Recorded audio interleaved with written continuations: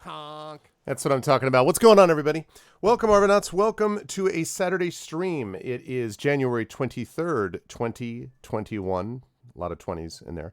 And it is me. I am here. We are here, and we are ready to play the first of what will be, I imagine, a number of sessions over the next couple of years of the Metroid Prime games, starting with Metroid Prime 1 from Metroid Prime Trilogy in the lead up to what I hope will be Metroid Prime 4. And I'm going to be clear that when Metroid Prime 4 is released, that is going to move to the top of the pile. I'm not just going to save that.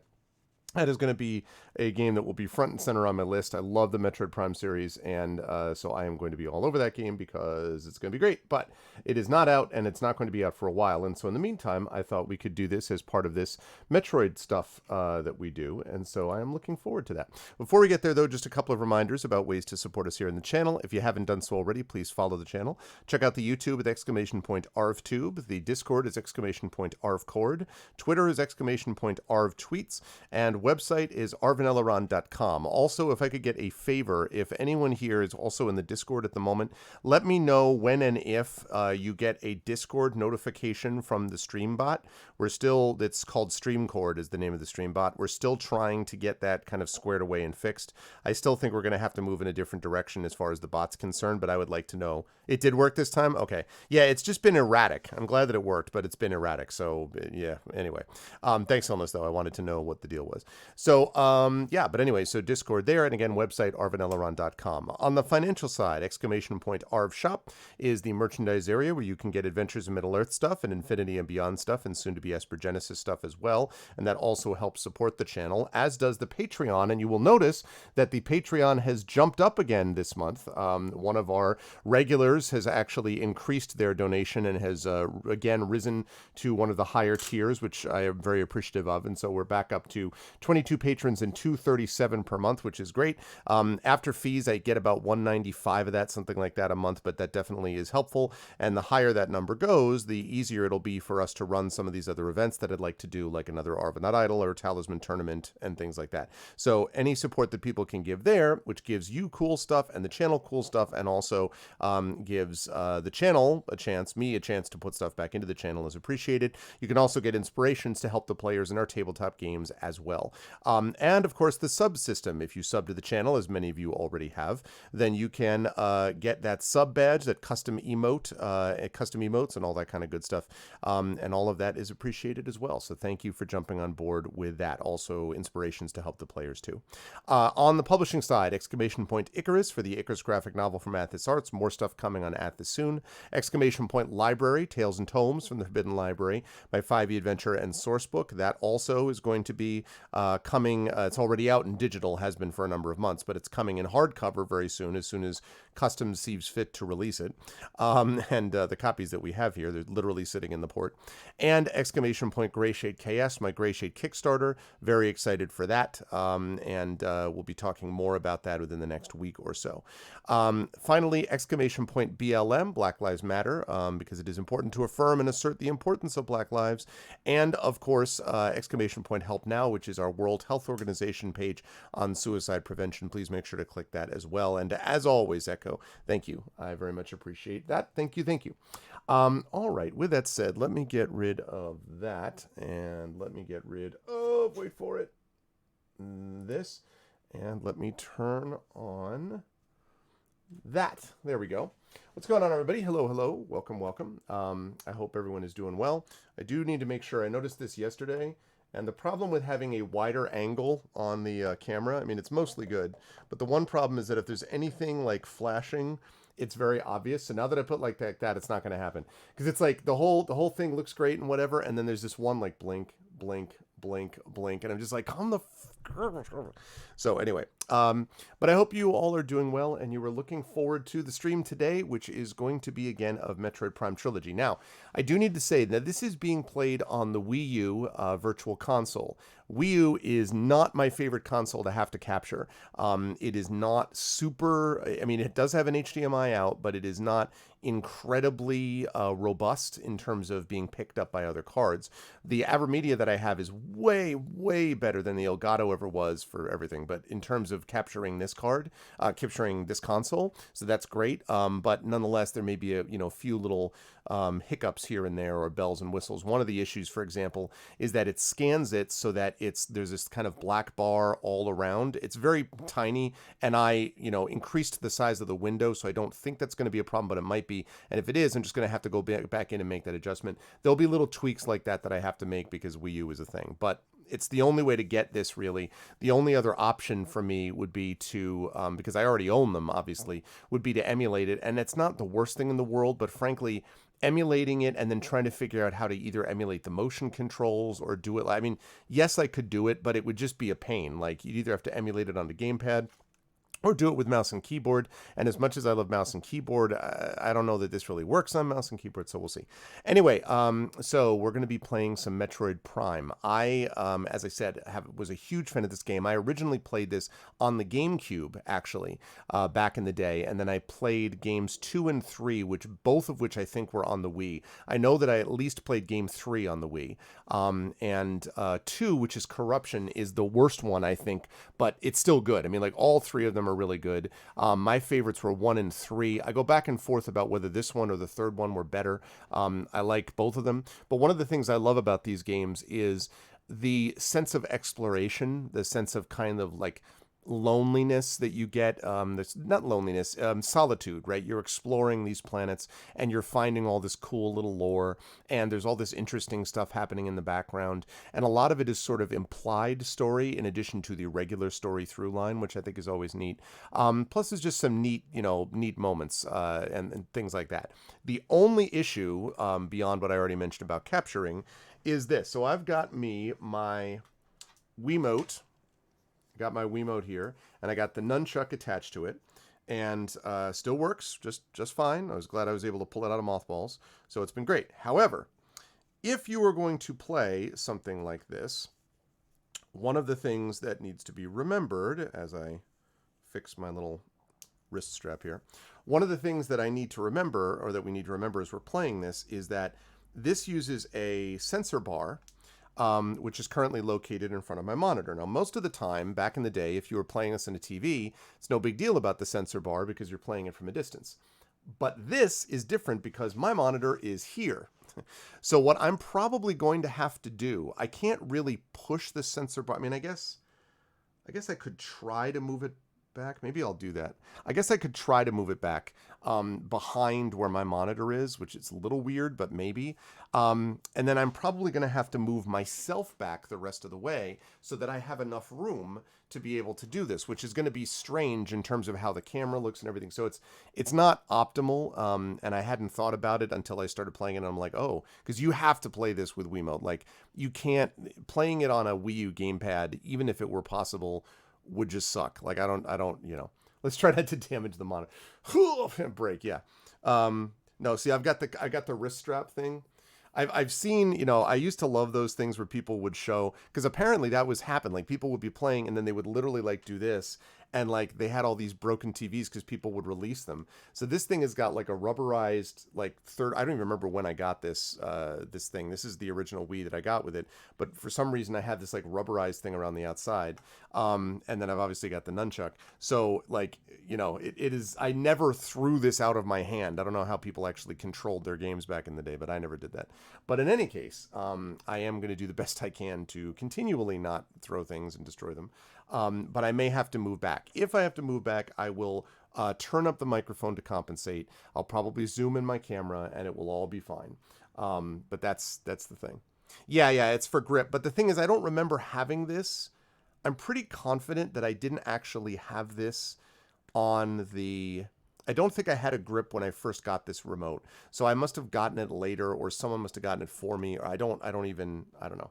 So I'm I'm not sure. But other than that, though, as far as I know, these are the originals. They work fine, and you need them also because of the number of buttons. Like you've got this one back here. The Z button here is actually lock on, which is important in this game. The C button is the turn you into a ball and lay bombs thing. This moves you around on the map. And then this is how you actually do the look. And the bottom thing, the trigger, is what actually fires.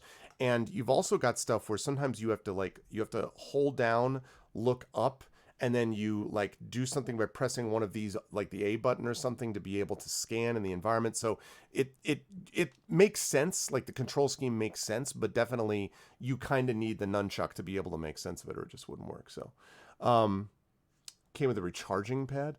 Yeah, when the strap wasn't part of the package.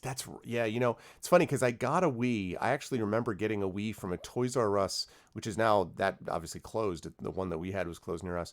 But I remember that I just walked in and got one. It was not that big a deal. And it was during the time that there was this massive run on Wiis, like PS5. There was a massive run on Nintendo Wiis at the time. And yet I never had any trouble. And it was a solid console. We got this. We played Super Mario Galaxy on this. On the Wii, we played... I played like Mario Tennis on the Wii and stuff like that. So I played a lot of these things, those kinds of games on the Wii. And it was a good console. Like I liked it, and we got a fair bit out of it. And then the Wii U, I actually think I got more out of the Wii than I did the Wii U. The Wii U has gotten a little more life because I've been able to play things like Wind Waker on it. I've been able to play things like Super Mario Maker a little bit. I've been able to play things like the Virtual Console stuff. I think I played Earthbound on here. I played Metroid Fusion. I didn't actually play Metroid Fusion. I emulated it because my Elgato was having such a hard time capturing it. But I played Metroid Fusion. I bought it on here. I got Link to the Past I played on here. So it's been a little more useful. Nonetheless, I will not be sorry to see the Wii U not be something I have to use anymore, because the Switch is much easier to capture and much more consistent than the Wii U is. But, it is what it is, and so whatever. It works okay. The Times Square. Oh, the one that I got mine at, though, was up in Yonkers, Mrs. Dunsel. It was actually up in Yonkers near Central Avenue. It wasn't the Times Square one. But I'm impressed that you got the one that was in the Times Square. It's one of those ones that you just walk in and you happen to get it, and this is obviously many years pre-pandemic. Yeah, now it's like a furniture store or something, but at the time, and this is back, I don't know, when did the Wii come out? The Wii was like 2007? When did the Wii come out? Is that too early? The Wii probably was like 2007 or 2008 or something, because I'm trying to remember. I don't even know if Little Arv was born by then. November, it was 2006. Okay, I know that I didn't get it I don't think I got it that December. I think I probably got it in 2007. So I must have gotten it before Little Arv was even born. Yeah. So which means I was living in where I'm living up now in the Bronx, but I wasn't in this house yet because I didn't move here until 2010. So you got it the day it came out. Wow. Yeah, I remember there were all these things and then there was weird stuff. There was a radio station that had a contest, hold your Wii for a Wii in California. And the idea was to see how long you could keep from peeing. And a woman actually died from that event, and the DJs got taken off the air and they were sued, and oh man, it was a mess. People do weird things sometimes. I haven't seen that same kind of madness over getting a PS5, but it was crazy.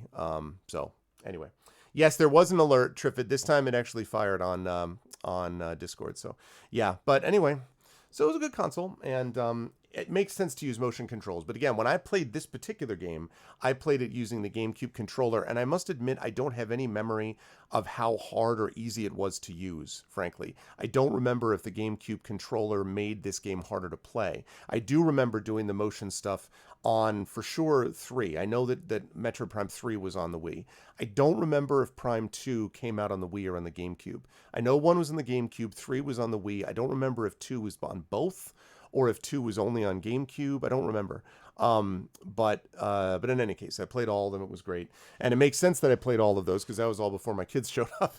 And my gaming time was somewhat reduced, at least until I found the power of Twitch. So that said, though, let us get into it, folks. Let us move into this game. So, all right, now I have to see. All right, how are we doing on sound, first of all?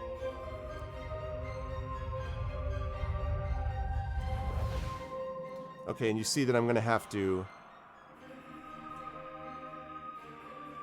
How are we doing on sound? A little quiet, but wait a bit.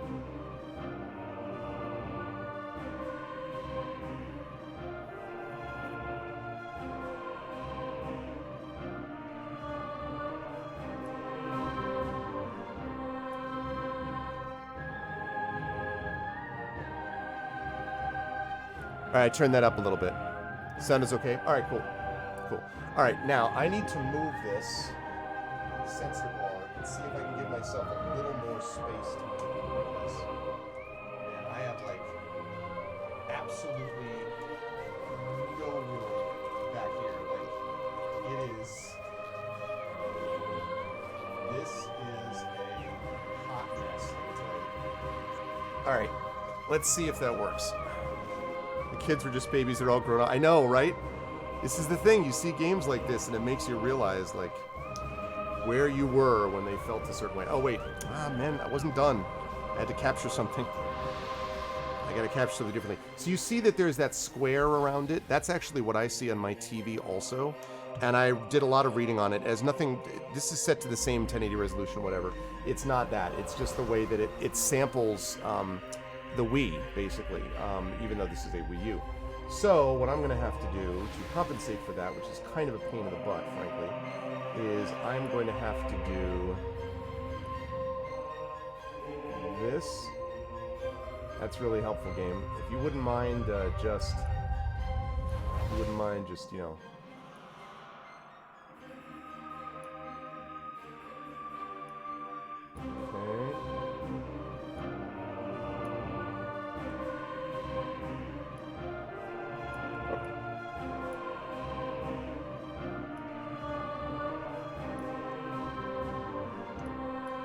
Okay. Lovely.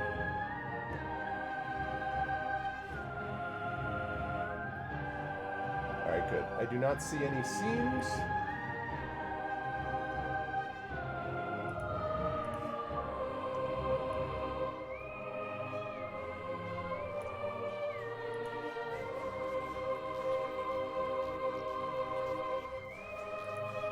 Okay. Lovely. Good. Good to go. Let's make it happen.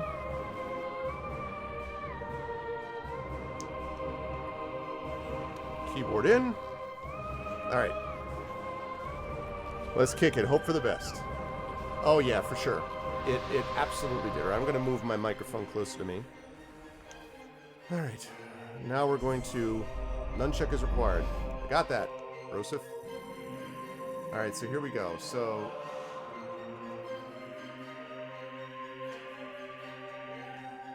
See, that's blocked.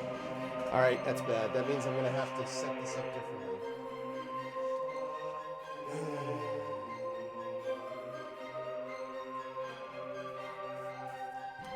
I mean, I get that consoles are still largely TV things, but I can't be the only person who plays console on a computer and with a computer monitor. So, like, I'm not sitting, you know, 15, 20 feet away. So that's going to be a problem. I was worried about that. I tested this out and I couldn't tell whether I was going to be able to get enough distance, but we'll see. Because the thing is, you have to be...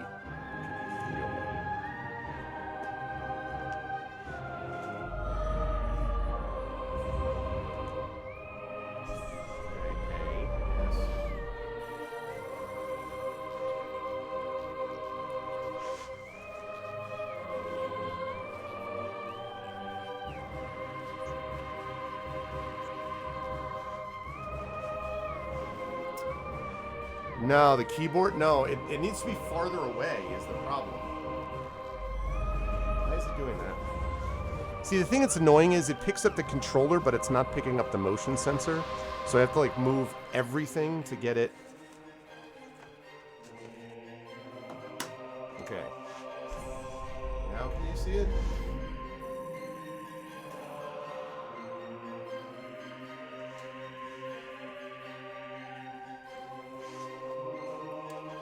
I am not getting anything. What is the deal?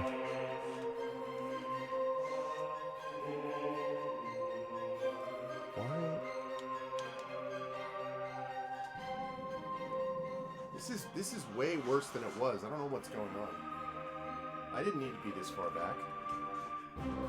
No, it doesn't work. It doesn't work. You can't use the GameCube controller. You have to use a Wiimote. No, have to use a Wiimote. Yep. And this worked perfectly before. I don't know what's going on.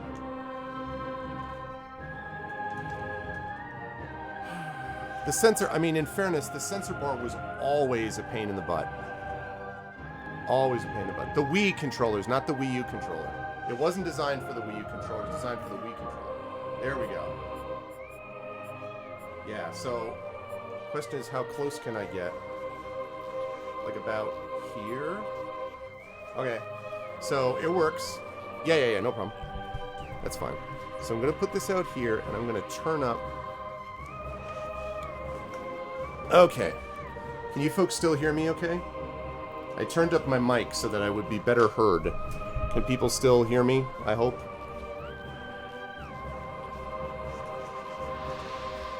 Can people still hear me okay? Check 1, check 2. Still hear me okay? Okay. Come on, dog. Alright, now all of a sudden I lost it again. Yeah, well, everything is going to be easier when I actually have more room. I don't actually know. Now I don't know what happened again. I had it. Come on, you dog.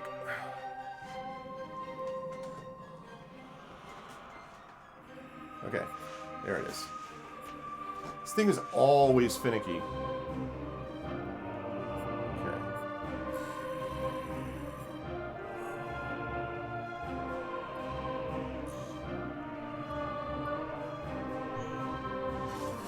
Yep, fully charged batteries.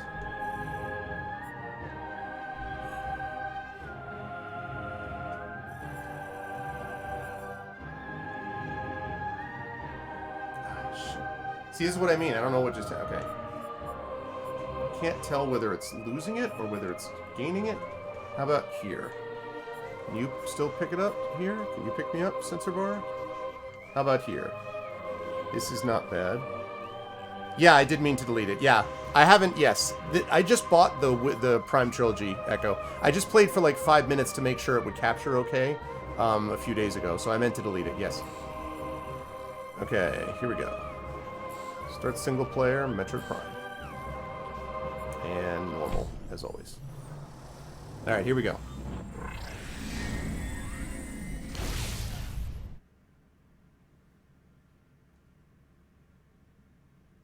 Sorry. You had that reaction that every player has, like, no, you deleted the you know. That's funny. I'm just going to turn this up a little bit. Unidentified distress beacon has been tracked to a derelict space vessel in orbit around Talon 4.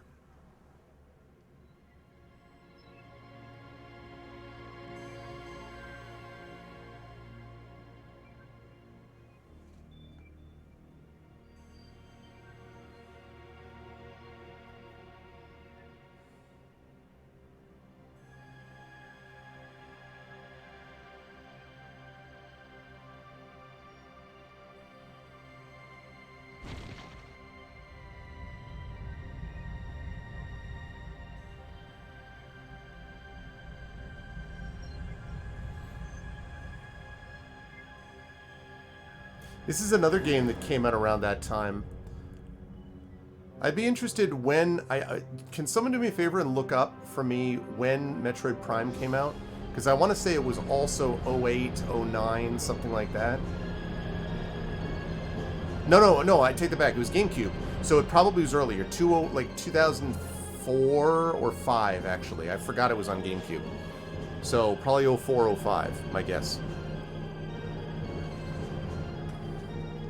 I remember being extremely impressed with this game when I first played it, too.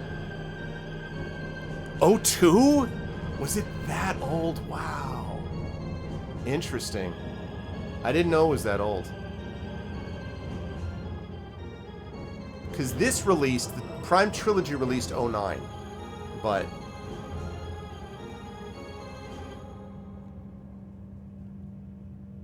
it's an awesome image. Such a great suit.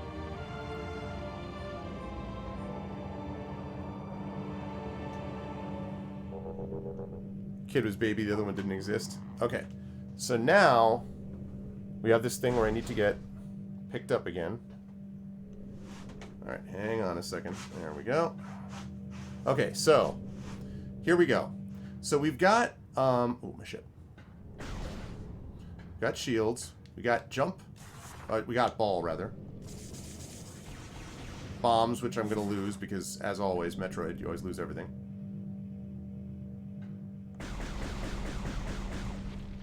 So this was the first 3D Metroid, and this, I honestly think the Prime series was revolutionary in so many ways. It did so many things well, and one of the things that it did well was it made motion control functional. So this is me moving around with the nunchuck, right? Like this. Into the ball, out of the ball using C. I can also look up and around, and that was the big function. I could go left while looking this way, right, with the Wiimote, which made it way more like you're actually firing a weapon, you know, and it can be a pain sometimes, but...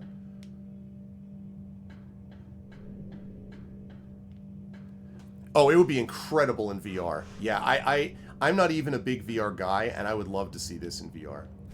And then we've got jump. Okay. Right. Z.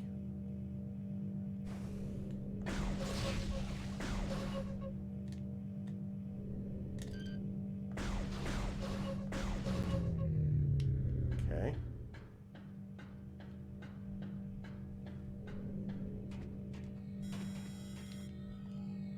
Alright, this is where you scan. Scan the central pillar to activate him, yep. So you move cursor into the top zone. Oh yes, and then you go, so you hold down minus, and you go up like that. And then you got that, and you scan with Z. And force field activation switches are now online. And there's a ton of stuff to scan in this game. Ton of stuff that you can scan. And then you just go back to get back to that. Zip. Zip. Zip. Now, I am famously not wild about lock-ons in games, but there are times where, and this is one of them, you kind of need to. So this just allows you to scan, and you can look around for anything that's possibly scannable. Like, for example, that, I bet, is scannable. Yep. Energy force field in place, you cannot reach your gunship. So you can, like, scan around, and it'll show you various things to scan. Some things are orange, which means they're just of interest, like that. Switch is directly connected to the force field barrier. And other things... force field blocks the entrance. Other things are things which are required to scan. Those are the red things, like that one that I scanned before. Those are a requirement. There is, you know, motion control on this through the Wiimote. It's funny, though, like... motion control, like, vibrate controls have advanced so much, like, so much since this time, that, quite honestly, it's now in a much different position than it ever used to be, in terms of, like, it's like a band, like, type of thing. Distant Arvin, yes, exactly. Exactly. I could zoom it in, actually. Locks the entrance out, because there's more stuff up there. So, fire away.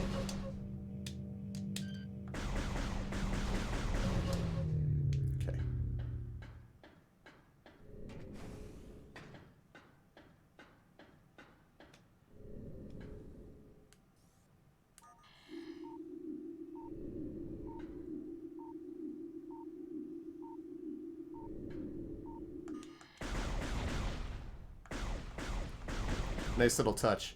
It's just, it was at the time, like, just, it felt so atmospheric, you know?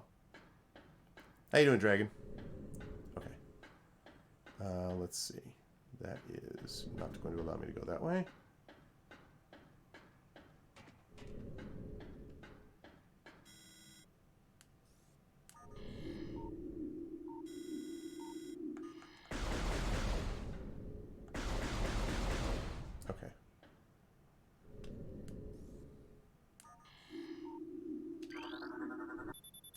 Entrance to main docking bay. Right, fire away.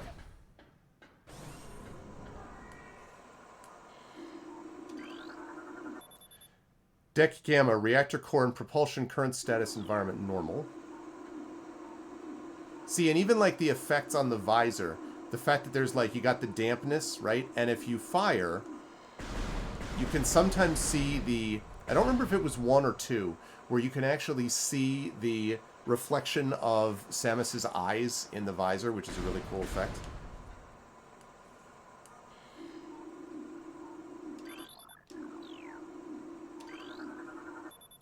Deck Beta, biohazard research, environment normal.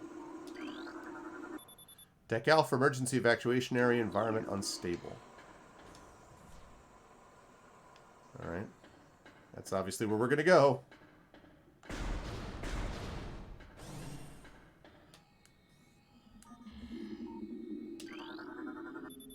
Airlock repressurization successful. There we go. Bugs. How's the sound, folks? Entrance to Deck Alpha access hall. Sound is good? Cool.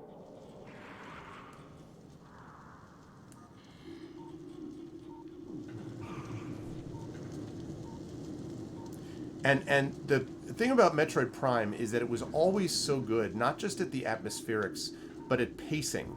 Like, just like a typical horror movie, although these were not horror, thank God, but the sort of introduction of something that you know you're going to deal with later, but you just don't deal with it at the moment. Lots of games do this, but again, O2, this is one of the games that really kind of advanced that, so. Entrance to emergency evacuation area. I love that effect. See the steam? Such a cool effect.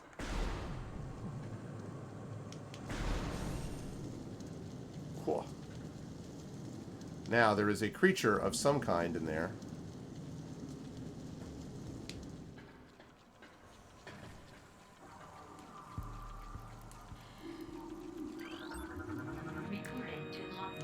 Okay, new creature's entry has been downloaded to your logbook. Morphology parasite, interstellar vermin, travel in swarms. Indigenous to Talon 4, a single parasite is harmless to larger life forms. However, they tend to travel in large groups, swarming over potential prey. Such swarms can be dangerous. Which, spoiler alert, means you're going to deal with them later. Biohazardous materials, Phazon, batch 09.A, destination deck beta. Metroid fans will remember that Phazon is the stuff that is connected with the Metroid creatures. Biohazardous material, Phazon batch. Morphology, space pirate, status, death caused by a severing of the spinal cord. Lovely. Escape pod entrance, this vessel has already been jettisoned. Evacuation occurred 6 hours prior to your arrival. Morphology unknown, info, high levels of radiation detected. Analysis shows incredibly large muscle structures surrounding the jaw area. Fluid sacs containing acid are also detected. Thunder! Thunder! Yeah, it really is, Geeser. I agree. Hey, what's up, Rob? This is one of the best examples, in fact.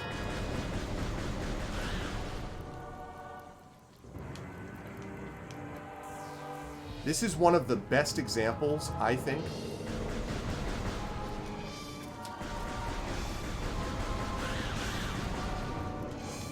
One of the best examples of that, as I said, implied lore, where your implied story, where you're coming across things and gradually piecing together, you know, where things were in terms of a particular planet, where things were with a particular culture that you find, stuff like that. It's really, really cool. I did find my Wii. I found my Wii remote, but I have to back up, Rob, like to get like far enough away that I can actually be recognized. Like, I don't want to be this far away from the monitor, but if I'm, like, any closer, like, the sensor bar won't pick it up, and I have no room to push it, like, through the wall, you know? Yeah, very much so, Axeman, yep. Space pirate status, death caused by acidic burns to body, chemical type unknown. Where that fancy camera comes into play, it's true. It's true. And I could zoom in. The reason I'm leaving it zoomed out at the moment is that... Hello, hello? Oh, shoot. Dead now. Launch coordinates Talon 4, Research Command Center. I wanted people to be able to actually see the movement of the controllers around everything else. All the escape pods launched, so people abandoned ship. I wonder why. Tail section possesses a mouth like orifice, most likely used for birthing offspring. That's deeply troubling. What is up, Polar? Hey, Polar, I wanted to say, by the way, Polar is the person who re-upped their Patreon support, and I haven't had a chance to send you an email because I just got that information, Polar, and I'm going to get in my emails tomorrow. But thank you. I wanted to say, call you out publicly and say, I really, really appreciate, as you know, but I'm just saying again how much I appreciate the public support. The Patreon support, it really matters. So thank you, my dude. I really appreciate it, man. Is it rotating when you get close to the screen edge? Yes. Screen edge, like that.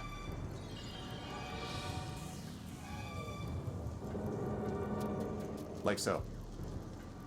It doesn't go, obviously it only goes up that high, so. It's doable. It's just not the most comfortable situation ever in terms of the sensor bar, so. Yeah, I appreciate it a lot, dude. Thank you. Chonky. 2002, actually. I mean, this game, this was released, the trilogy part was released in 09, but the original game is 02, which is kind of hard to believe. Yeah, I really... Even back in the day, I remember it being finicky in terms of what it picked up and how, but...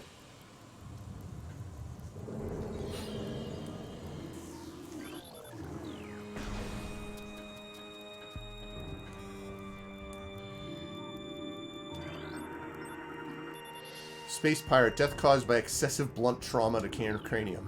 Okay. All the debris obstructing the hallway looks like it can be easily removed. Yeah, GameCube. Yeah, I have to remember that. I played this on GameCube also when it first came out. And then I was saying, I know that Game 3 was on the Wii. I don't remember if Metroid Prime 2 was GameCube or Wii or both. I don't remember.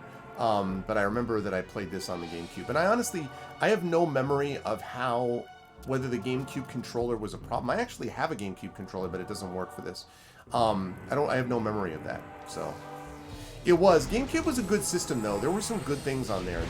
There was a big golf thing that was actually really cool, like, you know, essentially RPG golf, basically, that's synced up with, I think, the Game Boy Advance and Game Boy Color. There's some good things there.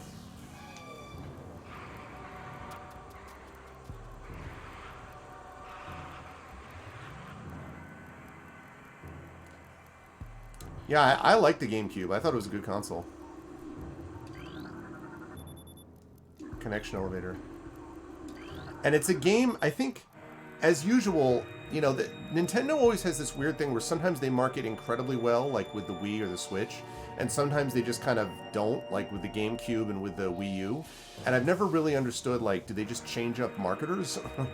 But I think GameCube suffered from a lack of good marketing, but I think it was a good little console, and it had some surprising... I mean, again, this is 02. Obviously, graphics are going to look the way they look. But there was a lot going on in this game for something that came on what people would have thought of as like a kid's system, you know? The GameCube controller. Yeah, I still have one of those. I'm not going to go, like, searching for it, but I have one of those, yeah. Okay. Zip, zip, zip, zip, zip, zip, zip, zip, zip. Okay.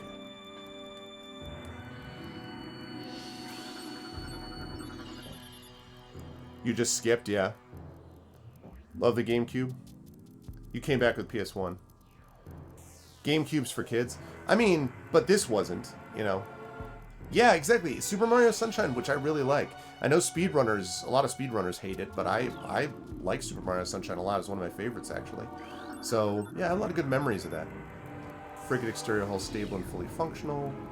And it also feels to me like, I don't know, I feel sometimes like there are certain consoles that are kind of almost like a flex. You know, you're like, oh, well, I have a Sega Dreamcast shirt. And that and the Sega Saturn, right? And sometimes people are like, you know, it was a great console, the Sega Saturn. And you're like, really? Did you ever have any games for the Sega Saturn? Or did you hear it was hip and retro to like the Sega Saturn? Whereas the GameCube actually had a lot of good games to it, you know?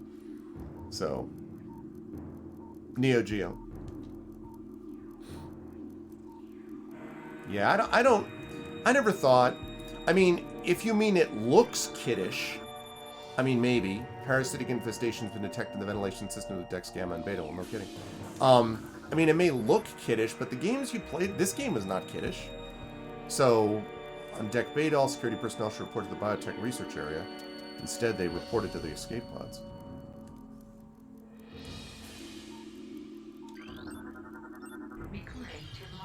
Okay. Map station. Walk into map station holograms to download a map of the area you're in. I actually want to check. Is it that one? It's not that one. Is it... There we go. That's the map. I'll come back to that. 2. Alright, so...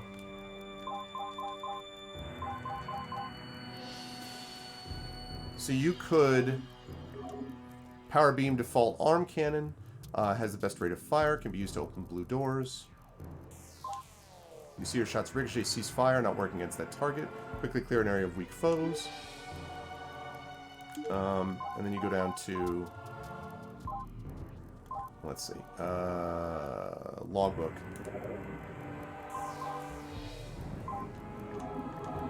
See, indigenous to Talon 4, a single parasite is harmless to larger life forms. However, they tend to travel in large groups, swarming over potential prey. Such swarms can be dangerous. I loved this stuff. Like, absolutely love this business. Map station. Walk into map station, download a map of the area. I think actually it just shows you what you see on the screen. So if you miss it, you can just come back to it. Yeah. Yeah. ColecoVision. Well, my first console, as I've talked about many times, was a triangular... I think it was a very old Coleco, but it basically had 3 very old games. Light gun shooter, Pong, and a racing game. 3 games. It was these triangular cartridges. That was my first ever game system. And then I got an Intellivision. I had Intellivision 2, which was awesome, and I still have one to this day. I have an Intellivision 2. Except I have one that's modified to have at least an AV out, not an HDMI out. And then I got a Sega Master System. I had a TRS-80. I never had... And then I got a Nintendo. I never had, though, a Super Nintendo. I never had a Nintendo 64. I never had a Sega Genesis. I played on all those systems in college, but I never actually had them. The next real console that I had a PC as well. Console that I had next was a PlayStation 1. And then I got a PlayStation 2, and then a PS3, and now I have a PS4. And I got... Then I ended up getting a Nintendo Wii and a Wii U. I got the Switch, obviously. I got a Game Boy, or an original Game Boy. I have a Game Boy Color. I have a Game Boy Advance. I never got a 3DS of any kind. I got a PSP. I got a Sony PSP. I played War of the Lions on that, actually, Final Fantasy Tactics. I got Xbox 360. And I got a Retron 5 now. And I think that's it. And a Wii U. Yeah, PS5 at some point would be nice. Right, exactly, Rob. Exactly. It's true. PS5 is just crazy. What's up, Lone Wolf? How you doing? Okay. Step into the hologram to download the map. All right, we'll do that.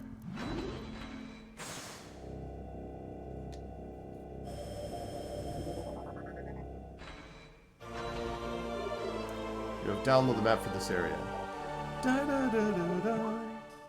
Okay, now, one of the most controversial aspects of the Metroid Prime games are this. Now, this 3D wireframe map should be familiar to many of you. It's been used in a number of games. Arenth with this Prime sub. Thank you, Aranth. Thank you very much, man. I appreciate it.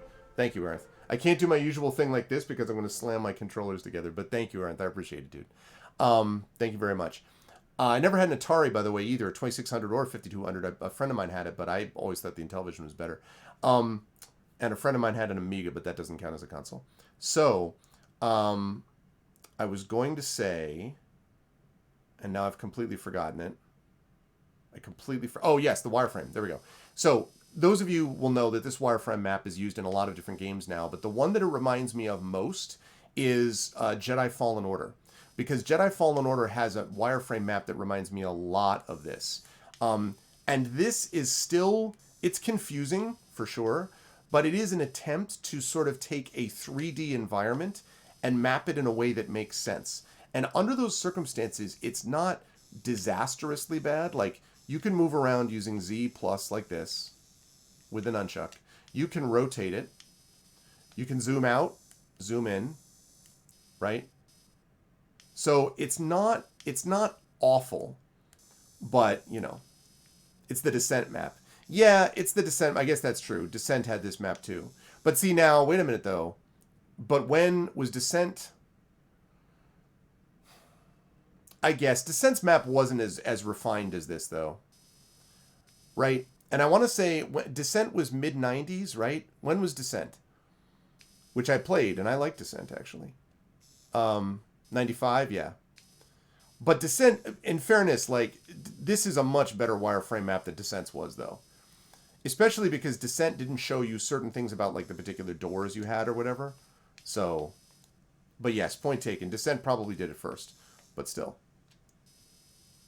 Doom 2016, yep. Yeah, well, like I said, you know, now obviously these are very common in a lot of games of this sort. Like I said, Jedi Fallen Order.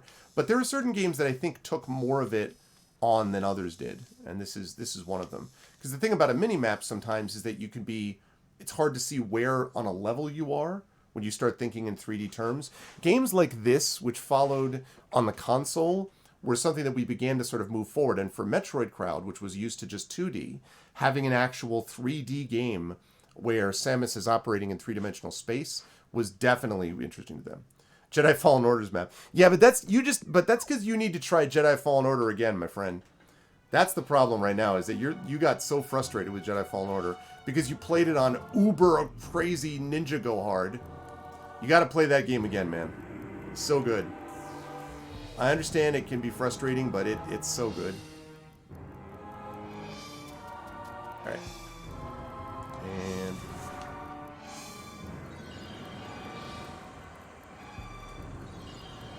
it is not a badly designed game. That is not accurate. It's an excellent... It was my game of the year. It is not badly designed. It may be badly designed for people who think that it's Dark Souls, but it's not. And remember, you're much better at Dark Souls stuff than I am. I love that game in spite of the combat, but it wasn't because the combat... I just don't enjoy Dark Souls style combat, but love that game. Badly designed is Metroid Prime. What is with these terrible takes tonight, Isterma? Terrible. What a dreadful take. How you doing, Isterma? Good to see you. Platform does not seem to be functional. Must be something nearby. I wonder what. Access to tech beta approved. Please step into the hologram.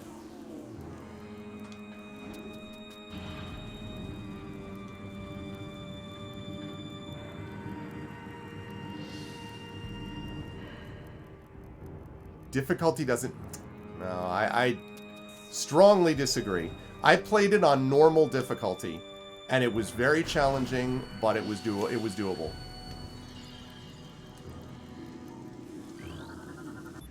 I don't think you should have to make a game be... I mean, it should play well on every level, so I can't speak to what it's like played on hard. But I didn't play it on story mode or the equivalent. I played it on normal difficulty, so it was doable. All right. Yeah, but you're going into it already saying you're gonna hate it. I can just tell you're like you know, it's a badly designed game, but I'll try. It's not. It's a good game. Energy conductor. You can like whatever you like, my friend. You know that. Energy conductor unit has been damaged. Use caution. Yeah, the combat. The combat feels very Dark Soulish to me, and I don't like Dark Souls, so not because it's a bad game, just because it's not my bag. So.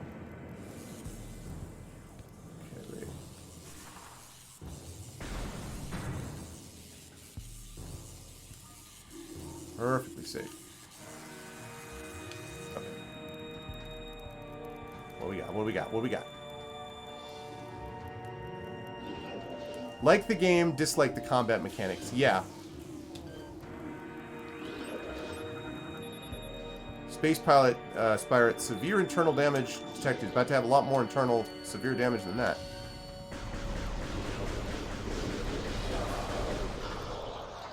See ya.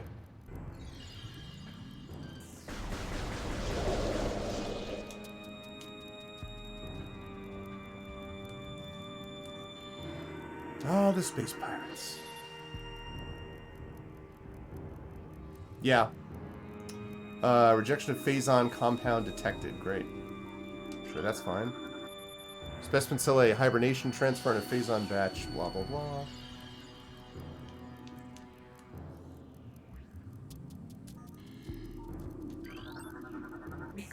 New research entry. Small energy replenishes 10 units of energy. Alright. Zip.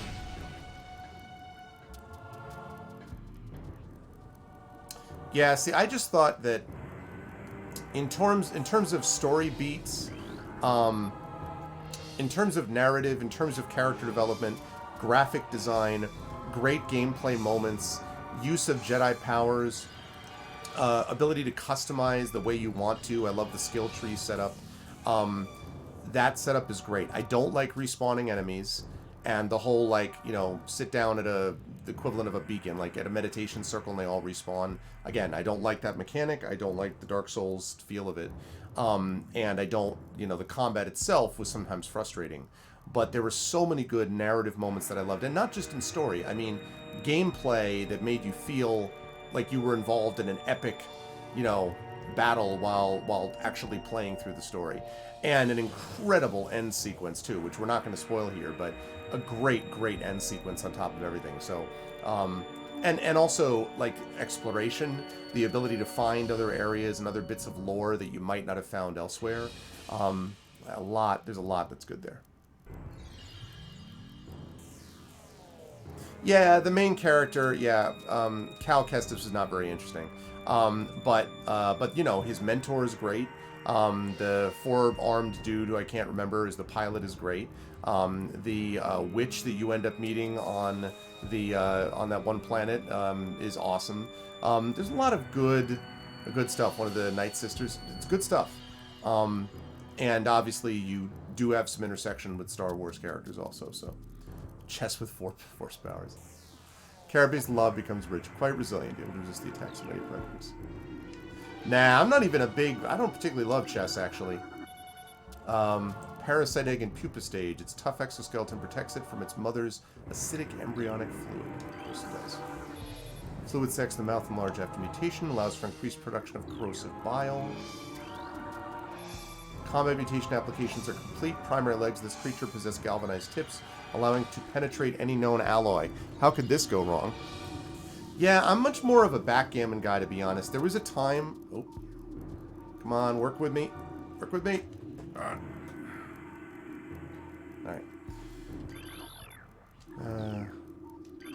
Did that already? Alright, sometimes it's a little hard to tell what you've scanned and what you haven't. Okay. Entrance to Deck Beta Security Hall.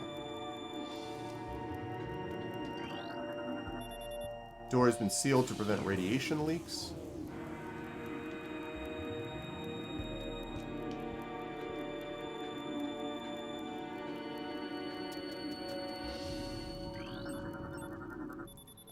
Unknown. Low life signs detected. This creature appears to be in a state of stasis hibernation. Oh yeah, I'm sure that's perfectly safe. Perfectly safe. Hold on just a second. Thanks, automatic nightlight. No thank you. Don't want that. Right now. Yeah. You know, Russ actually used to coach chess. Russ is a good chess player. My dad was a good chess player. There's a part that I always get to in chess where I'm always like my brain shuts off in terms of like what it's doing with abstract strategy. Like I'm like, I don't, and then my brain gets tired or something. I don't know. I just think very abstract strategy doesn't necessarily work for me. And, you know, as I've said before, like many times I'll be playing and if I just do a move which seems really stupid to me, like I'm just kind of like this, that's when the other player's like, you know, as if I've done something brilliant. And I'm always like, okay, whatever. Backgammon is more my speed. Or poker. Or any one of a million other awesome board games. Chess does not particularly interest me that much. I admire people who are good at it, but coils in this ventilation cap look unstable.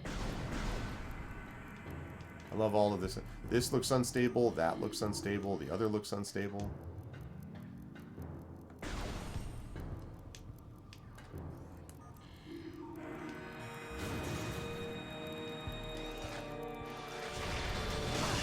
Ow.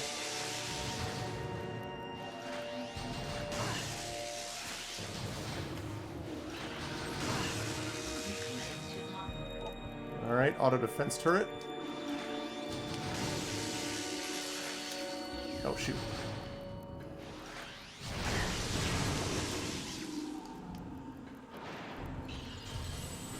Oh, no, wait. I want to scan you first. That is a missile. Missile ammunition. Resupplies missile launcher with 3 rounds of ammo. Here are those missiles. Go. Stupid automatic defense turret.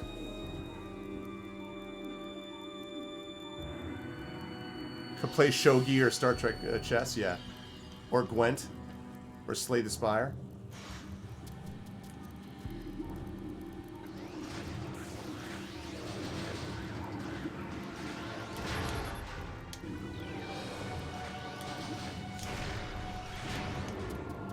See ya.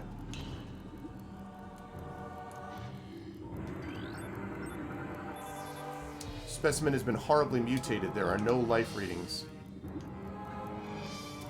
That looks great.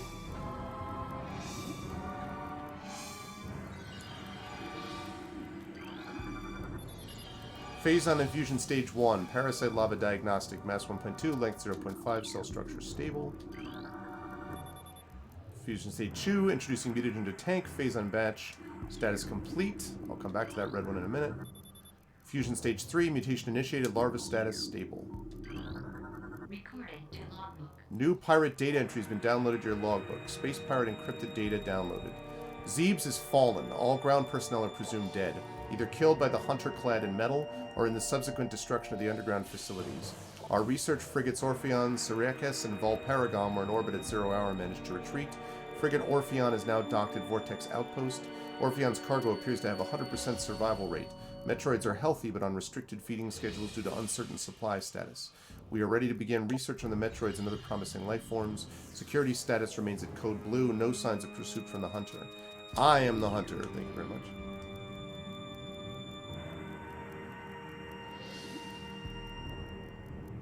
Exactly. I'm reading my own press clippings. Yeah, I agree with you entirely, Istarma. Yeah, I'm the same way. I mean, I always play on normal because my view is that that's generally the way that the developers assume most people will play it. So that's the thing they spend the most time balancing. That's my view. And a lot of times hard levels of things are sometimes things that just like increase hit points, which I don't find interesting, or make things more even unfair. The only exception is when I get advice like on Hades, people suggested to me, you in particular, because I don't love roguelikes, you're going to want to put this on God mode, because God mode doesn't just make you invulnerable or something, it just adds a little bit every time you die, which makes the curve much more reasonable, so you're also learning and improving at the same time. It's not just like you've got a bubble around you, which I think is really cool and I agree was helpful to me. So, perimeter defense turret malfunction. Good.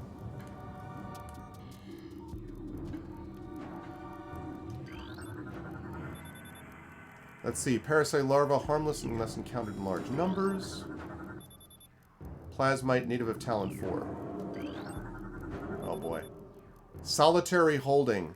Unknown state is xenotrophic life form unstable. Use caution. That is 100% going to break open.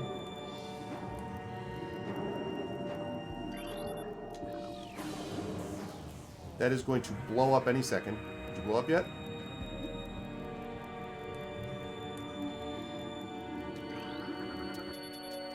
Biohazard waste removal may begin in 3 hours. Yeah, shall I call Sneaky T? Phase on radiation readings must be reported to Deck Commander before batch disposal. Elevator operational. Please step into the hologram. Platform active.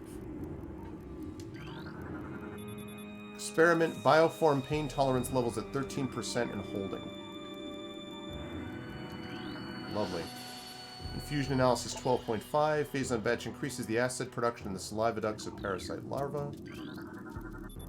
Infusion analysis 10.2. Specimens exhibit incredible strength and body mass increase when exposed to phase on batch 0732.C.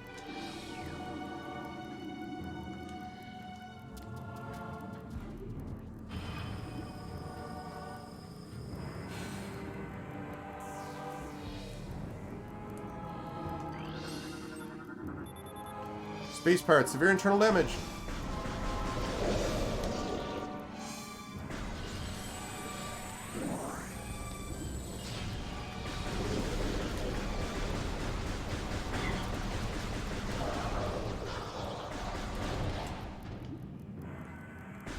Whatever killed these things is nasty. Oh, hey there.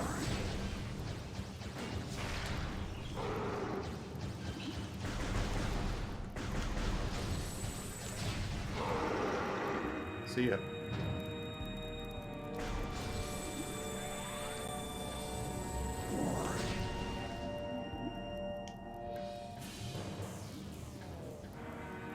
There's another creature there.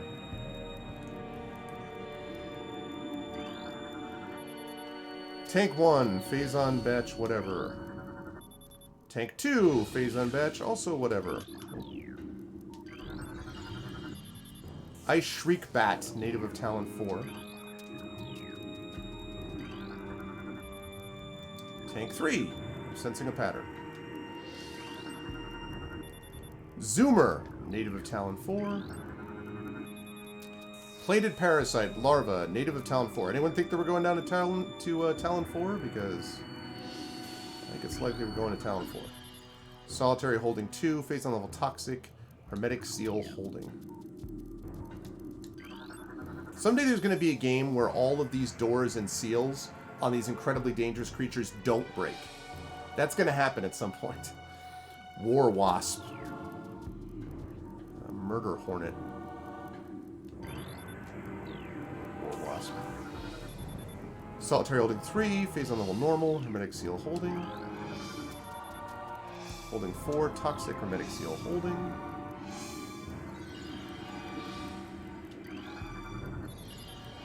Solitary Holding 5, empty. Shriek Bat, we already did that.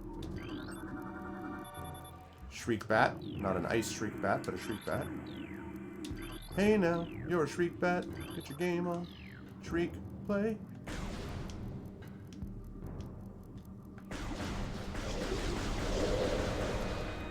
Goodbye. All space pirates must go. Space pirates. Must suck it.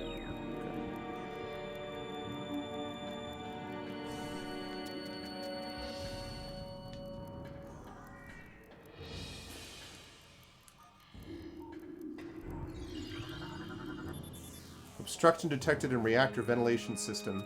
Engineering crew report to freight lift corridor immediately. Okay. Ventilation covers may become superheated if airflow is restricted. Unusual thermal readings should be reported to the deck engineer on duty. Okay. Security codes on auto defense turrets are changed every lunar cycle. Using improper codes may result in turret activation. Charming. Entrance to cargo freight lift. Speak of the devil. I hear you.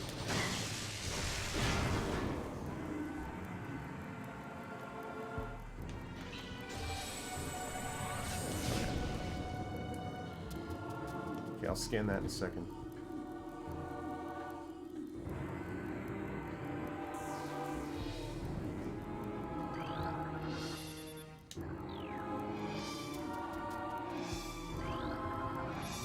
Access to deck gamma approved. Please step into the hologram.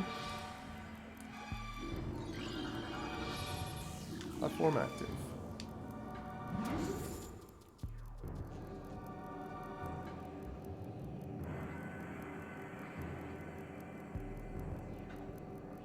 Oh boy, there are some creatures down here.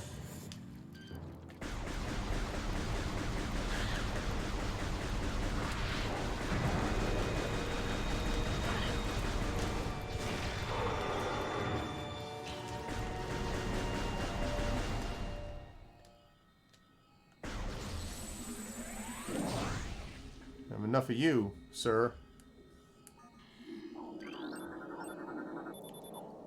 Death caused by severe lacerations to the abdomen. And they show you, helpfully, the abdomen. They're like, see, here's the abdomen. Here's the lacerations. Here's where things went bad for the space pirate. Death caused by removal of internal organs. That's useful. They're like, in case you're curious what killed it, it doesn't have a stomach. So, door is tightly sealed, does not appear to be receiving power until now. Door lock enabled. Please insert metallic sphere to open door. And that requires spherical shape. That requires me.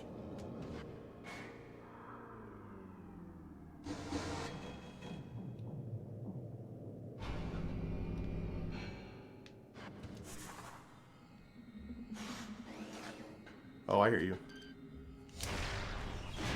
Goodbye.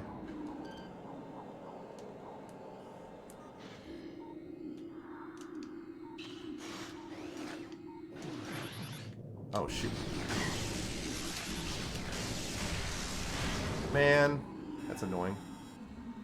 Can be used to draw in pickups. I know that.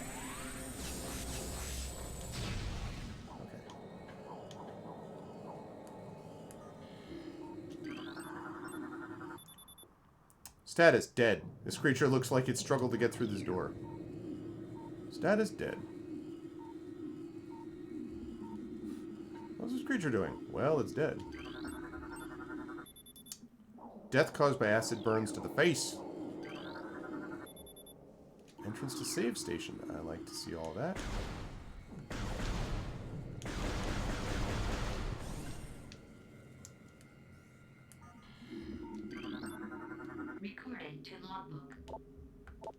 Step in these stations to save your game and fully restore your energy. Alright, let's do it. Yes, I wish to save.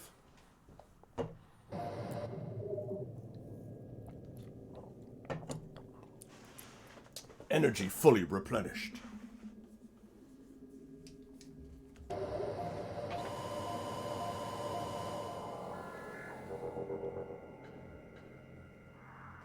Can I move in at all? Ooh. Can I move in? Ooh. Oh, no. No. Nope.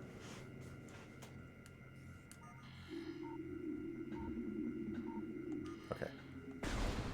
Good sound design on this, too, for its time.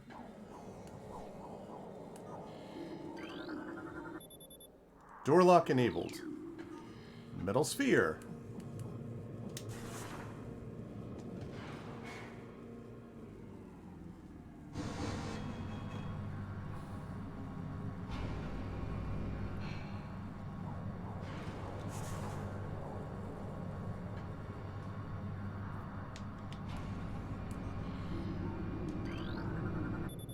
No life signs detected. These creatures still contain a heat signature. They have not been here for very long. Oh, good. So whatever killed them is around. It's lovely. Analysis detects large amounts of blood missing from the carcasses. These bodies may have been used for nourishment. Pattern consistent with predator behavior. I love the sort of the scientific version of these things got et. All right.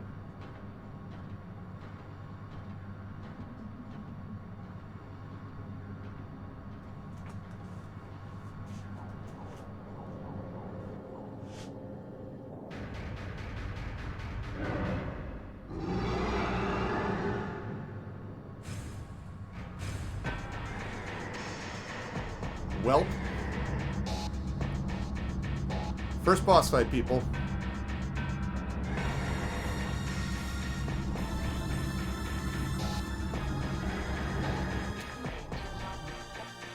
Parasite Queen. Parasite female genetically enhanced by unknown means. Weak spot has been detected in this creature's mouth. Use your auto-targeting to acquire a new target. Scans indicate the presence of a potent mutagen origins unknown. Creature exhibits the ability to fire weapon-grade blast of energy from its mouth, a trait not present in the standard parasite genome. Here's the pirates have begun a bioengineering program with considerable results.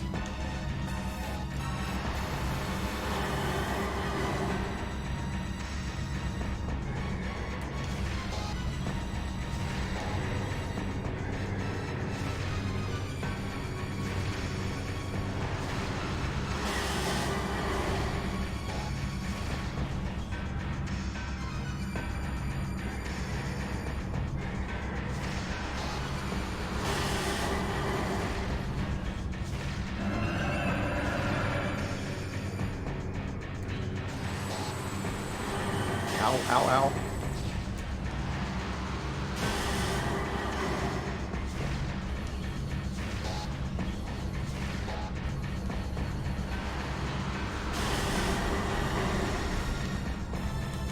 I'm out of missiles. Oh, that's unfortunate.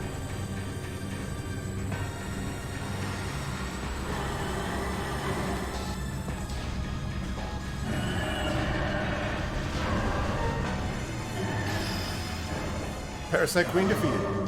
Yeah, the blue shield. Which is fine. I knew it would do that. See you, Parasite Queen. Hey, Chelsea. Welcome, welcome. Kaboom. Evacuate immediately. Typical. Evacuate immediately. Evacuate immediately.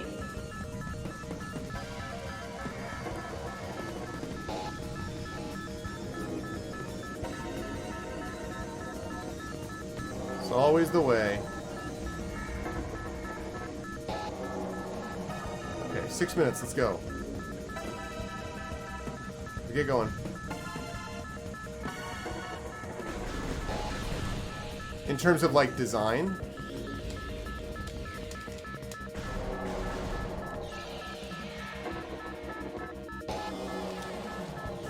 Oh, shoot. That's not the it. All of a sudden, I forgot how to jump. This is how you jump. This is how you jump.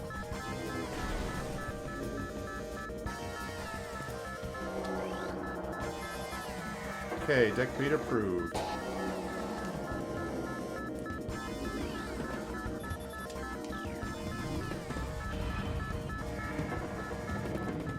And yeah, I can see that. I can see that almost.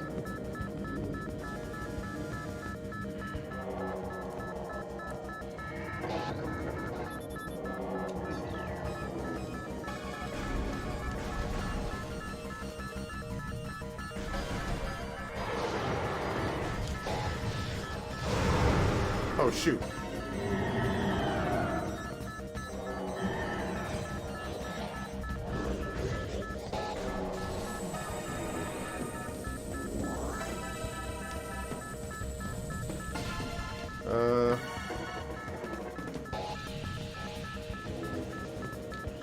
Oh, hi.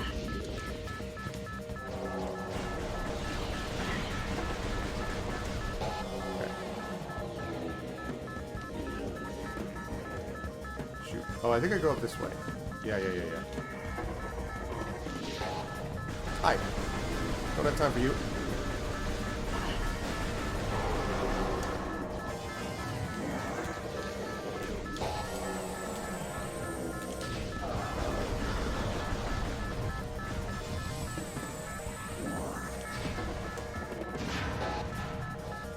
Convenient?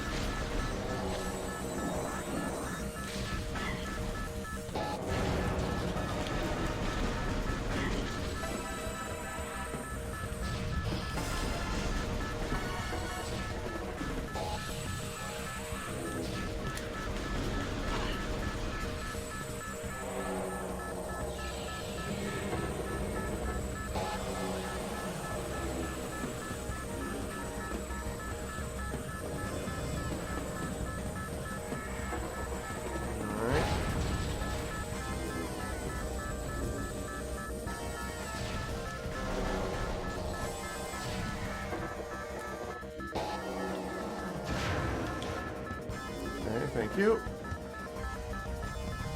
Yeah, the Rachni. Yep.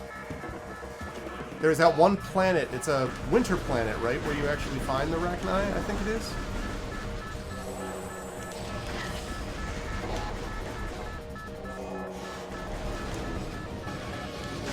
Shoot. I don't have any missiles.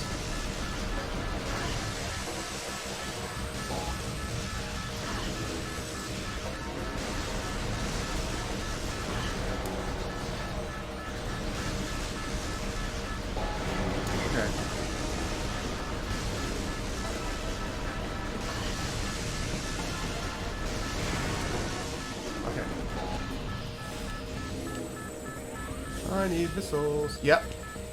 Yeah, I kept her around. I mean, that was a pretty easy one for me. I wanted to keep her around. I really could use some missiles.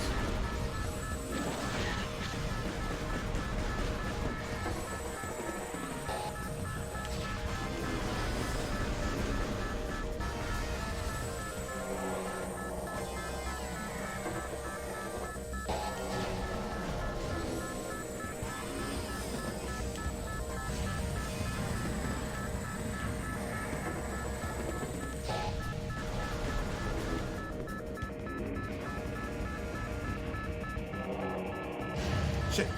It's bad.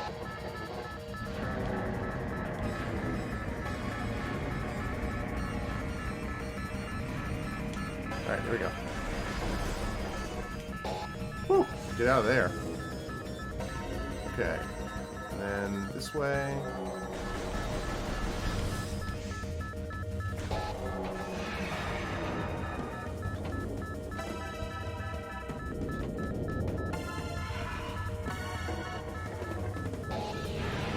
Oh, Ridley.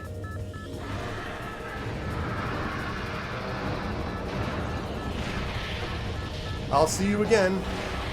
Undoubtedly.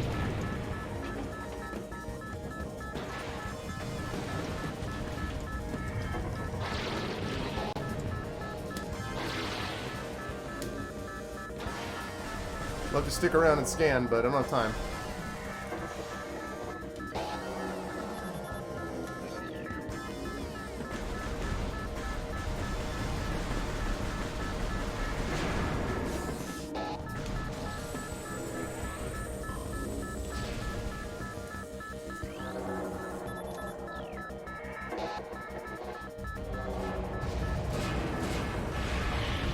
That dragon. Oh, yep. The classic. I lost a bunch of things in my suit.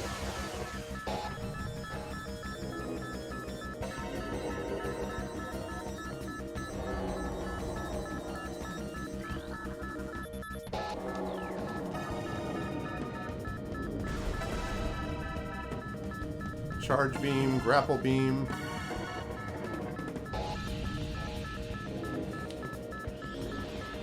Everything is a malfunction. Crap, come on.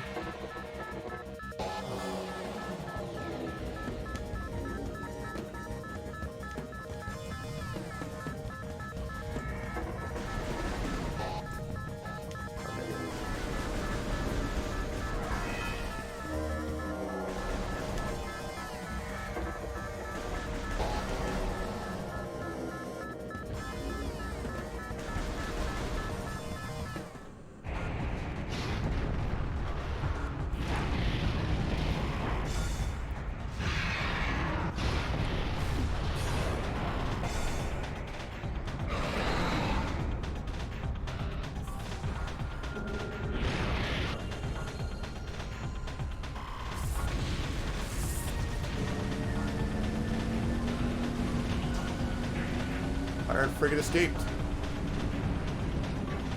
I love that Ridley's going down there too, so you're like, yep.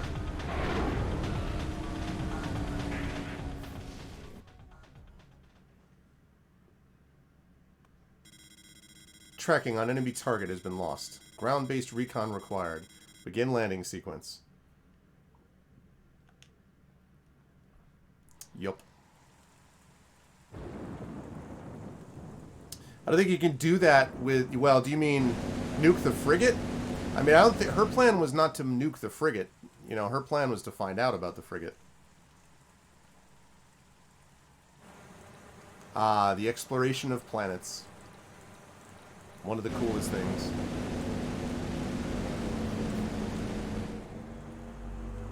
It's too logical.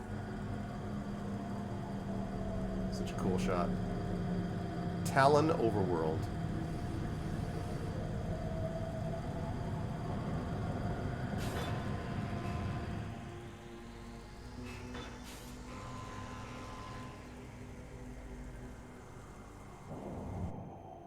Do I want to save? Okay, so I want to save. Friggin' frigate. The game has been saved. Alright, here we go. So, we are here. Species red starburst. Edible flowers bloom seasonally. Considered a delicacy in many territories. Sure that it is.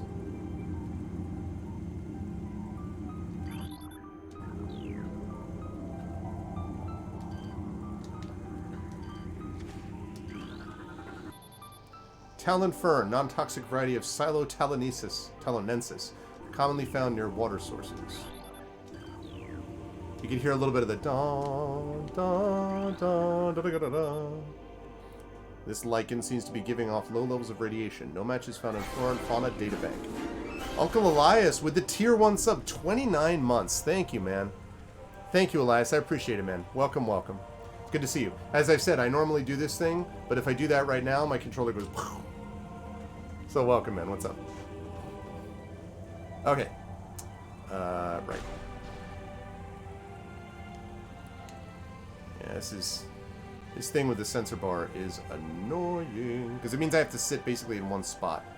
Although I could back further up if I wanted to.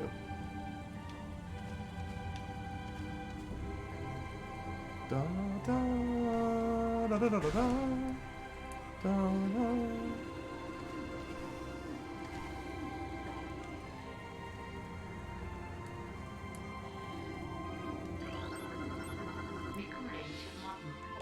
Hunter-class gunship registered to Samus Aran. You can return to your ship to recharge energy, reload weapons, and save progress in the game. No scanning range. Yeah, pretty much. Which, you know, I had kind of forgotten, to be perfectly honest. Yeah, thanks again for the resub, Uncle Les. I appreciate it, man. Okay. Right.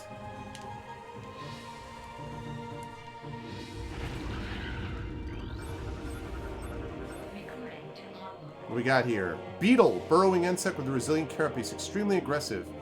Massive mouth enables it to tunnel through solid rock at high speeds. Above ground, beetles can cover short distances rapidly, attack anything that moves near their lair, including me.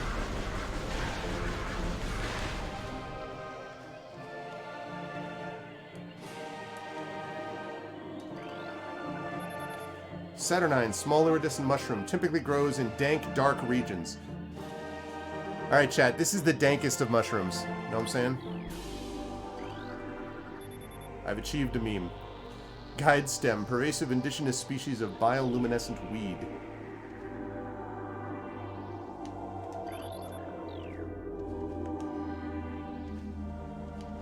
What do we got here? We got... Oh, this... Interesting.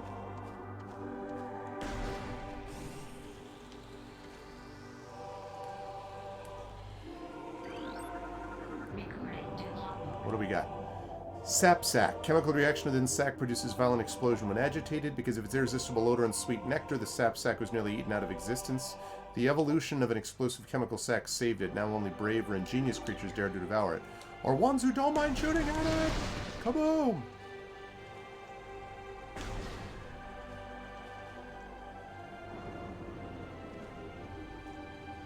Hey, what's up, Mr. Darvis? How are you?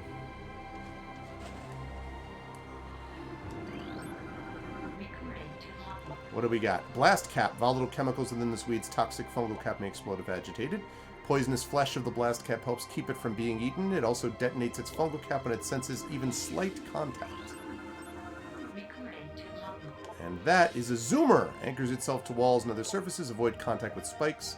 Basic nerve center located directly above the zoomer's mandibles detects nutrients. Sharp spines protected from casual predators, but the lack of a reinforced carapace makes the zoomer vulnerable to any indirect attacks.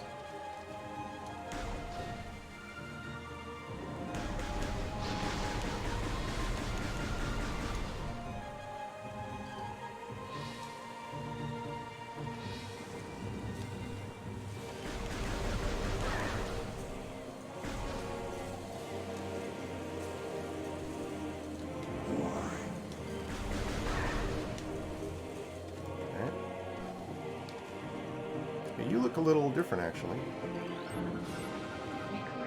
You are not a zoomer, you're a gamer. That's clearly a gamer. Good, just vibing. At least it's not a millennial. And then we have a gamer, wall-crawling mollusk with retractable spikes.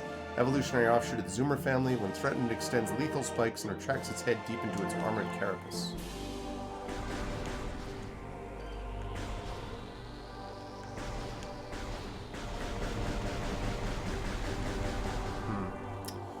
like I will not be able to destroy that thing so easily.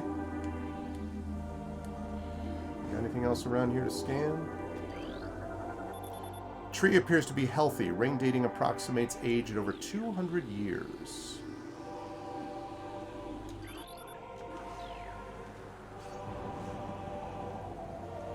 Whoops. Okay.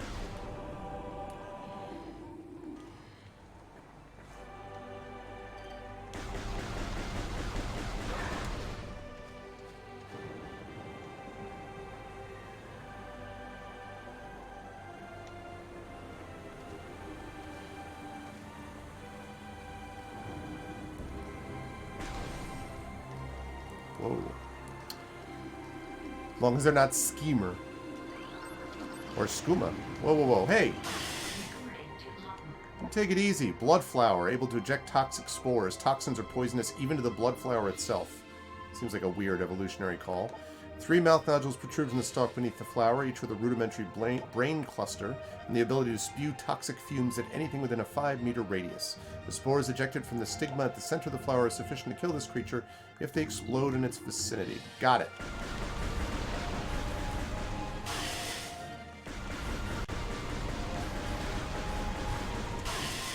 Dude.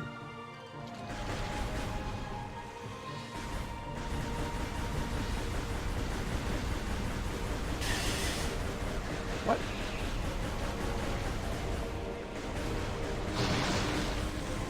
Oh. So you shoot it. I see. Right.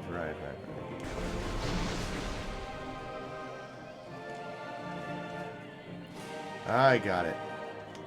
Now it all makes sense.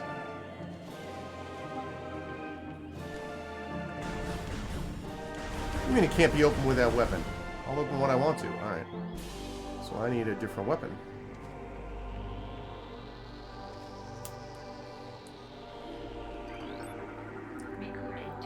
And this is Tangleweed. Plant life with basic sentience. Retracts in the ground if threatened. Only dangerous to small organisms. Covered in tiny barbs designed to trap potential meals.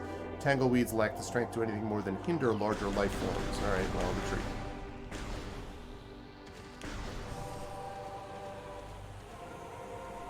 Alright, so...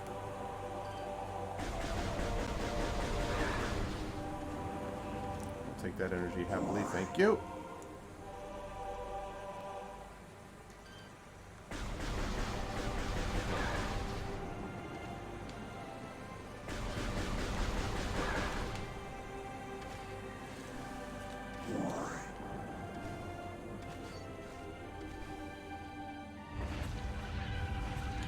Whoa.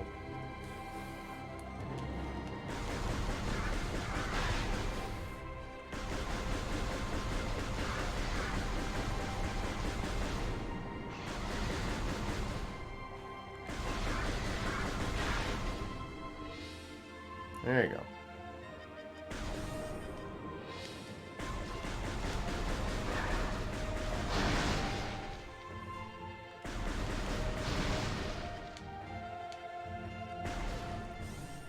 So you're on a Gen Xer. Hey, you take it easy. I am a Gen Xer. Access to Chozo Ruins West granted. Please step into the hologram.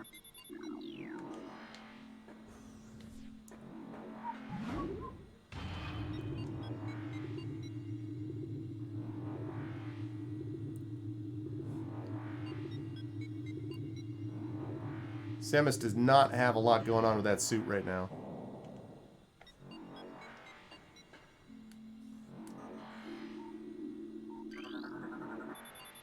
Access to Talon Overworld North granted.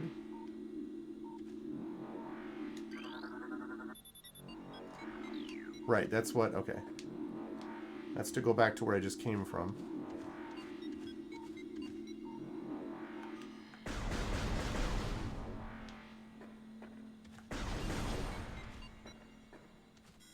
Data received. Abnormal seismic activity detected. Seismic disturbance at ruin site. Hive totem. Alright. Guess where I'm heading.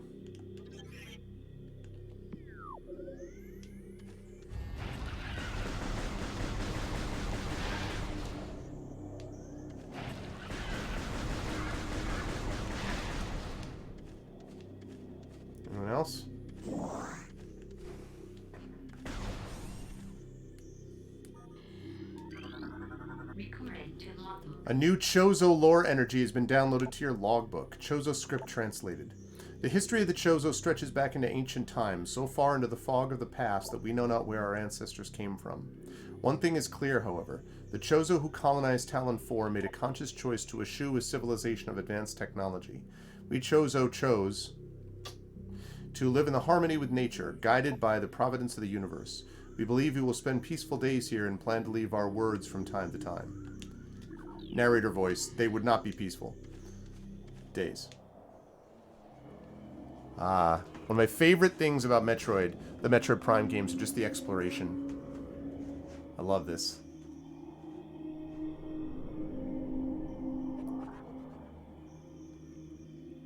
I think games like Skyrim pick up on this idea, and many others, of course, of showing you before you explore it. Just sort of like what's out there, you know, or what could be out there. Tree seems to be weakened due to cellular decomposition.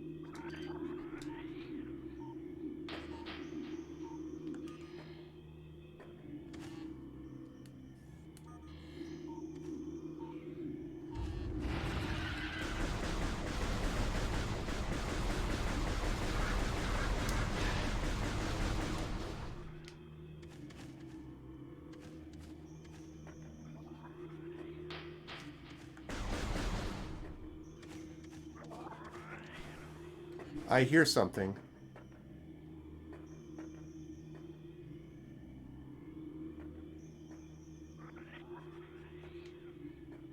There's a sound of a power-up somewhere.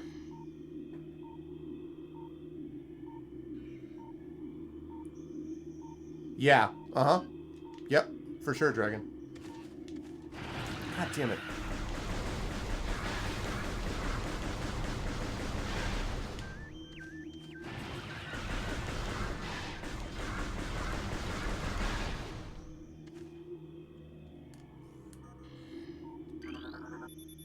Large branches have been forcibly intertwined, forming what looks to be a bridge structure.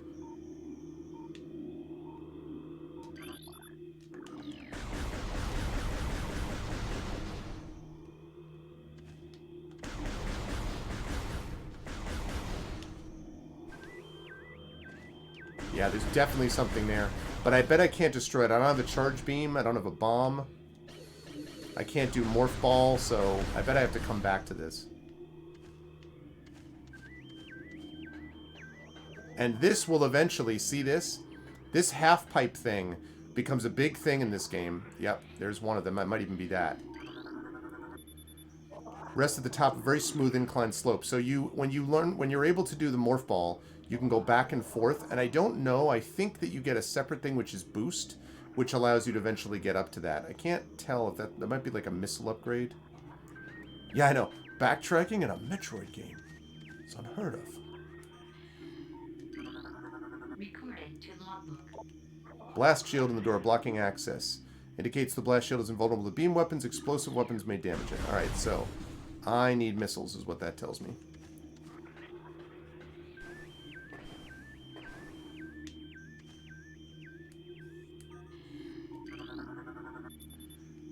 Ledge this object rests on cannot be reached from this room. These leaves appear to be unnaturally dried and withered. Etching resembles a bird-like creature. That's the Chozo. Recorded to logbook. And we have War Wasp Hive. Primary War Wasp dwelling only vulnerable to heavy weaponry.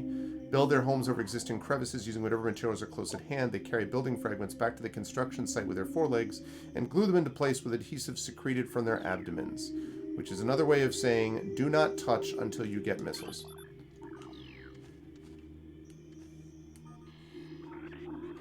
But I already did that.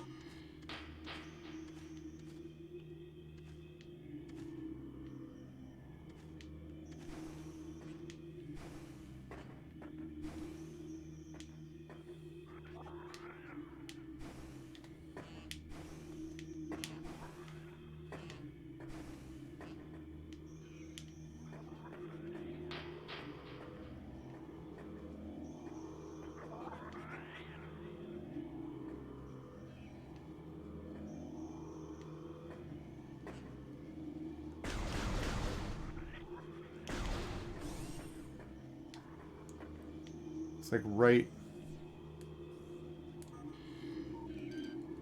out of scanning range. Can I get...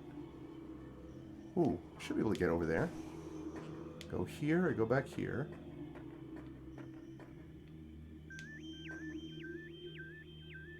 Although, actually... No, I don't think I can... Actually, don't think I can get to that. Yeah, there's a grapple there. There's a grapple there, and I do not have a grappler. I do not have a grapple hook. I used to, but then the classic, you've lost all your weapons, better go find them again. That is in every Metroid game. Oh, gosh.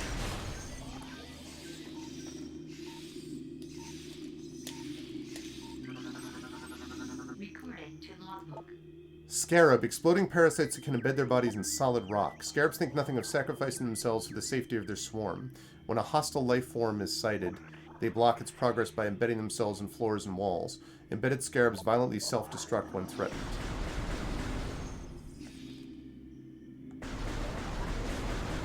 Yeah, I did hear about that. Yeah, complete low class. I mean, that's always the way he was. Although I do have to say that the one thing I'll say about that dragon is that that guy actually himself was basically like basically a never Trumper guy. So in a way, I like, oh, I need the Morph Ball for that, and I don't have it. So, you know, I don't shed any tears for that dude. But yeah, I mean, you know, complete typical low class, low life, you know. That was what he was all the time. Okay. So I need to go... I'm going this way, right? Yeah, so question is, how do I get there? I can go up. I can't reach it from that room. That gray one is inaccessible, so that means my only option is down there to the left. So that's where we go, chat.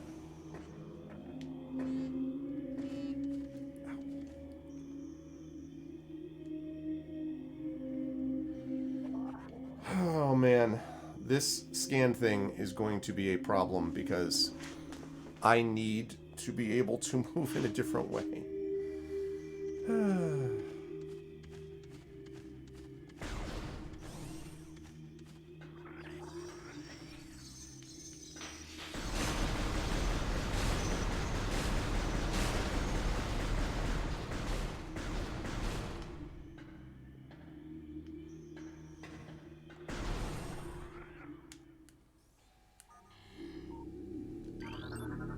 Recording to logbook. Ion. It's an ion, immobile organisms entirely composed of ocular tissue. Capable of launching sustained energy beams when active, ion is sensitive to light and will close shut if a bright flash ignites nearby.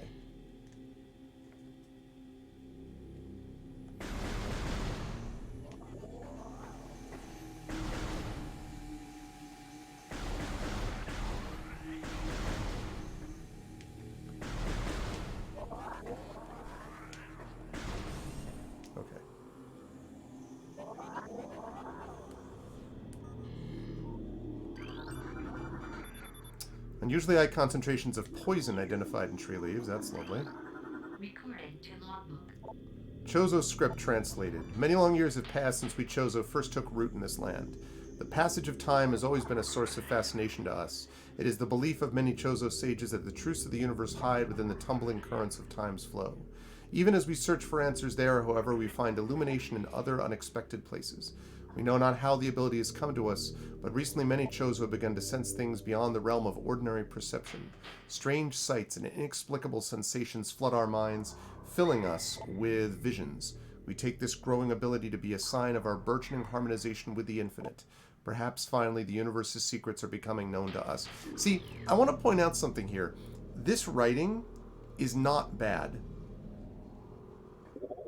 Okay, I'm going to go here for a minute because I'm going to try to see if I can... I'm going to see if I can move that sensor bar again, because this is going to get... Oh. This is going to be not comfy if I have to do this the whole time, so I want to see if I can change this around.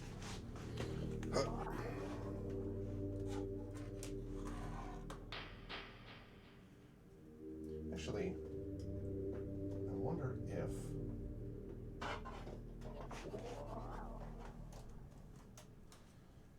made my webcam, so I'm wondering if I can just put the sensor bar up on top of the monitor, and if that'll make things better or worse.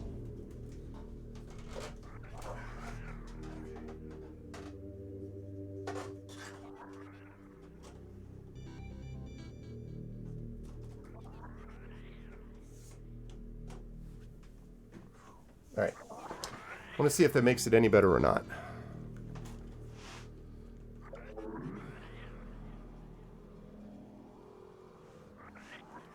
Okay, can I get a little closer to it?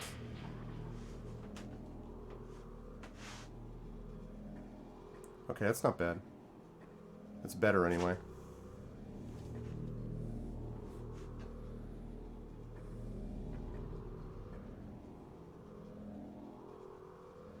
Aha! I knew I heard it. Shoot.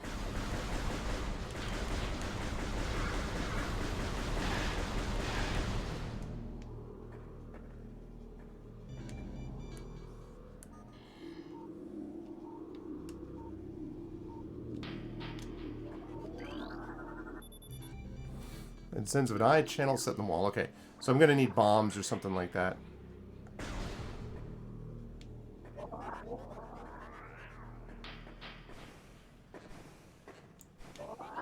Also, level design was always excellent with the Metroid Prime games. Oh my god. Recording to logbook. War Wasp, airborne insect equipped with a venomous stinger capable of shearing steel. War Wasp rarely strays far from its hive unless it's pursuing an imminent threat, or rather, immediate threat. It attacks with no regard for its own survival, dive bombing its enemy with stinger extended. Fast-working toxins from the stinger can incapacitate most small organisms.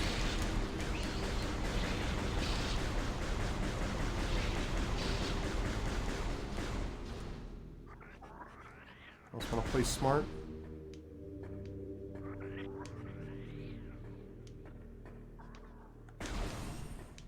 Let's see what's this way.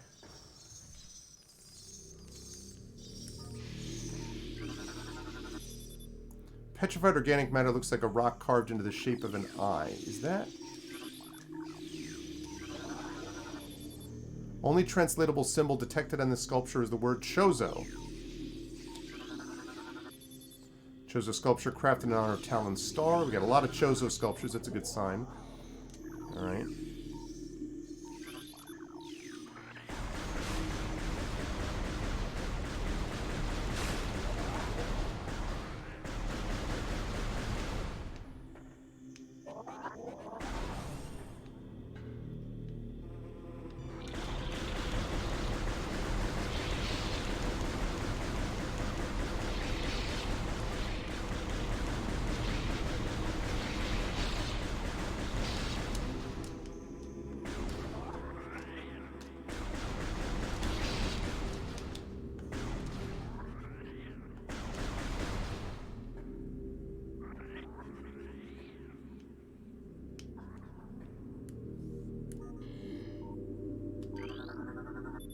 Stress points present in Brimstone Wall. A concussive blast may shatter it.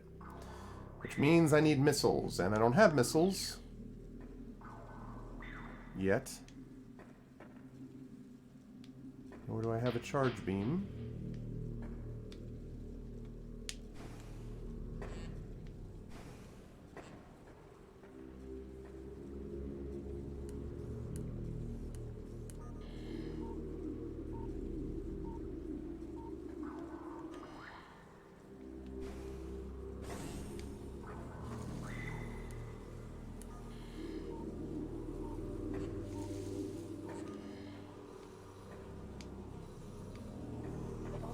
Oh gosh. Darn it.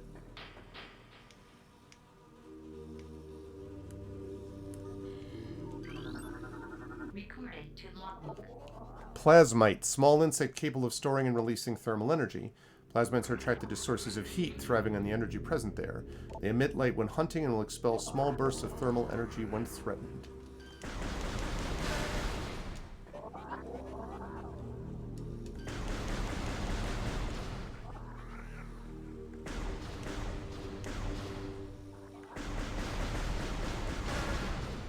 Brr.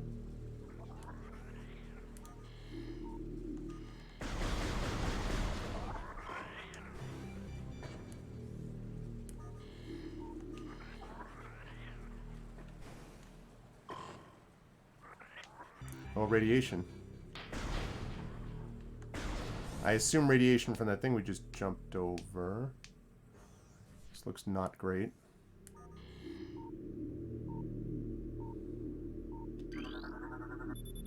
Elevator bridge looks worn but functional.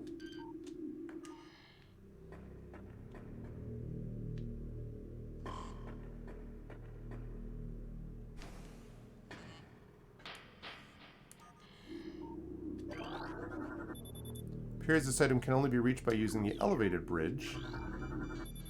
Mechanical device appears to be inactive. Life forms detected within hollows of machine.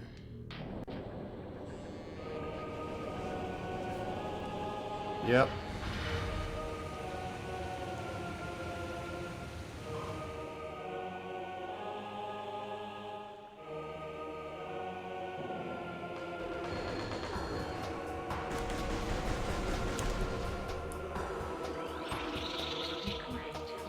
Alright, what do we got? Mechanoid, Hive Mecha Security Unit prone to work with predatory Hive dwellers. Design flaw makes the shielding on Hive Mecha weak around their access ports. These units are second-generation combat drones able to interface with organic units at a higher level. They train, shelter, and work with Hive-dwelling predators. Unarmed, they rely on their Hive beasts to handle any threats.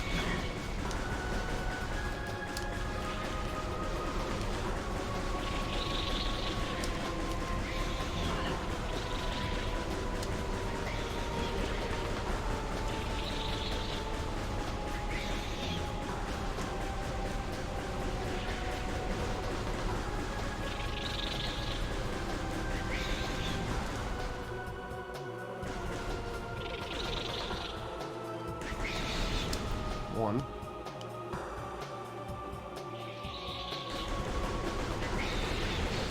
There's two.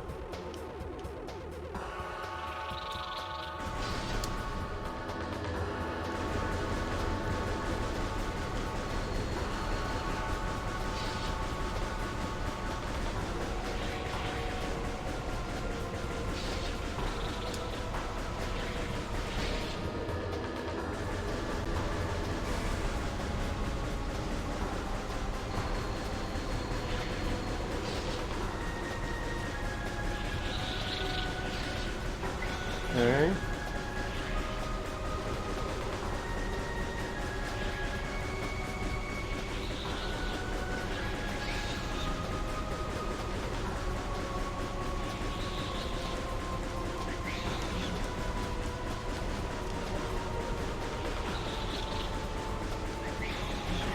Ow.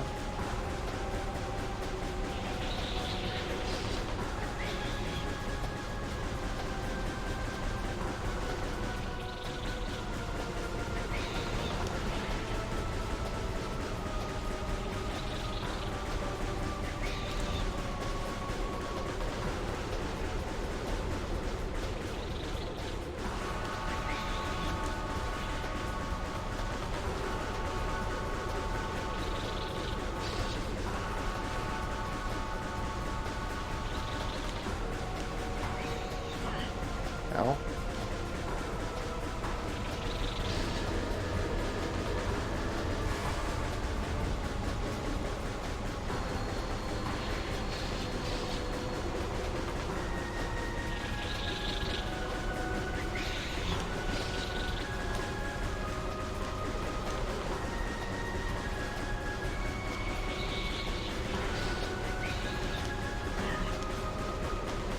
Okay, stick and move, stick and move.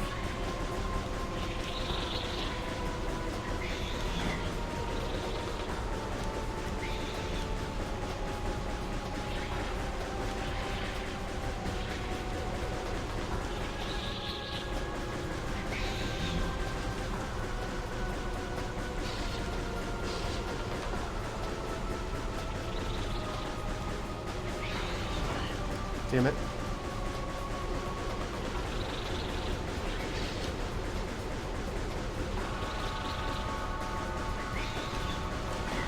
Getting really unlucky on these.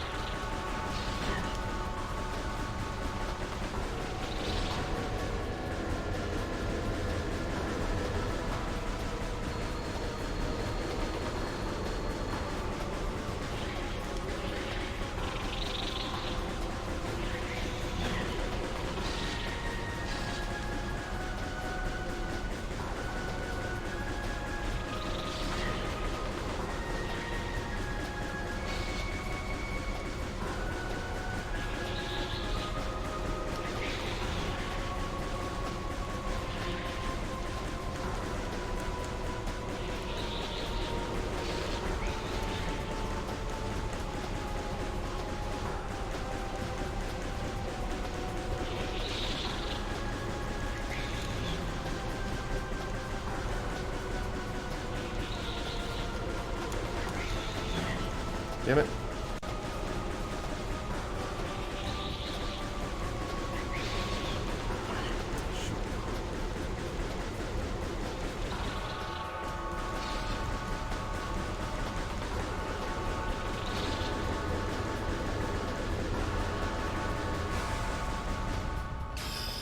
Hive Mecha defeated. I got it. I couldn't really see what it was doing in terms of health, but... Whew. Got it. Alright. Oh, yeah. Come on, sensor bar. Work with me.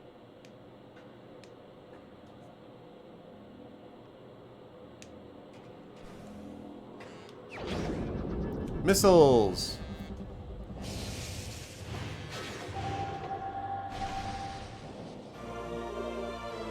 Missile launcher acquired. Alright, good. A to switch back to beams. Can destroy some blast doors. Press 2 to activate the inventory screen. 5 mecha. I only saw the one. Yeah.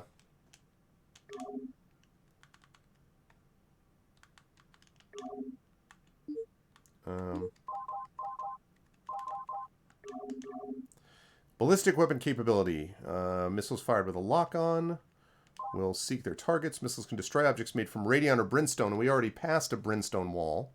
There are charge combo enhancements scattered throughout the environment. Use the missile launcher and the charge beam in tandem to fire more effective blasts. Each missile expansion you find will increase the number of missiles you can carry by 5. Yep. Okay. Including, for instance, this one right in front of me. Doop, doop, doop, doop. Okay.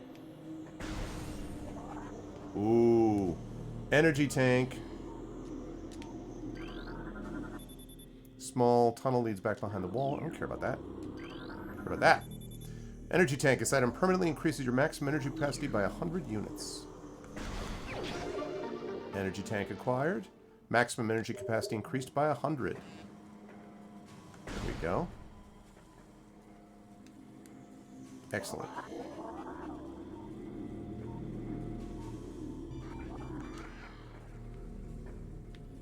I do not have the Morph Ball, so I can't go that way. That is okay. Can I get back there? Good.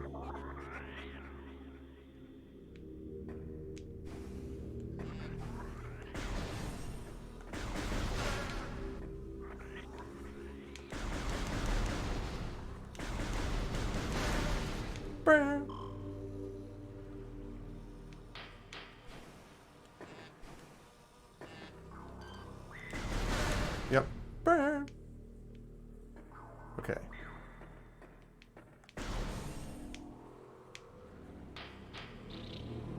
Oh.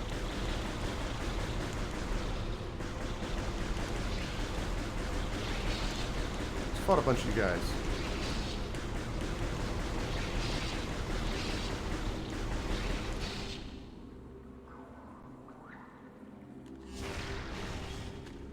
There we go.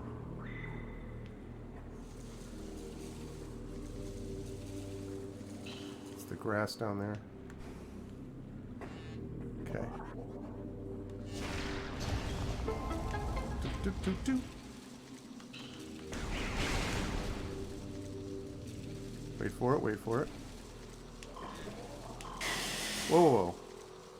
You take it easy. Missile expansion. Now I have 10 of them. Yeah, it could. It could. I mean, this was a good option for a 3D game with that control. Like, oh, bad. Okay. The principle of the game, principle is not bad actually, but okay. Yes, that is a map station, I believe, which is nice. I'd rather have a save, but I'll take it.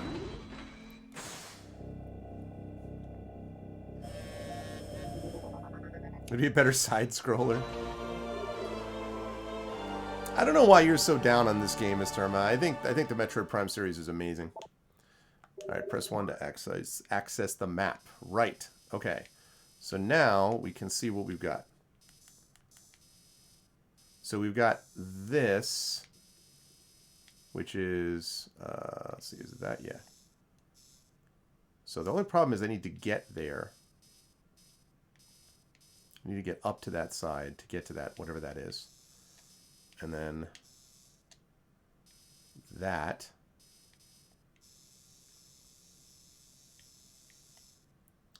Got an elevator.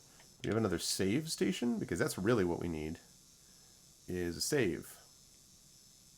We've not been down anywhere there. That looks like a fight.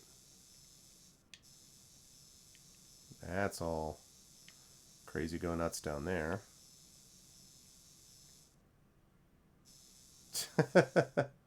The map, the controls, the blocky graphics, and the fact FPS games make you motion sick. Oh, well. Fair enough. Fair enough. Alright, well, I'm going to go... go there and then keep on going, I guess. Okay. Let us turn around, shall we?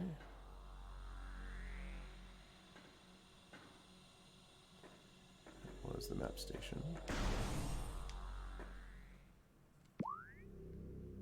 Okay, we want to go right. If I can I go right? Right, if I even can go right.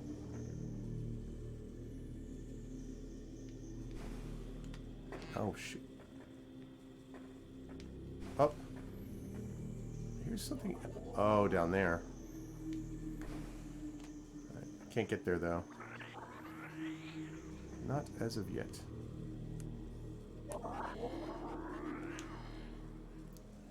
Side-scrolling Metroid with Ori and the Blind Forest level art. Ori and the Blind Forest level art. I would not have thought about that as a Metroid thing, to be honest with you.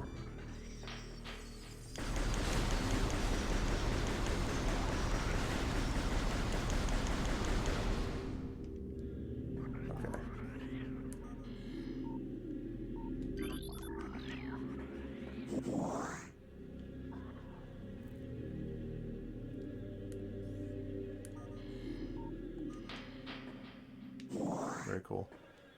Okay. Yep, keep following this way. Okay.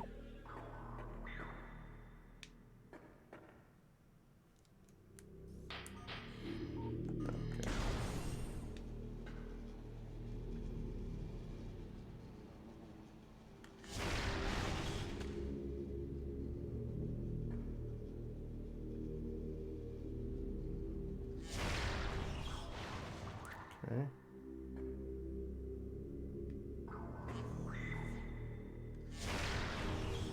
Okay. Guess I already destroyed it. Alright. Oh yeah, I can get there. Huzzah.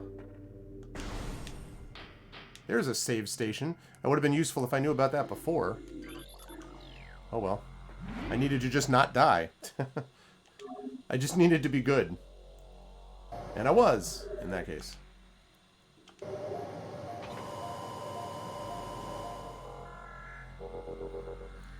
Okay, good.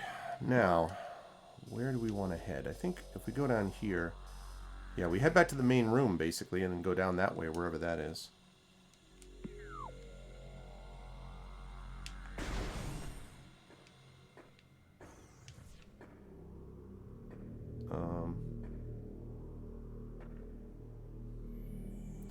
Yeah, that I can't get to until I get the Morph Ball.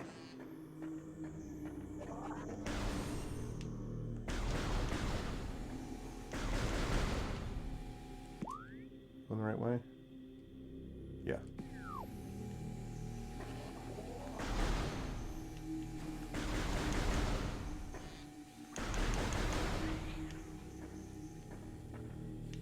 I like that these are allegedly organic creatures. You know? I could see the racing and flight sims thing.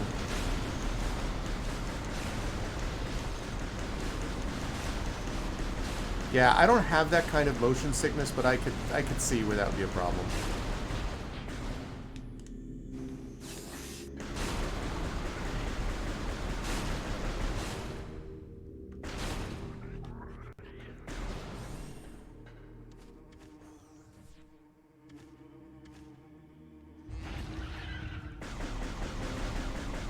Die, beetle.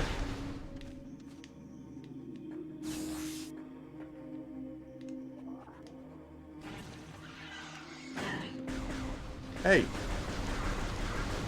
you strafe on me.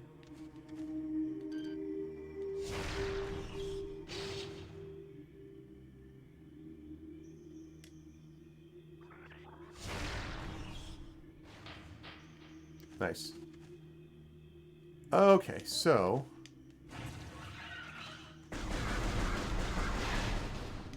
Death.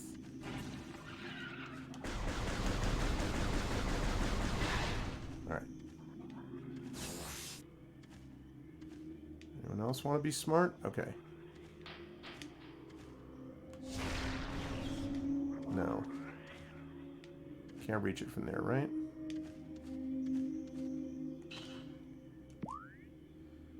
Okay. Ah, but I can get to that room now. The original Need for Speed, yeah.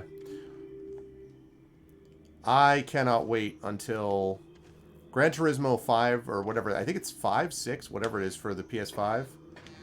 Sign me... Oh. Sign me up. I love the Gran Turismo games. Except not the most recent one because it was annoying.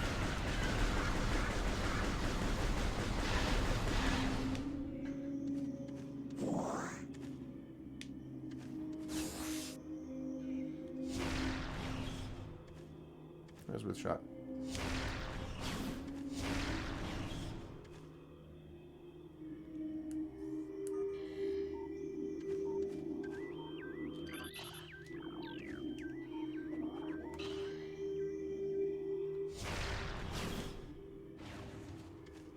Interesting. So that weapon does not work. Okay. But you will.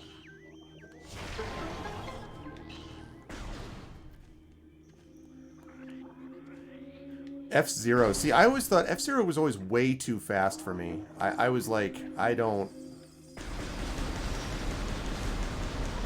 Too fast. Wow, have... Whoa, I didn't see that. Fortunately, it doesn't matter because... There we go.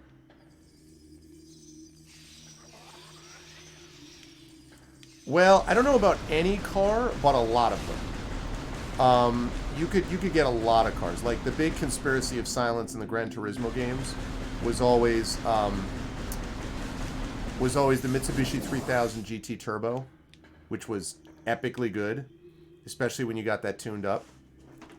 So many great games, so many great memories of that game. I actually have a wheel and pedals I even got for it. I liked it so much. Oh, we're gonna have a fight here, chat. I see that coming. There is a boss fight on the horizon. There's a bad moon on the rise. Refined to atypical smoothness. I wonder why. These blue orbs seem to be simple light sources.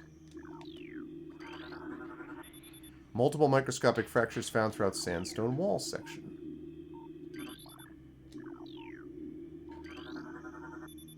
Morph Ball, yep. Yep.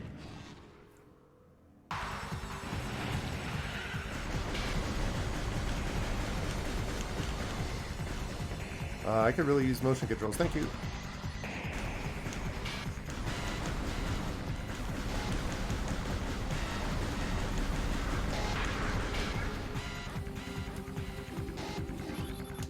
Okay, these are the same. I wasn't sure. Strafe and move. Strafe and move.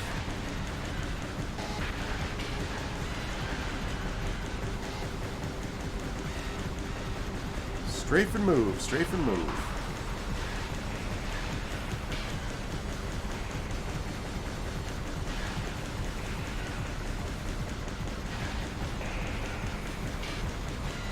That's bad.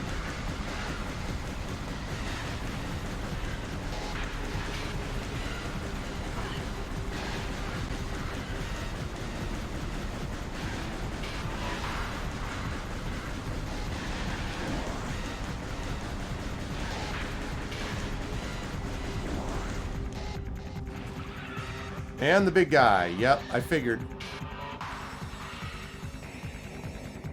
Mega Beetle. Rhino Beetle. Mama Beetle.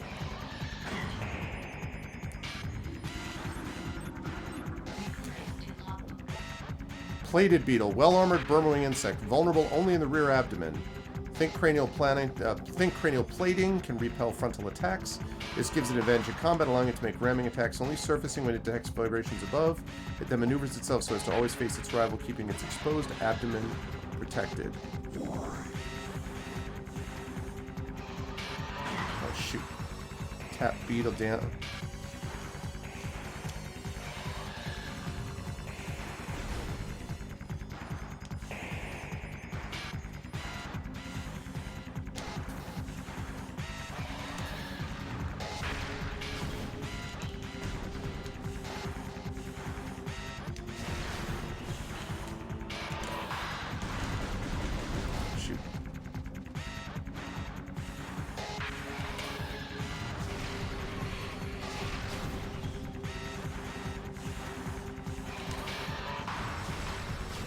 Damn it.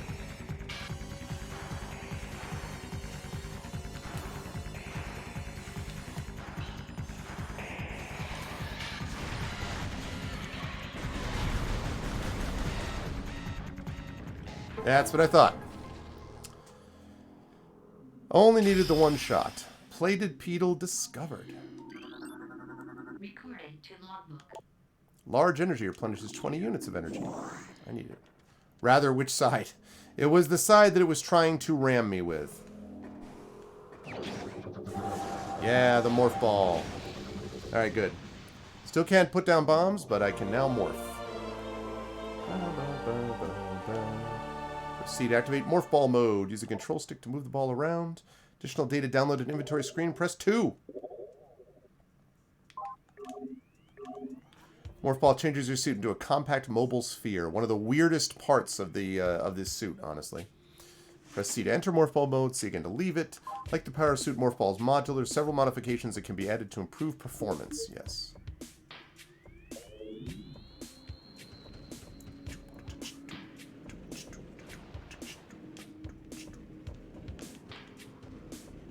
Need bombs. Don't have them. Need bombs. Go drums. Got the charms. I'll make it there when it can't go wrong.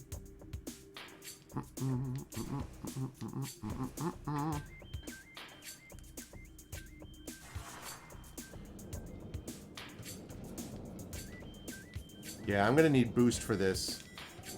Yeah. Thanks for telling me, game. It's like, don't waste your time. Don't waste your time. You're not gonna get it this time.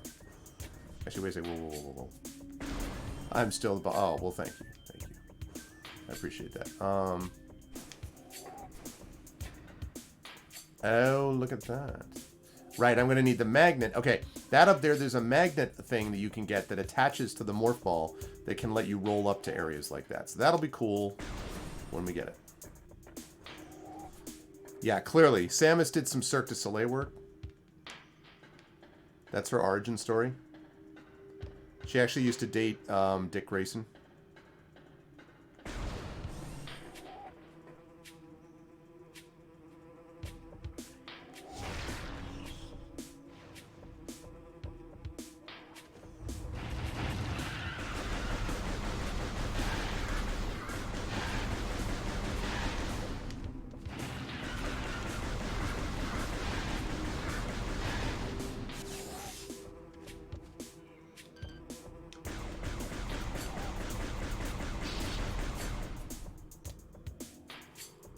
Okay, so I still can't destroy that. No comment. Alright. Oh my god, what happened to the map? No. Alright, there. There we go. So can I get... I can get up there.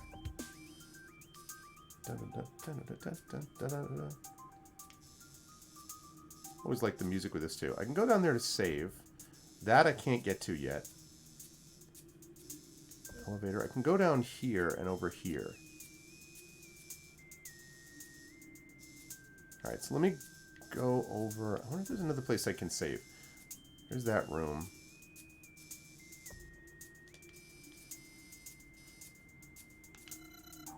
Alright, let me go over here and save it.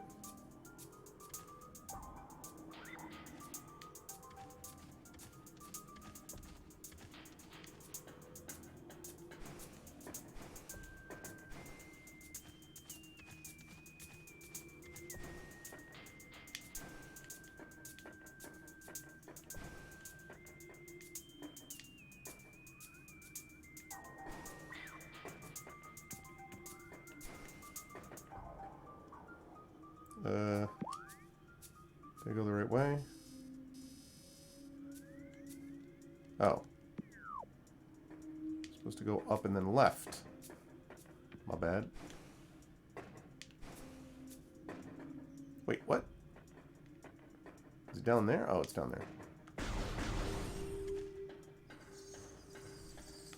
Yeah, I'm looking forward to having more save options.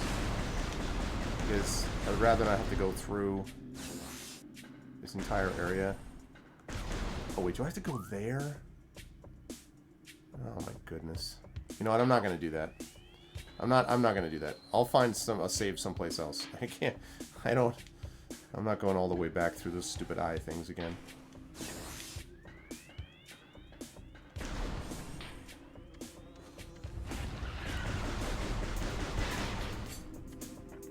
It's unfortunate.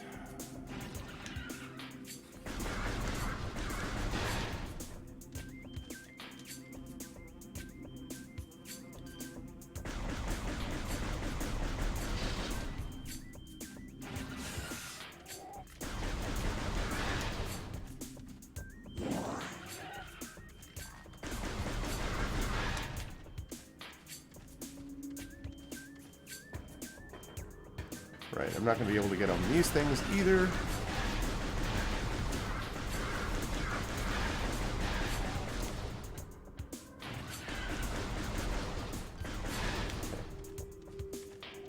Die dead, thank you. Alright, so take that elevator, or I could go over... Nope. Could go over here, which would lead back there, so I could go to either one of those. This whole area kind of bothers me a little bit. I'm gonna go up there, I think.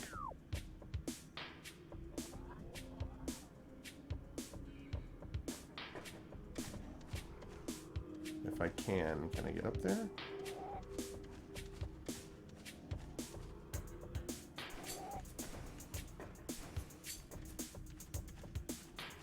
Might be able to. Actually, maybe not. I can get over there. I know there's a way to get up there.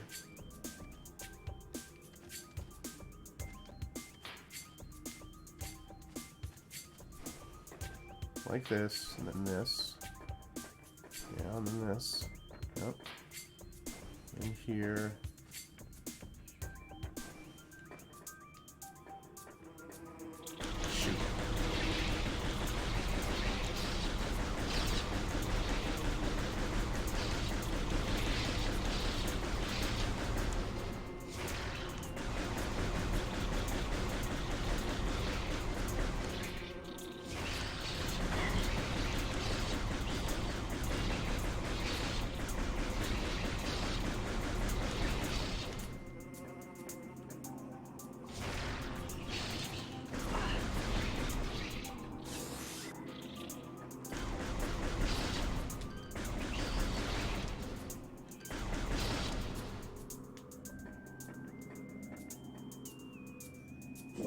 Alright.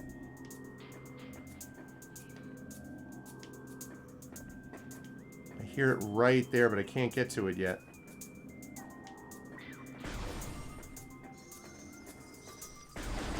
This is actually good because these guys will be easy to farm.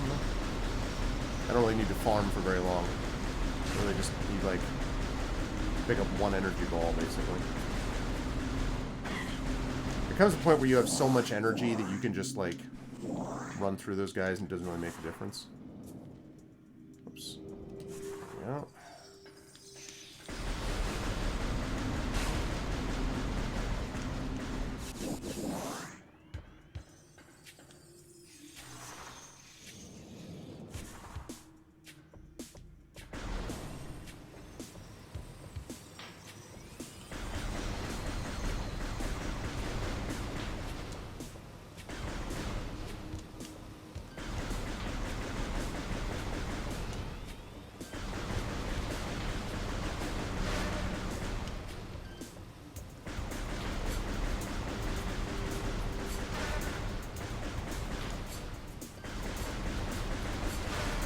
Okay.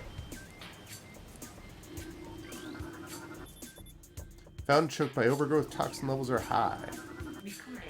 New Chozo lore entry. That's what I like to see. Surges of negative energy brought by the meteor far exceed our expectation.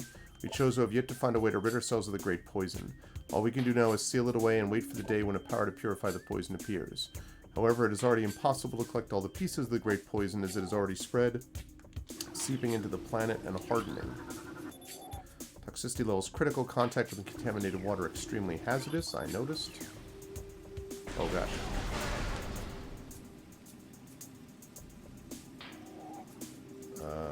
Maybe I should not have destroyed those things. Now that I think of it, not have been the smartest idea.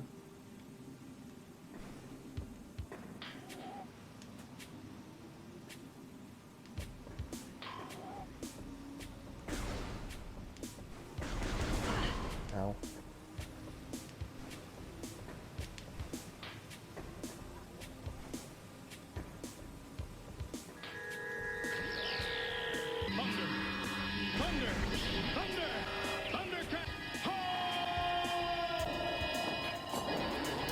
Thanks for the host, Echo.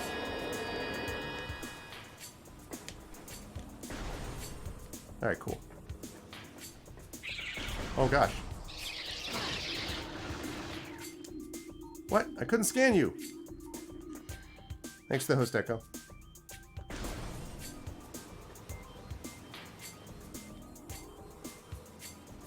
Something right there. Oh shoot, I have to open it.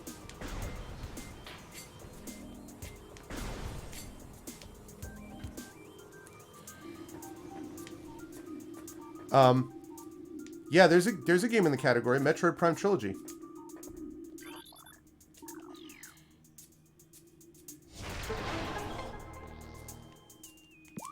Let me just make sure.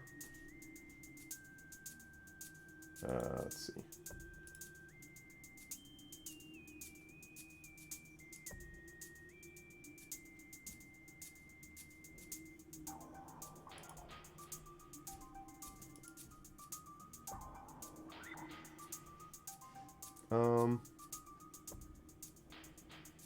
Yeah. Mode, adventure, and exploration, and under game...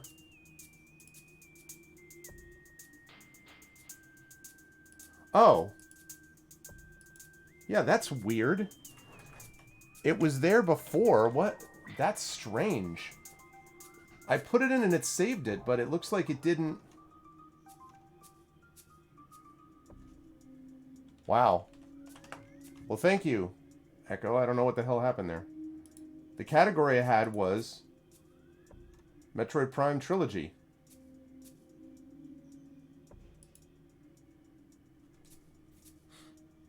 Yeah, let me check again.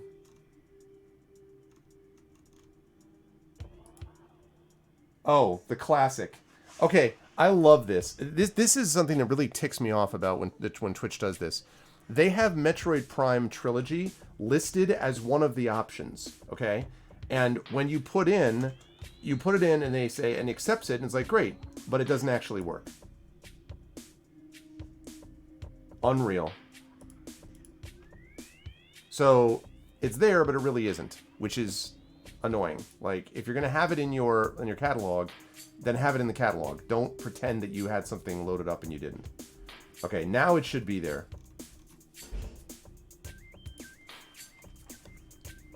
Double check for me, now it is. Yeah. I mean, I put down Metroid Prime Trilogy because that's what this is. But even though it's in the catalog, apparently it's not really in the catalog. Apparently it's a we're just kidding. Apparently. That's what I'm to understand from this.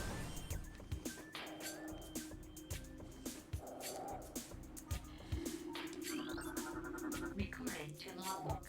Reaper Vine, powerful rock-dwelling tentacle. Single eye upon the Reaper Vine keeps a constant vigil, but its vision is limited to 10 meters. The side-like appendage on its tip is honed to lethal sharpness. The Reaper Vine will swing this blade wildly at anything that enters its zone of perception.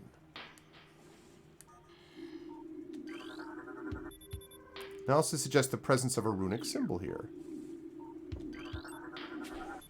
Overwhelming toxin levels have rotted all leaves.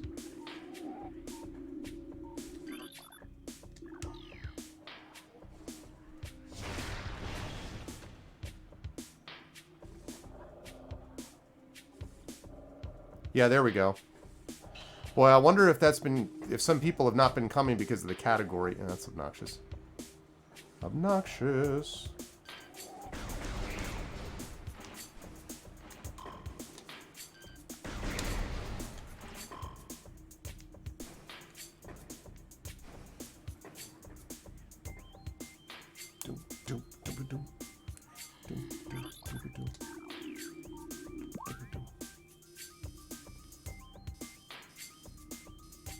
Okay, so that leads us to a whole other area, which we can get into. I'm going to go there and then right on the hope that that's a save.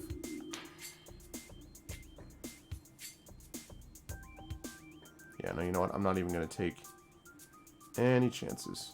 Can I get there? Oh, crap. Okay, that was bad. Don't ever do that, chat.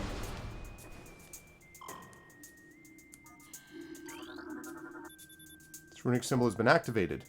4 runic symbols must be activated, alright.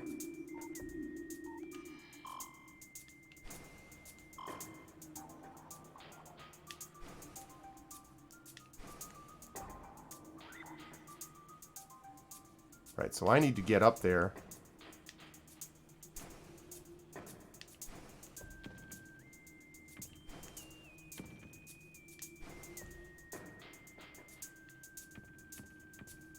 This is the way to get there. Out of here. You too.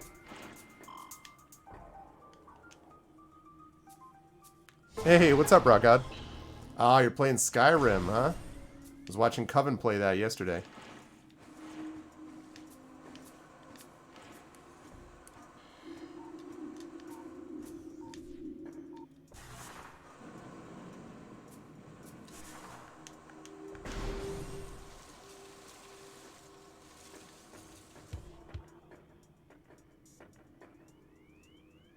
We got here. Had she ever played it before? I don't know about the blast caps.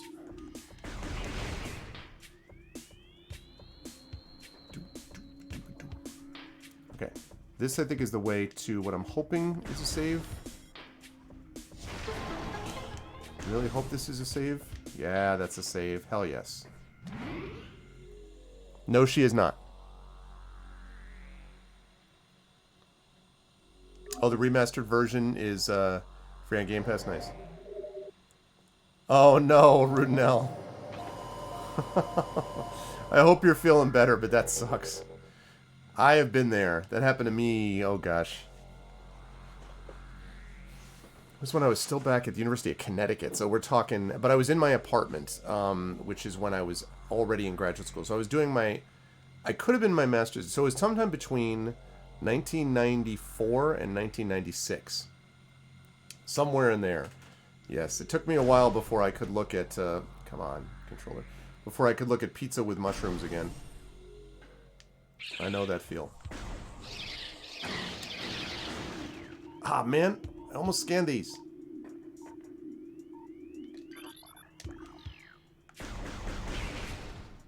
I'm going to save it again. I want to scan those things. They keep attacking me.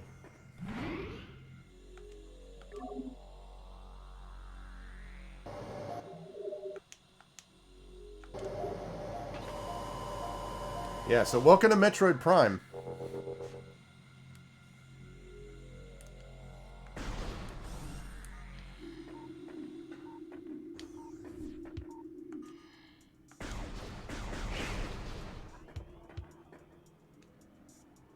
Okay. I hear there is a power-up somewhere. Up there, I think.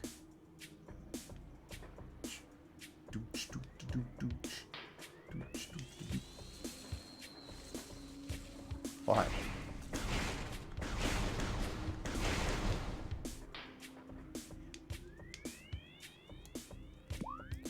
Okay, you guys going the right way? Good, yes. I think this is fine.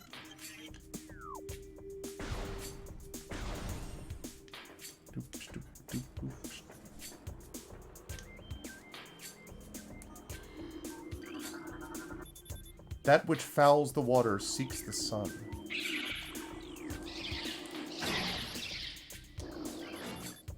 Finally, a shriek bat.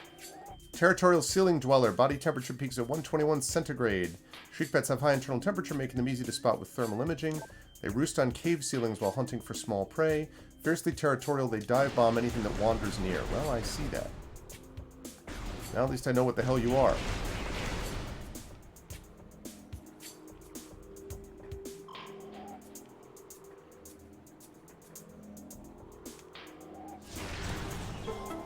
Yep.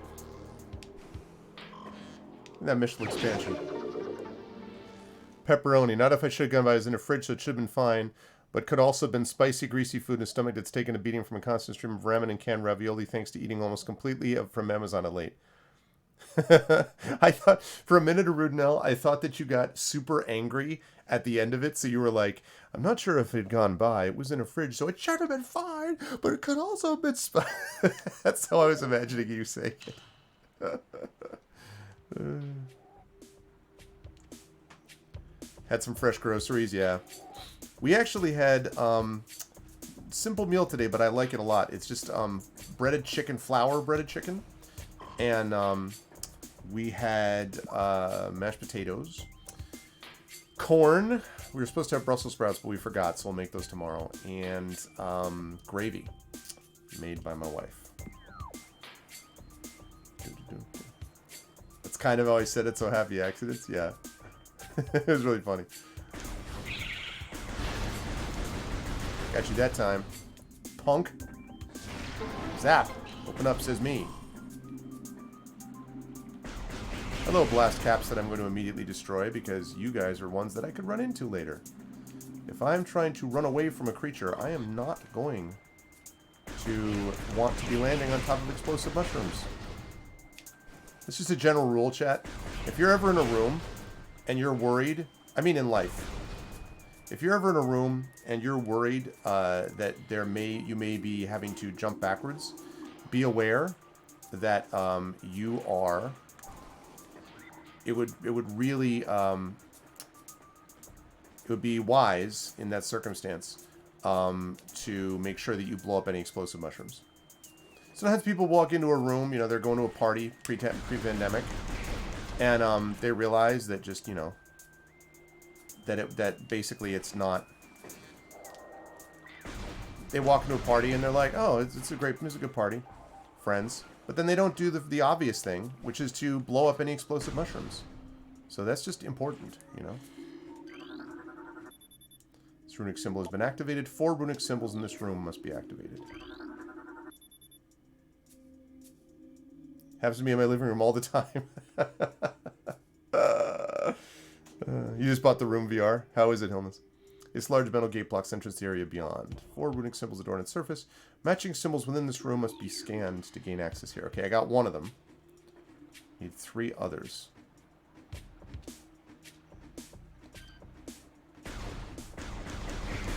Get out of here.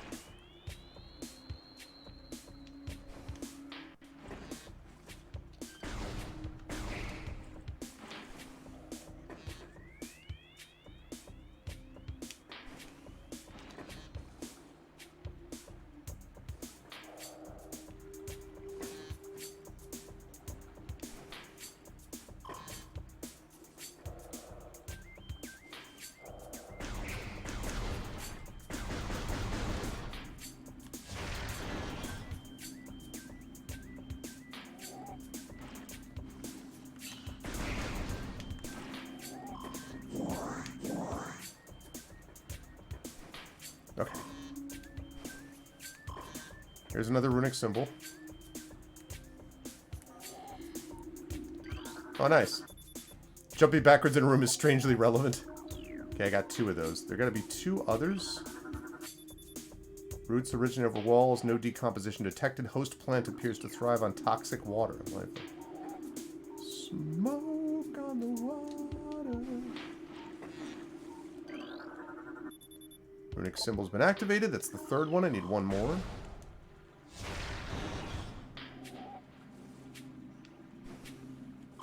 Need that.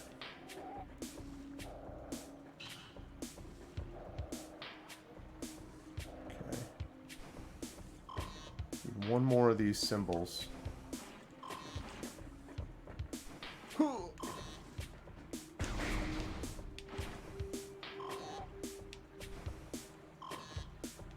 This freaking the rumble effect on this is surprisingly Wiimote rumble effect is not particularly refined. I'm sure you'll be shocked to hear it.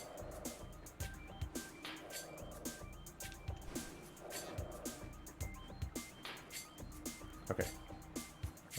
I need 1 more of those symbols, and I have not seen it, but there's got to be 1 in this room.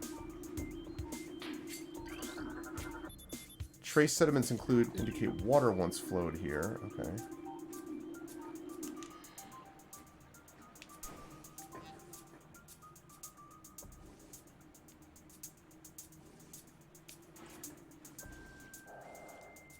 Water once flowed.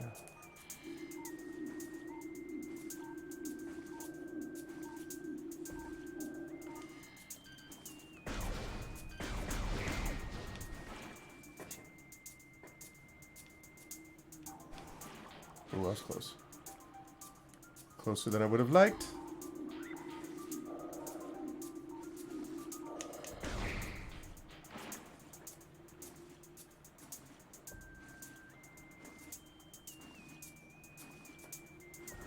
Man, I just need 1 more.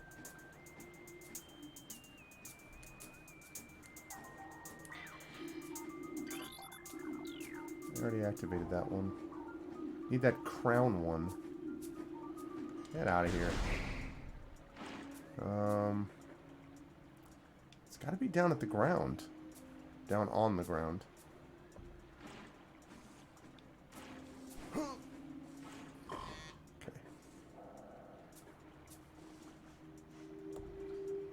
Yeah, the Wiimote rumble is just not... I am not seeing where the hell this thing is. I bet it's behind something. No, it's not there. Really wish there was a way to permanently destroy those things.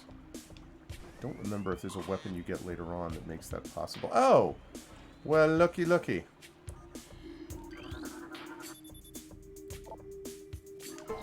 Done.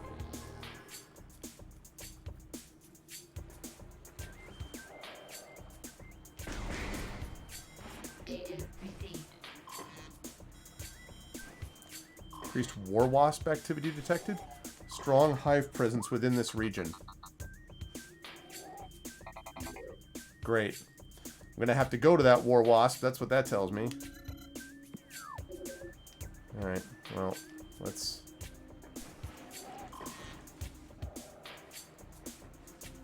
Wait, this is not the way to go. Go back the other way. Tell this thing to leave. Now, let's take a look. How easy would it be to get to the save point? Oh, man, I probably should... Oh, actually... You know what? Is that an elevator? What is that?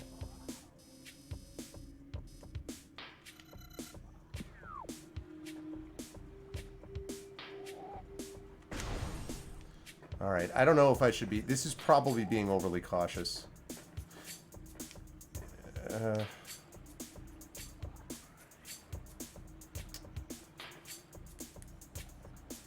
probably being overly cautious here. Yeah, I'm not going to do that. I'm being overly cautious. I don't...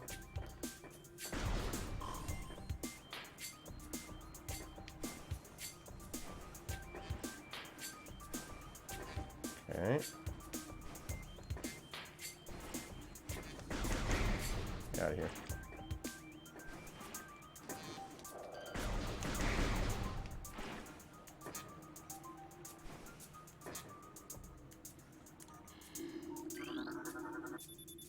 Gate has been unlocked.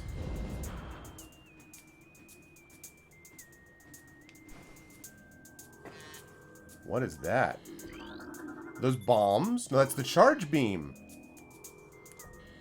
I will get that in a minute. But first, Chozo script translated. Disaster struck suddenly. We had a vague, dark foreboding and it became truth. A meteor appeared from nowhere, casting a dark shadow of debris over the land with the violence of its impact. Its destructive force spent, the fallen star burned itself out rapidly, and the incident should have faded into memory, but the meteor brought with it corruption. A great poison burst forth into the land, a strange energy that clawed at natural life with ferocity. That strange negative energy emitted from the meteor expanded to encompass Talon 4 in a night, as a spider weaves a web. Charge beam, baby.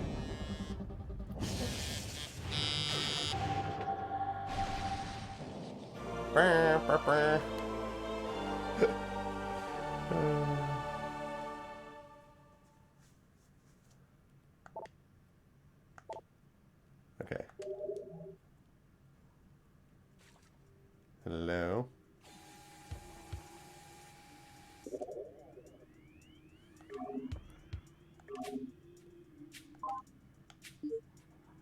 Let's see.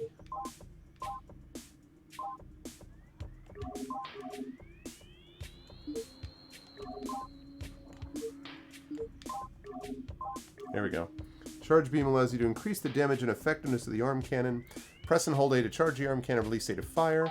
Charge beam has limited tractor beam capacity. That's going to be useful. Use to pull small objects to you. Charge combo enhancements scattered throughout the environment. They use the charge beam and the missile launcher in tandem to fire more effective blasts. The charge beam increases the performance of each arm cannon mode. Well, I mean, in fairness, this is the Chozo world. Oh, nice. It just destroys those things completely.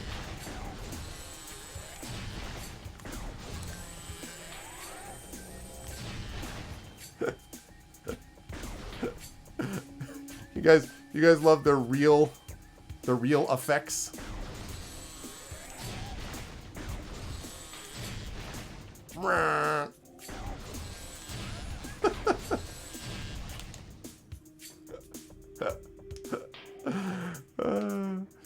That is so bad, that rumble effect. Oh man.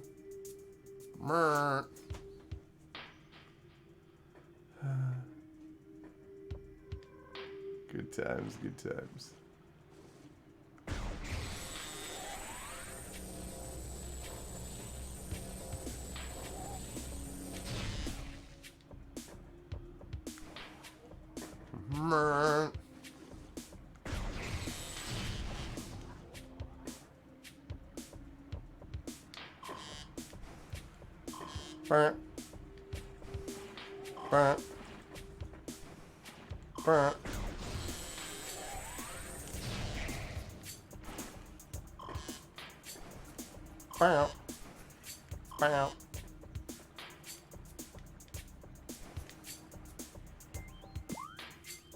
Okay, that said though, I still need to figure out Gray's missile.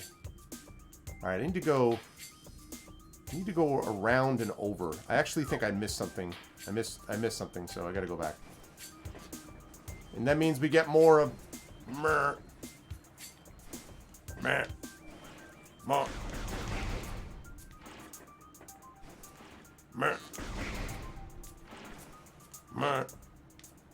I mean, I can always shut it off, too. If it becomes really annoying to me or anybody, I could destroy it. Aha! Oh, really? You don't open, do you?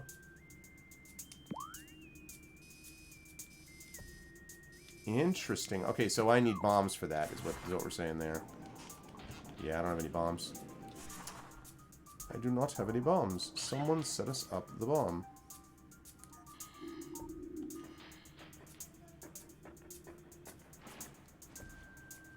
Here, wait a second. Alright, hold on a second, chat. I'm going to give you a look at this wonderful wireframe, and I shall be back in just a moment. Hang tight.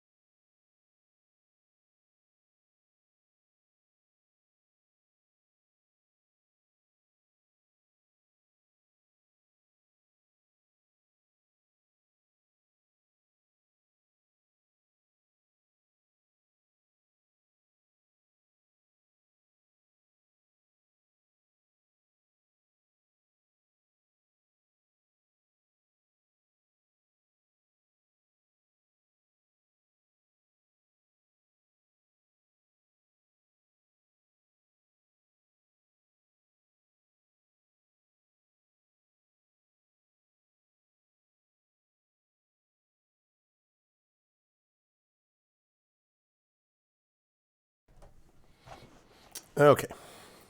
Sorry about that. I was putting my daughter to bed.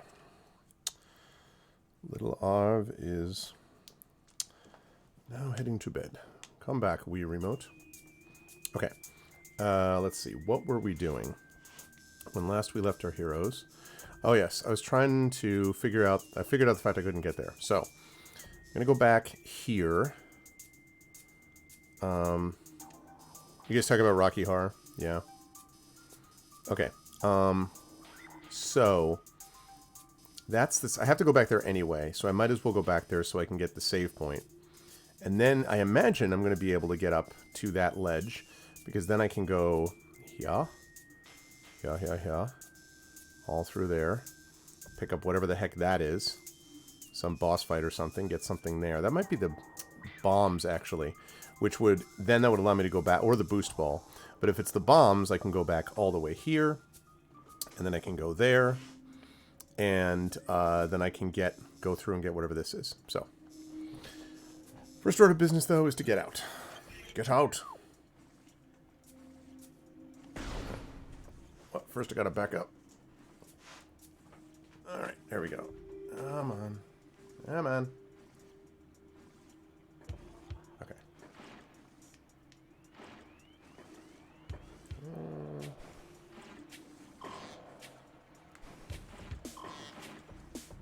I still giggle. Come on to the lab, see what's on the lab.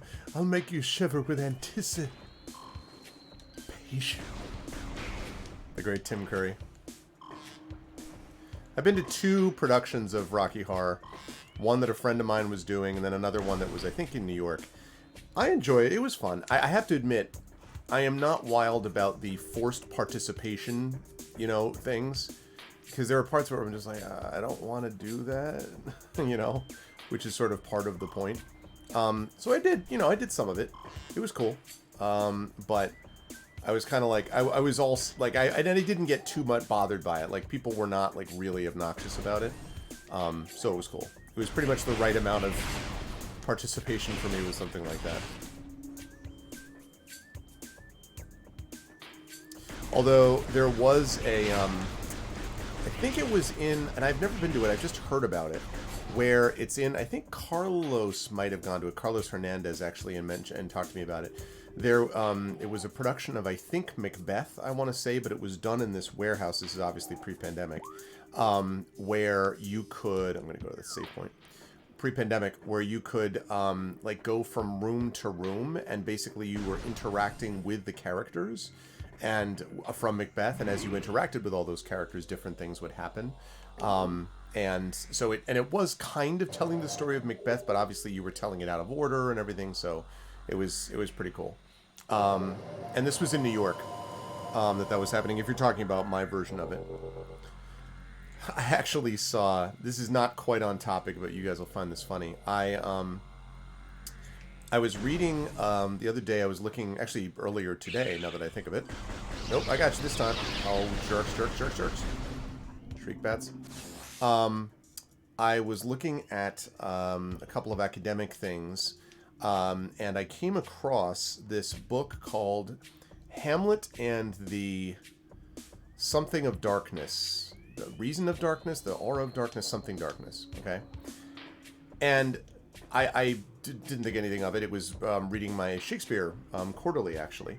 Which, first of all, my Shakespeare quarterly that arrived was from winter of 2019.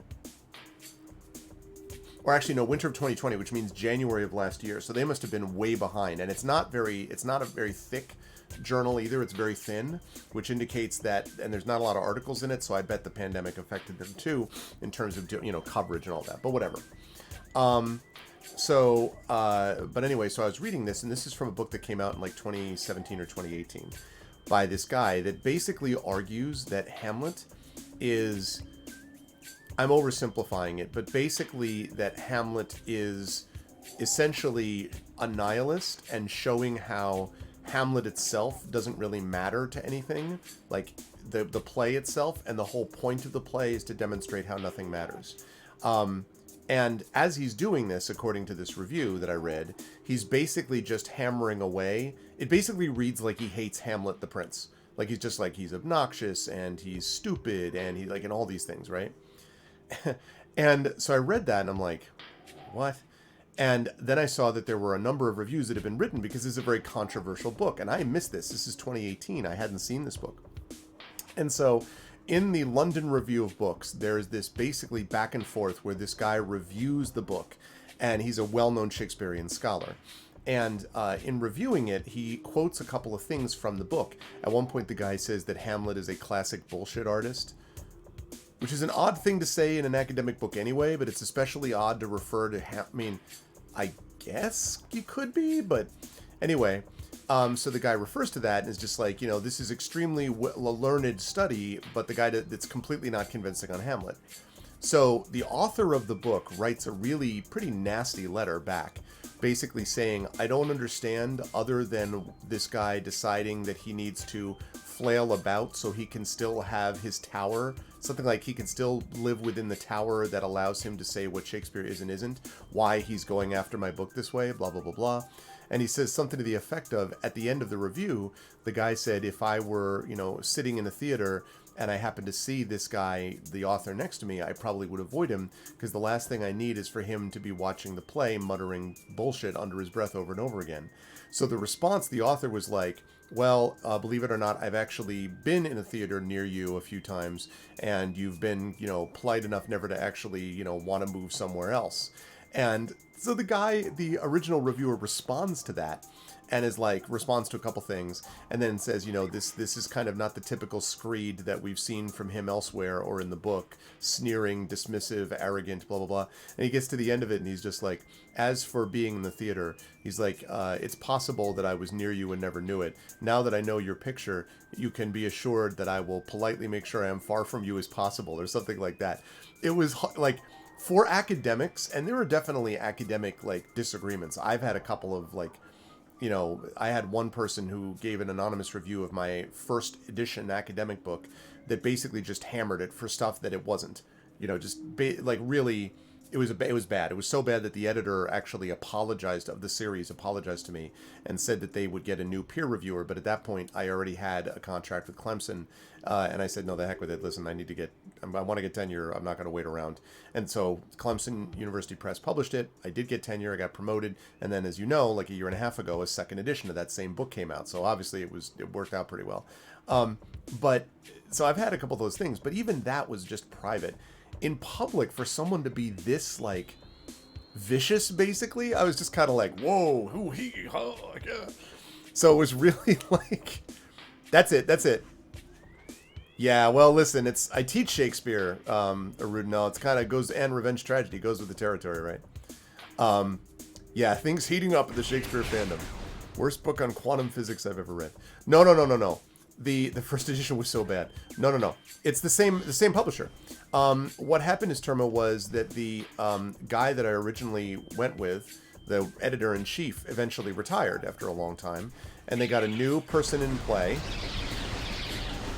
They got a new person, a new editor, and so when they got the new editor in, he actually reached out to me, and he said he had been going through the backlist of their titles, and he said, I came across this, and he said, I think this book is really excellent, and it deserves better treatment than you got the first time. He said, basically, this book deserves more than you got. We have more money now, and we could basically give you a better cover, and this, that, and the other thing. And so I was like, well, what's involved? And he said, well, you could either, redo the whole thing, and, and there was this big, long process, and I'm like, yeah, I don't know that I have time for that.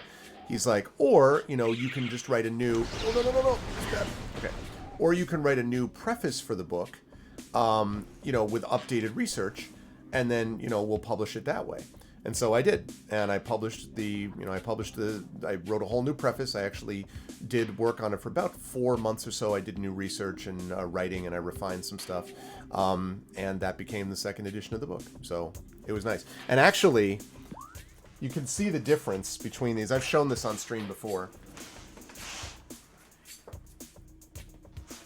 So...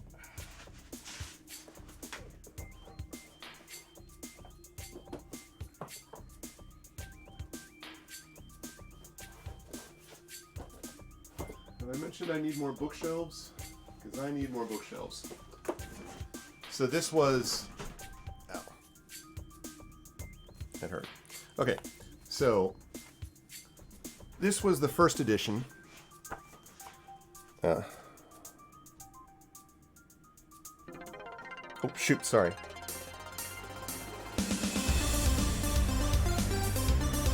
Sorry about that. I forgot I hadn't turned that off. All right, so this is the first edition, right? The problem... Let me turn that down. That was the first edition. The problem in the middle, liminal space and the court mask, right? And you know that was cool. Like, I mean, they did fine. It was a paperback. It's, you know, it was fine. It was a scholarly book. It counted. It got reviewed. That was me in my check me out, I'm an academic phase. That's actually me at our old place before we moved here. So that was this, right? But when they released the new version, we got this instead. Now, I mean, I ask you, this is just a little better. And then they sent me the hardcover, and this is the hardcover, and like, I mean, you know,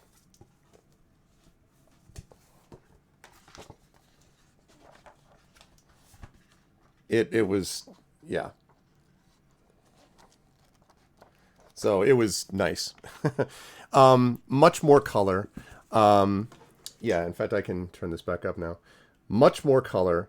It's just a better book. I mean, it's just a better looking book. It's a better designed book. You can even see the back of it there. You can see the back of it there is just, it looks much nicer. Spine is much better. Yeah, it's just a better book. And even the, you know, even like the paperback edition. So they did a nice job with this. And I have to say, when it came out, I was really happy with it. I mean, you know, I had been moving towards more, as you all know, creative pursuits. And so my academic work now really is related to my creative work. You know, the stuff that I write, my short stories, novels, even some game writing and stuff like that. That's all been tied into what I do now. But this mattered to me, actually, because when I finished it, I was like, you know what? It's pretty sweet that I got a second edition of a book. You know, it's pretty sweet that they reached out to me to do it, that they were the ones who said, hey, you know, would you be interested? It was really cool. And so, you know, it was nice. And a few people have even bought it, which is, I mean, like new people, I should say, have bought it, which is pretty cool. So. Yeah, Wilson. Right. Okay. So anyway.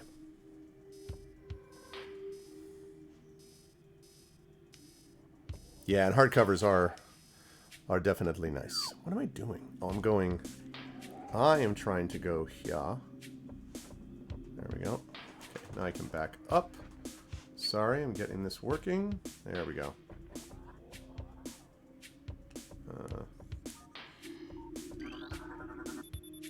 Luminescent cylinders functioning at 80%. Structural weakness is detected throughout sandstone wall.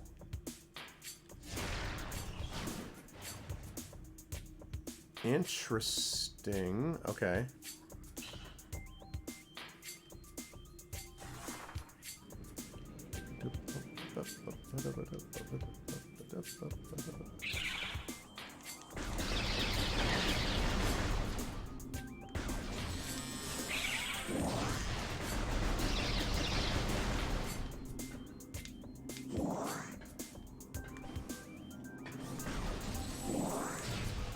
Oh my God, bless the blessed, blessed with the blessed.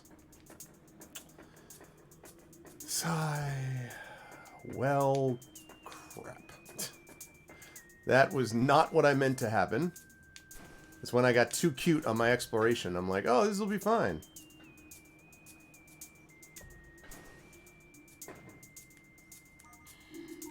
Oh, I did that just so I could scan this. The path of corruption leads ever higher.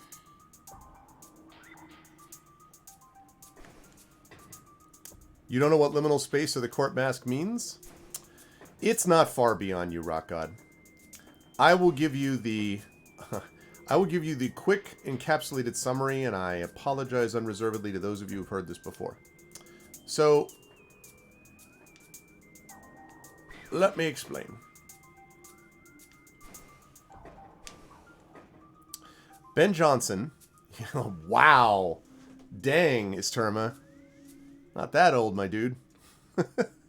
Okay, so Ben Jonson was one of the big purveyors of what is known as the court mask.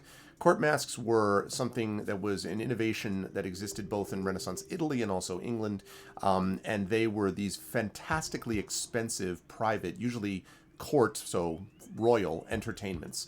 Cost thousands of pounds at the time, thousands of pounds. So like cost like some incredible sum in today's dollars. They usually featured large casts. There was lots of dancing and music and very expensive sets with like items that could move, like sets with like things where you could like have like Venus would appear in a shell, right? And she would have her hair down, and there would be these waves that were being moved back and forth by theater workers and stuff like that. Very dramatic. And normally what would happen is that the king and queen, or whoever was, had commissioned the mask, maybe the prince or the duke or the count or the baron or whatever, would be sitting in a box, basically, and there would be people surrounding the king and queen, and then there would be the play area where the thing would actually take place. And it was mobile, so they would move the sets forward, and the dancers would come out of the sets in front of the king and the queen. Typically the belief, Ben Jonson, who was a contemporary of Shakespeare, was the biggest sort of, there were others, but he was the one that was the most famous of the writers of these masks.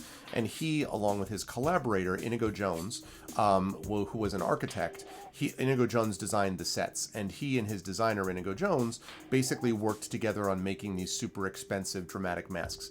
They also were expensive because ambassadors from other countries would actually go to see these entertainments, and it was in the king or queen or whoever's interest to show, Spain how much money England has, right? Or how much money they have compared to Portugal, or whatever the case may be, right? So this is the court mask. Stay a while and listen. Very funny, Arudno. So anyway, that's the court mask. So you with me? You cool so far, Rockout? Everything cool up to that point? That's what the court mask was?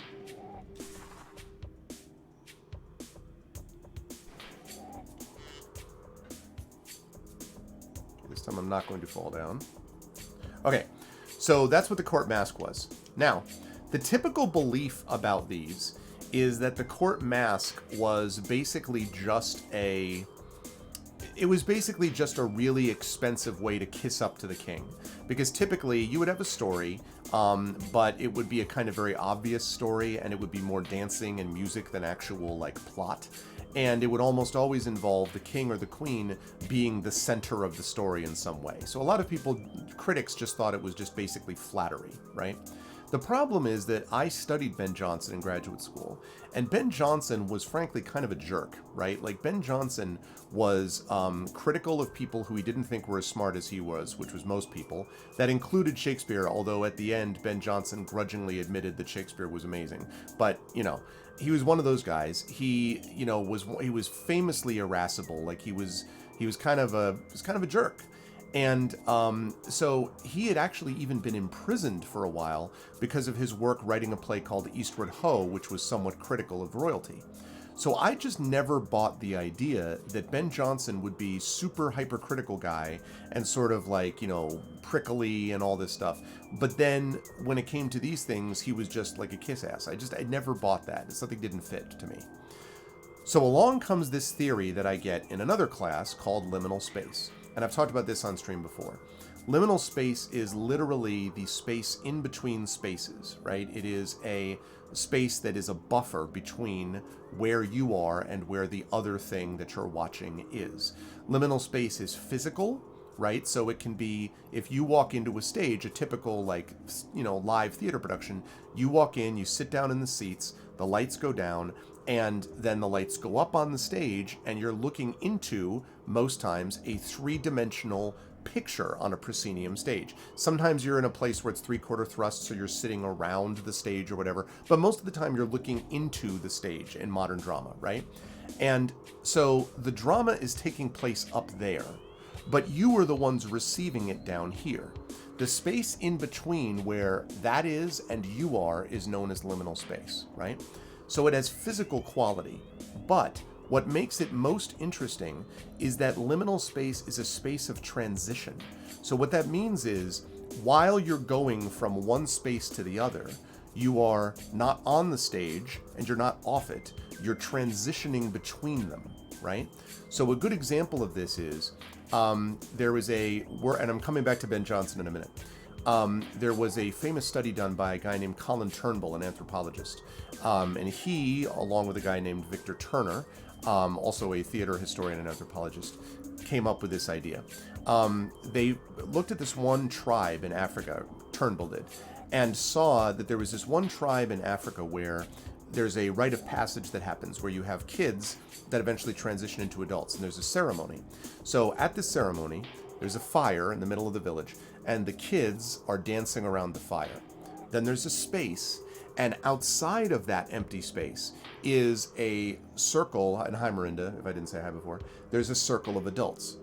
At some point, the dancing children, as they're doing this, the ones who are transitioning, the adolescents, will move from the circle of children, where they've been standing, dancing, across the empty space to where the adults are, to become an adult. While they are in that space, in between, that liminal space, that physical space that's in between those two circles, they are neither one, right? They're not kids and they're not adults. They haven't arrived at adulthood yet. They haven't left childhood behind, but they're not children either. That's a space of possibility. While they are in that transitional space, they can be anything. They can be children, they can be adults, they can be both, they can be neither. And that space is something which theater, I think, uses better than anything else that we know. It uses that space of in-betweenness to be able to suggest possibilities, right? This is something which is really powerful if you imagine yourself now sitting in your rooms, wherever you are, watching me as we're playing Twitch. I'm playing this game and I'm talking with all of you, right? You're sitting where you are. Each of you are receiving what I say and what you're seeing differently based on your own circumstances, your experiences, what kind of person you are, what your history is, what's happened before, how much you know about the subject, whatever, right? And I am relating to you my knowledge of liminal space because I want to explain this, right? The experience of the learning that we're doing is happening in between me saying it and you in all of your various places receiving it. That's liminal space. So liminal space is transitional. It changes, it alters, it moves around, and it's very, very powerful. The reason that's important then, to go back to Ben Johnson, is that the court mask uses liminal space more than almost any other contemporary theater piece of the time. The sets move towards the king. At one point, the king and the queen come down from the box and dance in the space that used to be between them and the stage when they were just doing their little theater performance. And they are also visually inside a space that is in between all of the vision of those who are surrounding it, right? So while they are there, the king and queen are actors, they're actresses, they're kings, they're queens, they're peasants, they are workmen, they're royalty, they're both and neither. And while they're in that space, there is a lot of opportunity for what if. If you look at the court masks by Ben Johnson, a lot of what he does, I think, is subtly critiquing what's happening in the royal condition. And I think he can do that because of his use of liminal space. Because while the king is there, it's almost like it wouldn't occur to the king that he's being criticized because of the use of this liminal space. And so basically what this book is about how theater uses this liminal space, specifically how the court mask uses this liminal space, and how that shows that Ben Johnson was actually able to critique the court, critique the state, without getting imprisoned or killed as a result. That's the idea.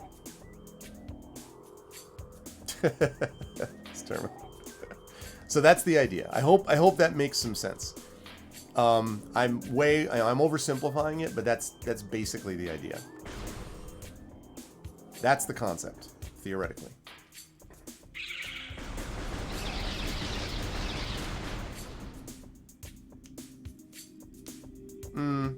Yeah, but pretend is not enough. Because there were censors whose job it was to determine whether or not what you were doing was violating oaths against the king. And the pretend thing would not have been enough to protect you. This wasn't just something where you had to be subtle. It was something where there were literally aspects that you couldn't manage if you said things in a certain way. And the difference there is the use of liminal space, in my opinion. And, you know, of course, partially it's metaphorical, right? It's not completely something which is coming out of... But it's more than just, it's theater, so it's okay. It wasn't okay. Like I said, he got imprisoned for doing theater productions like Eastward Ho, because even though it was pretend, they didn't like what he was suggesting. So... And the critique is the problem. Yeah, the problem in the middle is basically described as what we are trying to do within, like, how do we define that space, basically, is what the problem in the middle is. What do you do with it? You know, because everyone's always trying to classify, like, this is on stage, this is off stage, this is in the seats, this is in performance, right? And this idea of what you do with a transitional space is the interesting thing, and it's where there's a lot of tension and possibility. And whenever you find tension and possibility, you find not only drama, but you find a chance for change. It's also what makes theater dangerous from the point of view of dictatorships. It's one of the reasons that theater oftentimes is one of the things that gets immediately attacked by autocrats and things like that. Because when you go to the theater, or to a movie, but to a lesser degree, but when you go to the theater, you can think to yourself, what if the king weren't the king? And that's dangerous. So, yeah. So that is the concept which I worked out over a lot of papers and a lot of, ideas, and it was the subject of my dissertation, and then eventually was made into a book. And I was proud of it. Ow.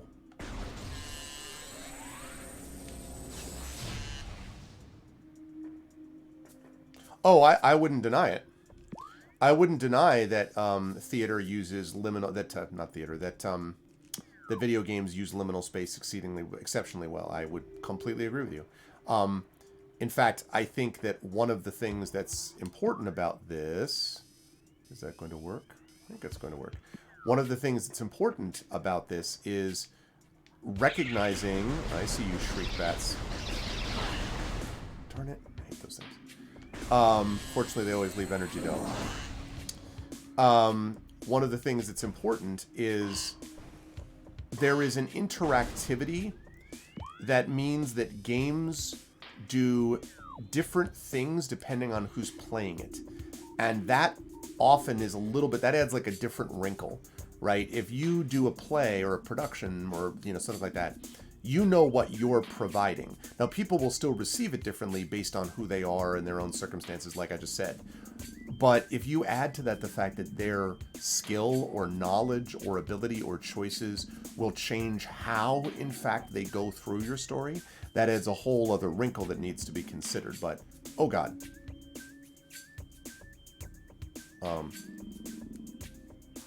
Hi? Recording to logbook. Stone Toad. Preys on creatures smaller than itself, vulnerable only from within. Hi. You look friendly. What a cool thing. Do you have any thoughts about liminal space?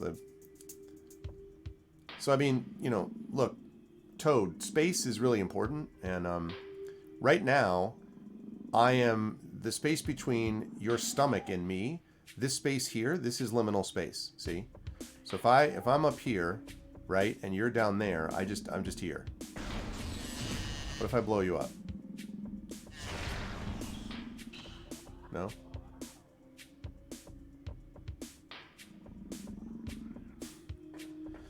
Always a critic.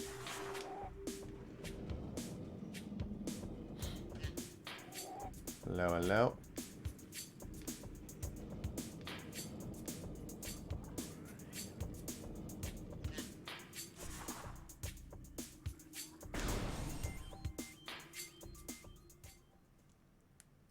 Oh, this is going to be... No. My book sounds more like philosophy than English. That's funny. It's it's kind, I guess it's kind of both a little bit.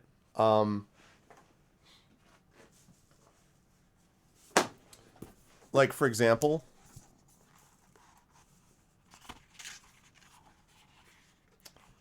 let me see. All right, let's see. So, for example, let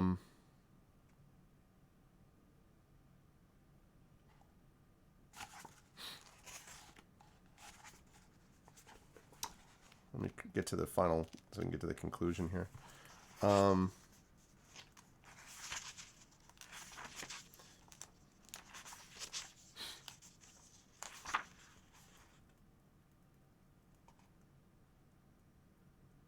Okay.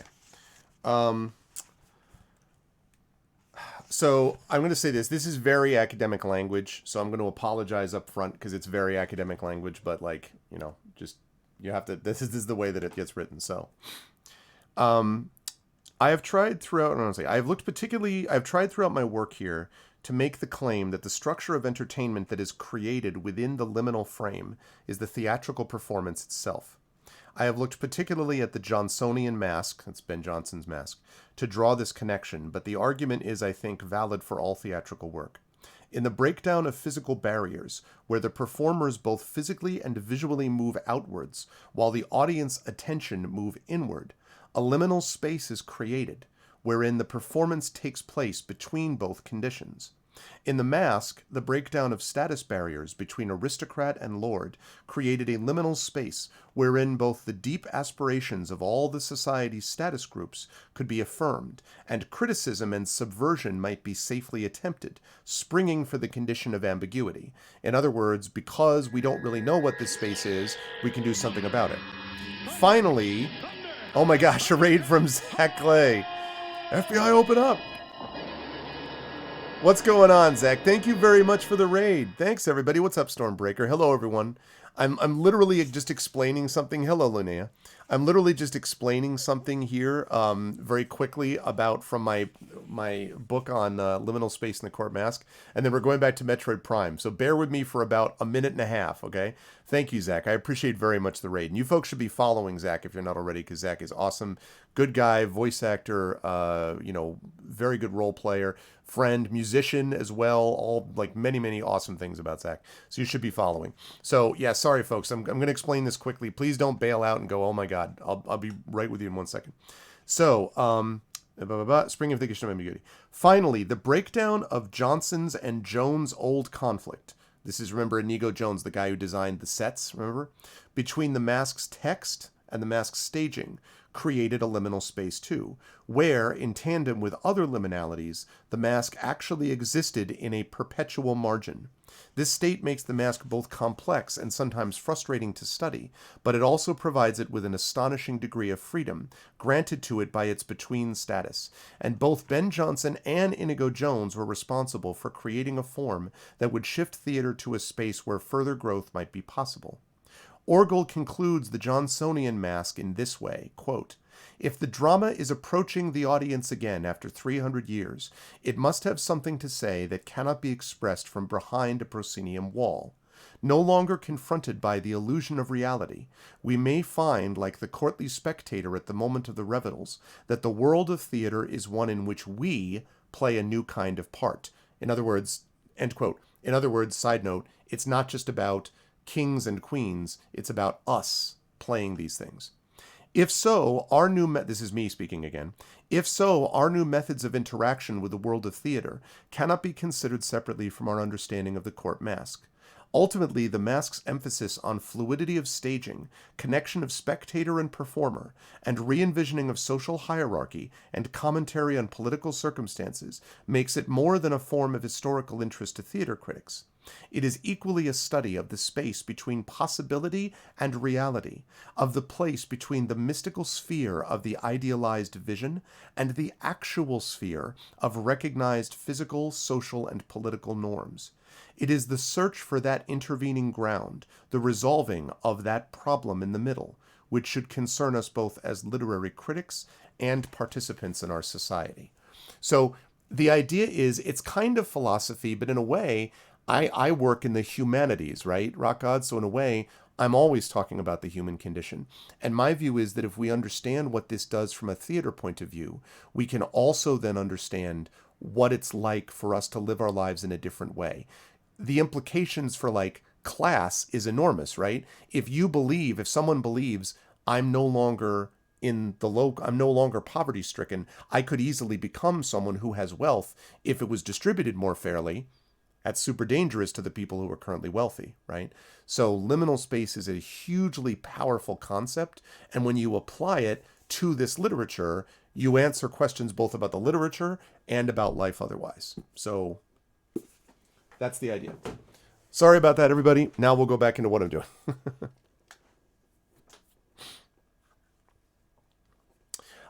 Status quo reality. Well, the other one is what if things were different? So, for example, one of the masks is the mask of beauty, where women actually were the ones who were performing, which was somewhat unusual for theater entertainments of the day.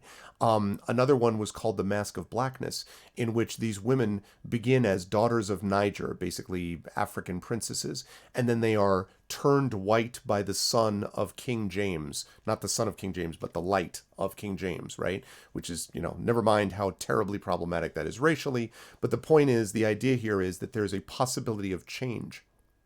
Anything that requires you to believe that things don't have to stay the way they are, that is very powerful. And so there is a space between what is and what could be. And that space in between, that liminal space, is a space of fluidity and transition. And anything, at least goes the theory, could happen from the point of view of people thinking about it at that time. So that's the idea. So that's basically the idea. Sorry about that for everyone who was like, what the hell was this? Now we'll go back to playing Metroid. But we got into a discussion about it, so. Okay, there we are. Can I? No, it doesn't do anything.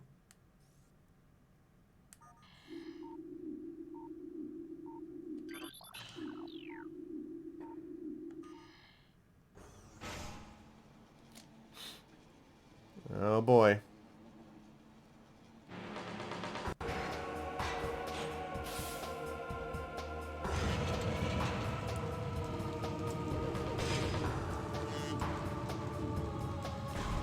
Shoot.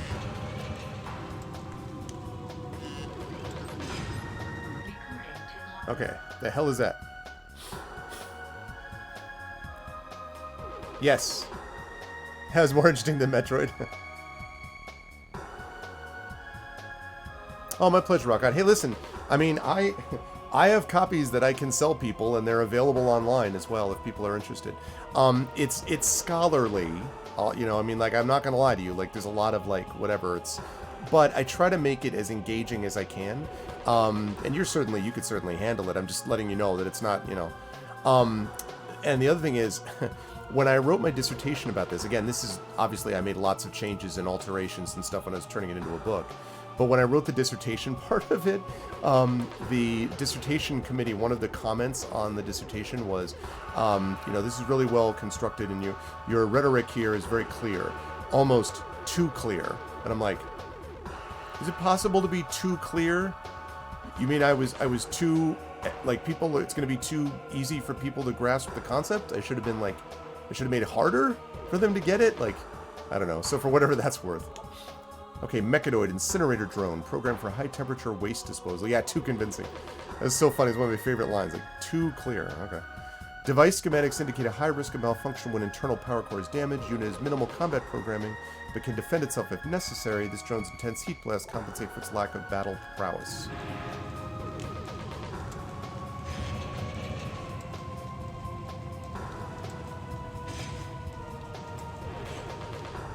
Can we get... I really, really need... Hello? I need my thing back. Can you help me out? Thank you.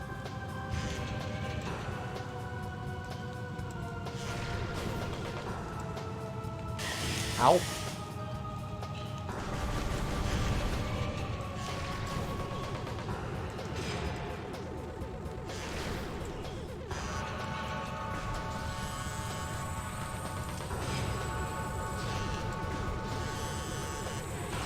Oh, I see it. I got you.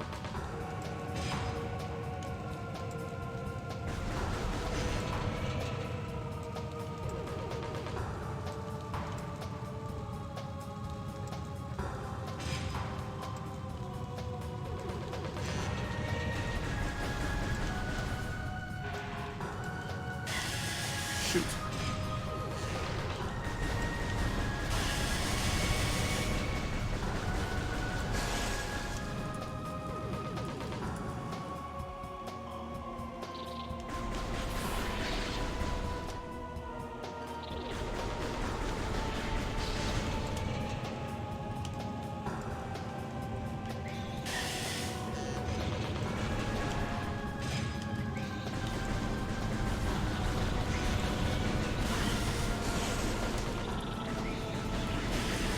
Bad.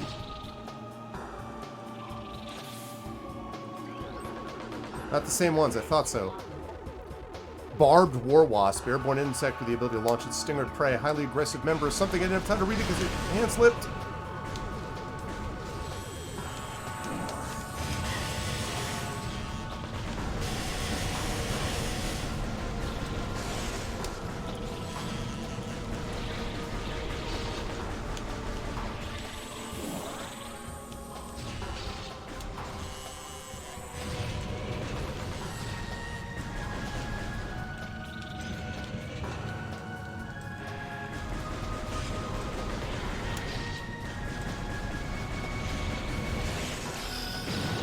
Incinerator drone defeated. Hell yeah.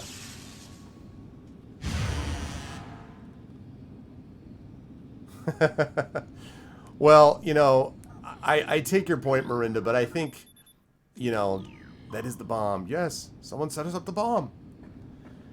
I think it's reasonable to assume, though, that that's not really... Yeah, but I don't think we're talking about that. Like, what does it mean to be too clear when you're trying to explain an academic concept? I mean, obviously, I'm sure there are ways to do it, but I think really what they're talking about is sort of a resistance to being... There's a tendency in academics to use too much jargon and too much stuff that is very coded. The language is super coded. Now, some of that you want because you don't want to be like, yo, dog, I wanted this. Like there's certain things that the language needs to be more sophisticated to handle a more sophisticated concept. But there are a lot of times where people are just talking to hear themselves talk, and they're talking around a point, really. I would rather err on the side of clarity. And frankly, there's a reason that a lot of academics have, like, you know, 75, 100 people maybe read their work. And it's because it doesn't make any sense. Like, it's hard, even for the people who are used to it, to know what they're talking about. So I think clarity is a virtue most of the time. No, it's not that. The thesis is that masks are more socially impactful because masks use much more of, both physically, the mobility, so the sets moved forward, again, compared to the contemporary theater work. So they moved much more towards the audience and back. They did much more with, like, dancers moving into the audience moving, becoming the dancers themselves, going back up to the royal box. There's much more fluidity than there was for the traditional play. And then also that the concepts and themes themselves in the mask tended to be more liminal in nature, and I don't want to get into that, it'll take too long, I have to read the book for that, than the ones that you'd find in the traditional theater play. And so the mask, because it was more liminal, meant that someone like Ben Jonson, who I do think wanted to critique the power structure, I do think wanted to say, talk about his problems with the king and queen, but he did not want to be dead. And so he could do it much more safely because of the unique nature of the mask. That's the theory.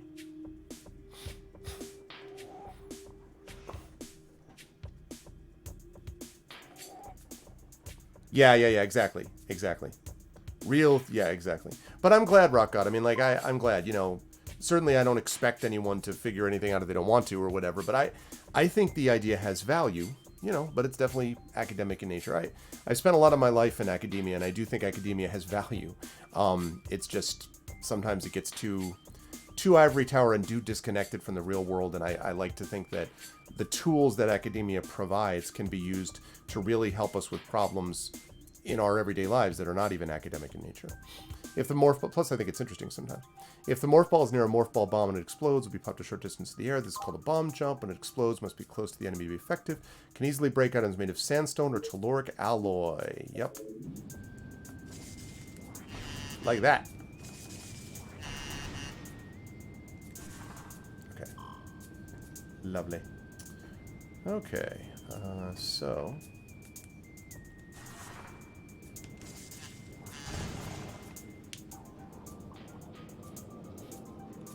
Hey, missile. Man, woman, person, camera. I mean, like, I kind of know a little bit what the point of the idea was. Like, there's an argument to be made that you can be too, like, I don't know, too foolish by half. Like, you can say stuff that's just, like, obvious because you don't really understand the subject, and it can come across that way, but that's not what this was. Right? I mean, that wasn't this situation. So...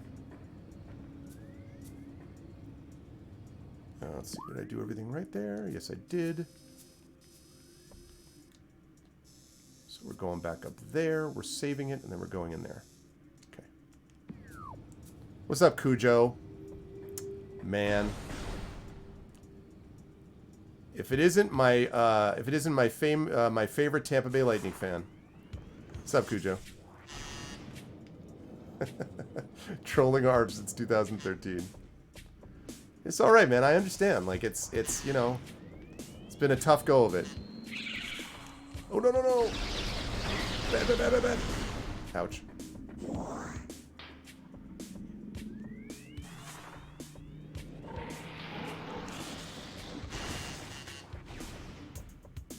Hey.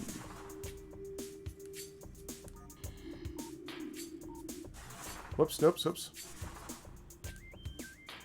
At least I'm consistent, that's true.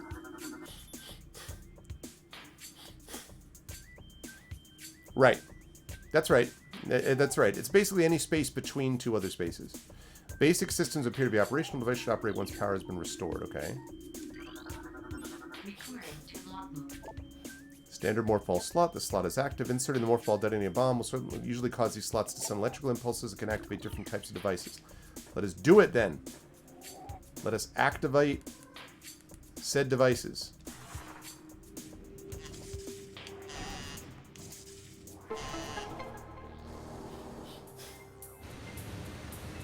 Aha!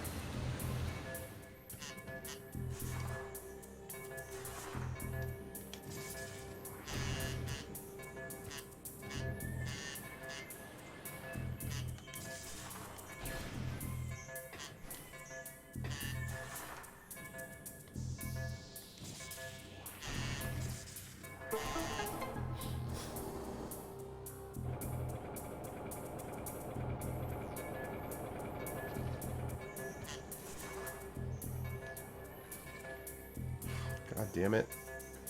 Okay.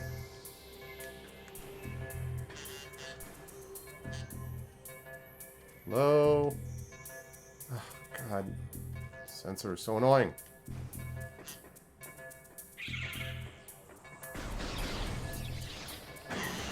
I am... Okay, sensor.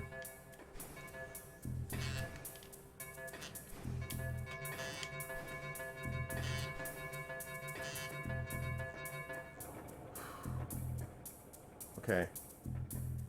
Did I do it? Maybe?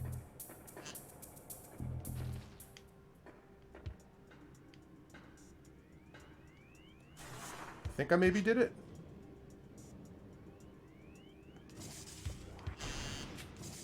Oh, no, I didn't. I had to get... Oh, wow. All right. This is going to be fun times. Okay, so I got to get in... Interesting.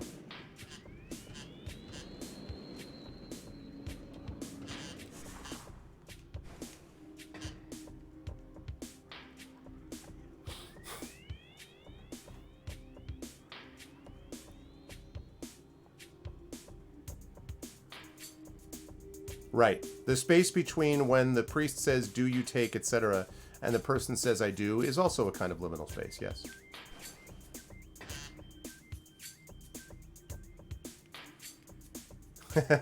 That can be true as well.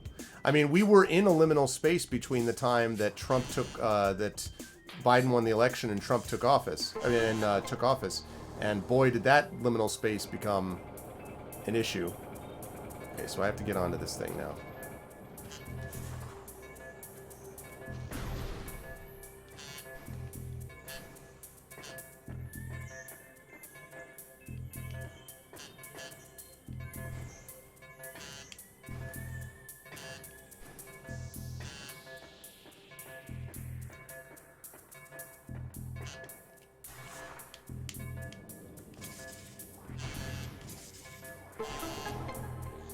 All right.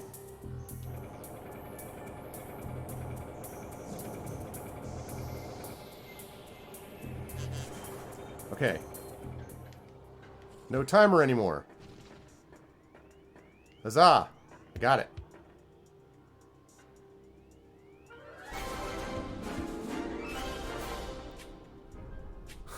Hey, what's up, Foxy by Proxy? Thank you so much for the tier 1 sub, and I'm sorry that I made your head hurt.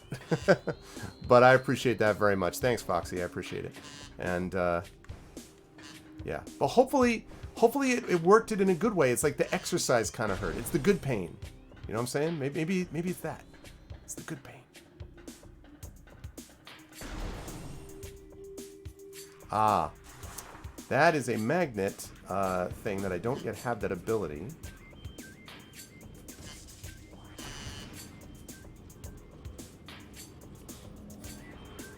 Fifi with a big brain. Ooh, energy tank. Heck yeah.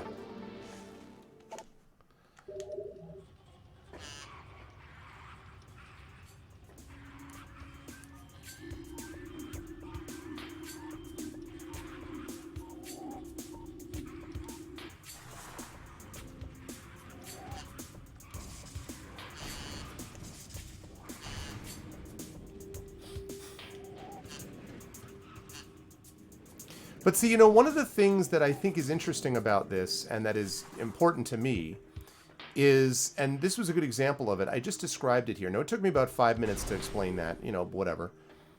A lot of people act like academics just, like academia is just like perpetually designed to be not functional or not understandable by anyone.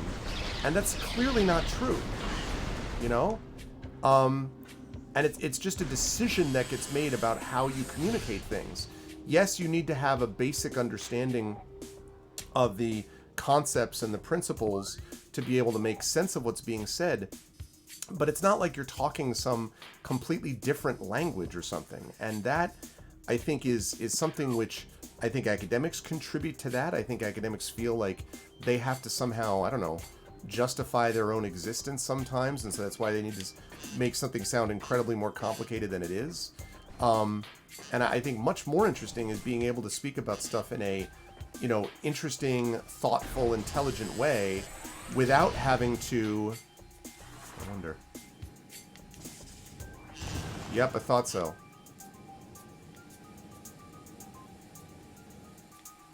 An interesting, intelligent, thoughtful way, without necessarily having to blow someone away with your, you know, ability to understand jargon and to, you know, it's, you don't have to go like, oh, beast, blah, blah, blah, to make things clear, is my point.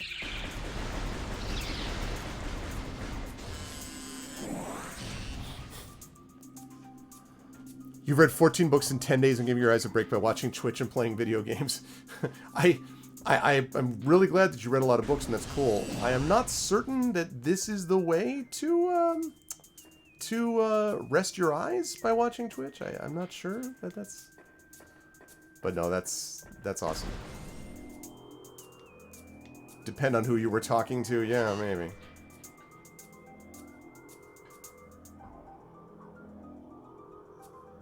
Okay, it's up there, but how do I get to it? Is there a grapple?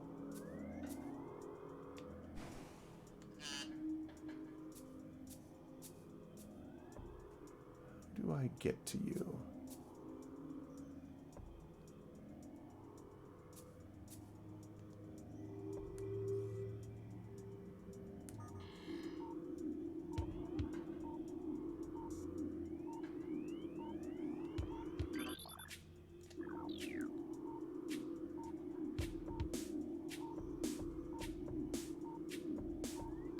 Sandstone wall.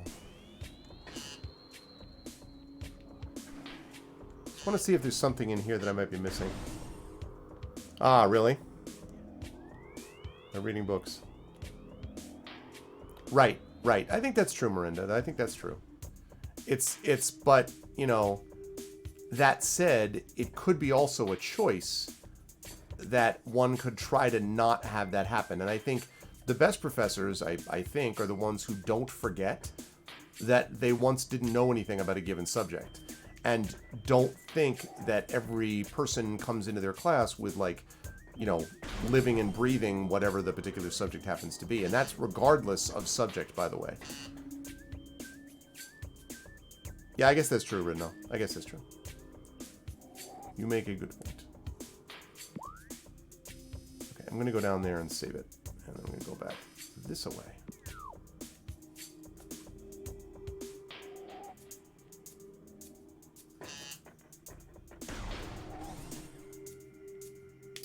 Yes, you can.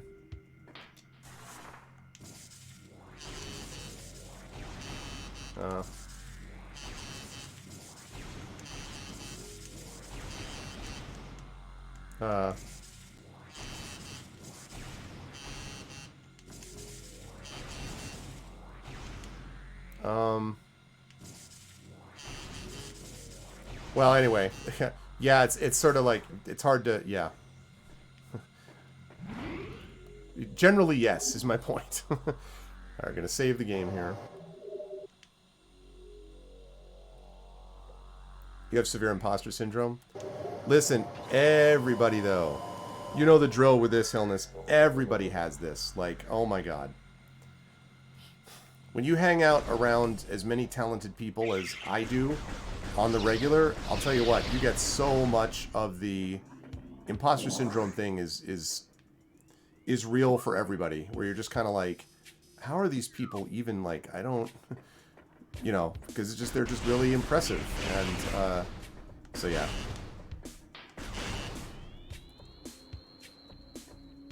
I thought about that actually a little bit when I was teaching remotely in the fall, and I remember I was talking to, I was on stream talking about it, and I was like, yeah, I'm like, I know that I can do it, but just like this thing and whatever. I was talking about different stuff, and I forget who it was, but someone in my chat said, well, you know, Arv, like, you're better suited than anyone else is going to be. Great Poison comes from Talent Score. You're better suited than almost anyone else is going to be to teach remotely, right? And I was like, and I was like, at first I kind of semi-dismissed that. I'm like, you know, yeah, whatever, but like, that's not the same thing. And I thought about it, and I'm like, it's actually true. You know, like, I have better knowledge of, you know, Zoom chat and like all these other things. I have better knowledge of that than a lot of people are going to have. So, you know, you just have a tendency not to think about that as much.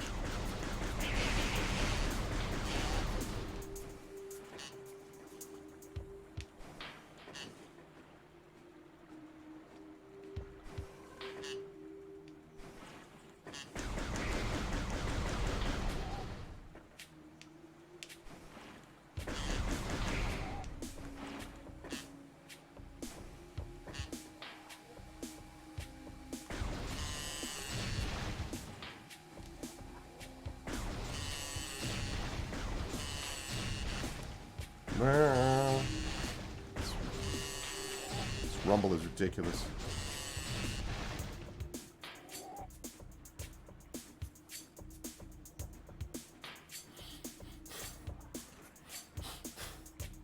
Yeah, it's not great, Miranda. It's not great. I mean, you know, obviously with the caveat that there are always differences depending on who you are.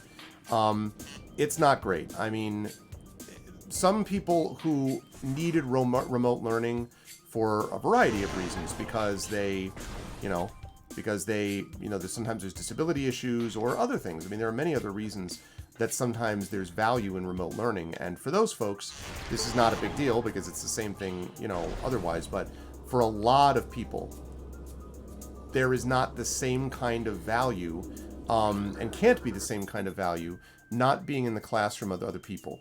Reading body language and all that kind of stuff is important. And socialization. Like, yes, you can socialize over Zoom. We interact with each other virtually all the time. But there's a reason that many of us like to go, even if we're introverts, to go to specific live events, sporting events, or concerts, or, you know, conventions, right? Like cons, the movies, any of these things, like going to the movies, live theater. Any of these things are live things, and having the in-person thing is how we as humans were hardwired to be. We're hardwired to be social. And so it's very difficult for a lot of those students. I think you know, my classes made it through okay. My evaluations are very good this semester, and I think my students felt like my classes with them went well. But a lot of them, in general terms, are struggling. Nobody signed up for this. It's not optimal. We don't really have the technological backbone to do it, especially when you consider about differences of access with the internet and so forth. For special education students also, it's very difficult. I mean, I can tell you right now that for my son, who is dealing with, who has speech therapy, because he has a speech delay that he's dealing with, you know, for a 4.5-year-old, Zoom occupational therapy sucks. It just does. Like, he was finally, over the last month, able to start going back to in-person OT. And it's still not as good as it was, you know, before the pandemic, but it's way better than trying to do it over Zoom. Like, you can't, come on. Like, an OT that uses physical therapeutic, you know, like, techniques can't do that through a video screen. So, you know, it's the only thing we can do in many cases to be safe. But I am very much looking forward to, you know, the next year or so when the vaccine is done and when the, you know, is in place and the virus is, you know, is reduced in load and does not have the same impact, because this is not a sustainable in the long term. It's not great. So. Yeah, I mean, and like I said, I tried to be different. I tried to sort of specify that there was a difference there, but I don't. So yes, but I don't, having said that, I don't completely think, even there, I think there are cases for many people where having the ability even to go to a store without having to worry about a mask, or go to a store without having to worry about, I don't know about you, but I go to a store and I have like a clock in my head where I'm in there and I want to be out of there in a couple of minutes at most. And especially now, if I'm going to some place, if I go to a pizza shop, can I order ahead? If I go in there, can I wait in there for less than 5 minutes? I have a clock in my head. I would like not to have to do that anymore. I like going to restaurants. I like going on adventures with my daughter and being able to go to a restaurant with her. Can't do that, obviously. You can order out, but you know what I mean. So I think for almost everybody, there's, you know, like, we need something for most people. And so, yeah, like that's all. I mean, that doesn't mean, again, that like there's some people who want to do nothing but go out and party. I'm not talking about that. I'm talking about, you know, on some level, all of us, you know, want to have some connection with somebody at some time. And this makes that much more difficult. So, yeah.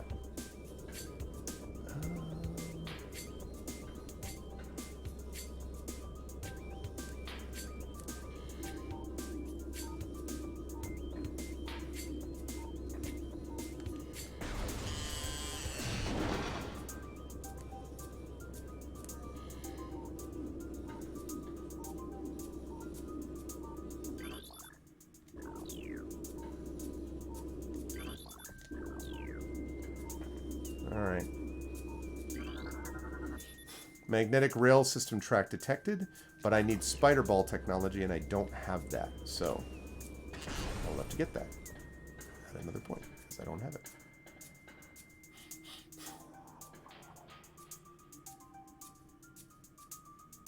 I miss going to big cities. Yeah. Oh, really? Yeah, no, I'll tell you what, man, I am not a fan of the masks at all. Like, I don't, first of all, I don't like not being able to ascertain you know, full, actual, you know, how people are feeling, because it's just a matter of, like, I have to basically guess. Like, I'm not getting their full facial expression. My glasses fog up like nobody's business, no matter what I do to try to fix it, unless I tape the mask in place, which means I can't take the damn thing off. No, I mean, I always wear masks at all times when I'm outside because that's the only safe thing to do. But I'll tell you right now, the minute that it's safe not to have to worry about it, I am looking forward to not having to go out with those things again. Unless and until, of course, we have some, like, medical reason. You know, like, I could see more people now because of wanting to avoid the flu or certain things, maybe, like, wearing masks a little more commonly. And that's fine, but no, I've got zero interest in staying with masks myself. So, you know, different strokes for different folks and all that, but just, no thank you. I am looking forward to getting these damn things off.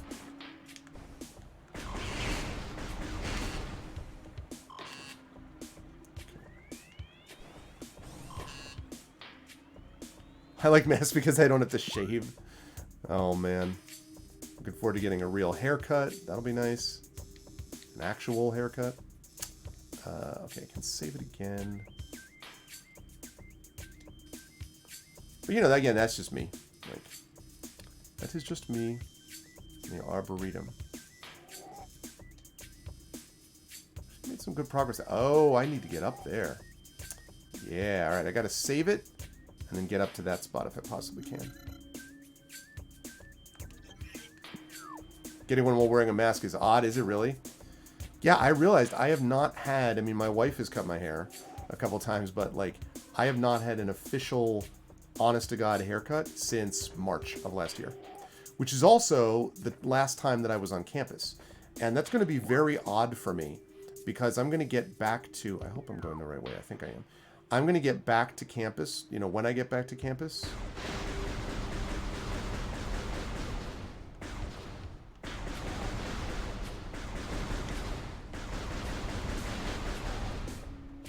I'm going to get back to campus. By the time I get back, because I'm on sabbatical this semester, it'll probably be at the earliest, like August or so of this year. So I will have been out of my office for a year and 5 months, almost a year and a half. I will have been out of my office, and I'm still gonna have, like, my midterm exam books, like, on my desk and stuff. It's very, you know.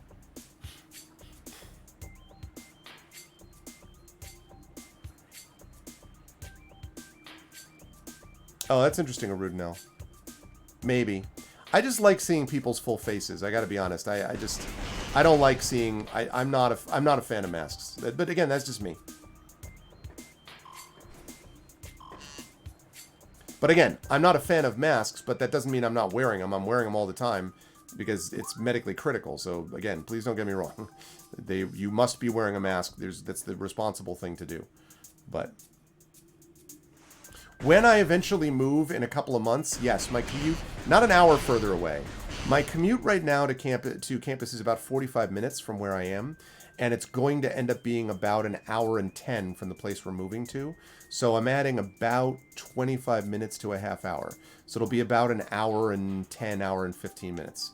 Which is, you know, like, an hour and 10 is not horrible. You know, I would have preferred it to be even maybe a little bit closer, but it's going to be so much more beneficial in so many other ways that you know, it's worth it, basically. And it helps that I don't go into campus. My classes don't start until the afternoon. My first class is at 12:15. So I usually, means I'll have to leave to get to campus. I usually want to get there 15 minutes ahead of time. So I want to leave. Basically, I'll be wanting to leave at 10:30. So that means, you know, I get up at 9:30 in the morning. You know, get ready, whatever. Get out of there by 10:30. It means I'm to campus, even in the worst case scenario, by 12. In my class by, you know, 12:05, 12:10. You know, 5 minutes ahead of time. So it's okay. No, not 50. Not 50.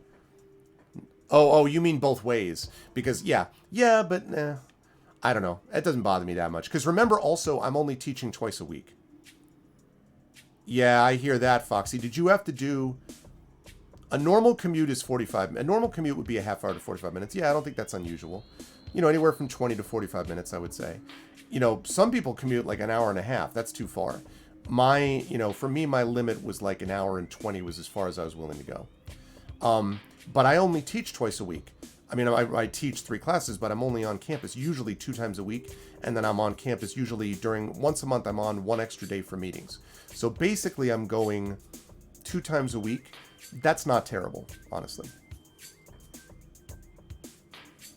Exactly, Ghost of Christmas Future. Also, how you doing, man?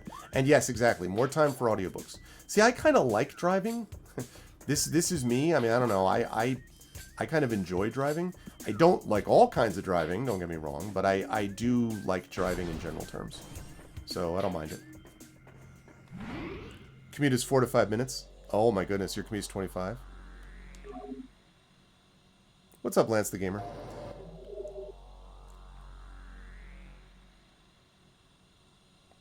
Interesting, Arudna, yeah. Some people get used to that, yeah. I know a guy, actually, who lives in Bridgeport and works in Lower Manhattan. So for him, it's like, he's going in, he has to go in at like an hour and 35 minutes or so. So if he's going in, he basically, to get to work, has to get up at like 5:30 in the morning, to which my response is no. I am not a morning person, do not want to get up that early, no thank you. So, you absolutely loathe commutes. That's interesting, Lance. Yeah, I don't know, I don't mind. Like, I have a chance to think. I mean, the only thing that it does... Fluid patterns analyzed. Main source of toxin in ruins detected. The only thing that it gets me... Oh, well, that's where I'm going anyway. Thank you, game. I'm going to the toxin source. Thank you for letting me know.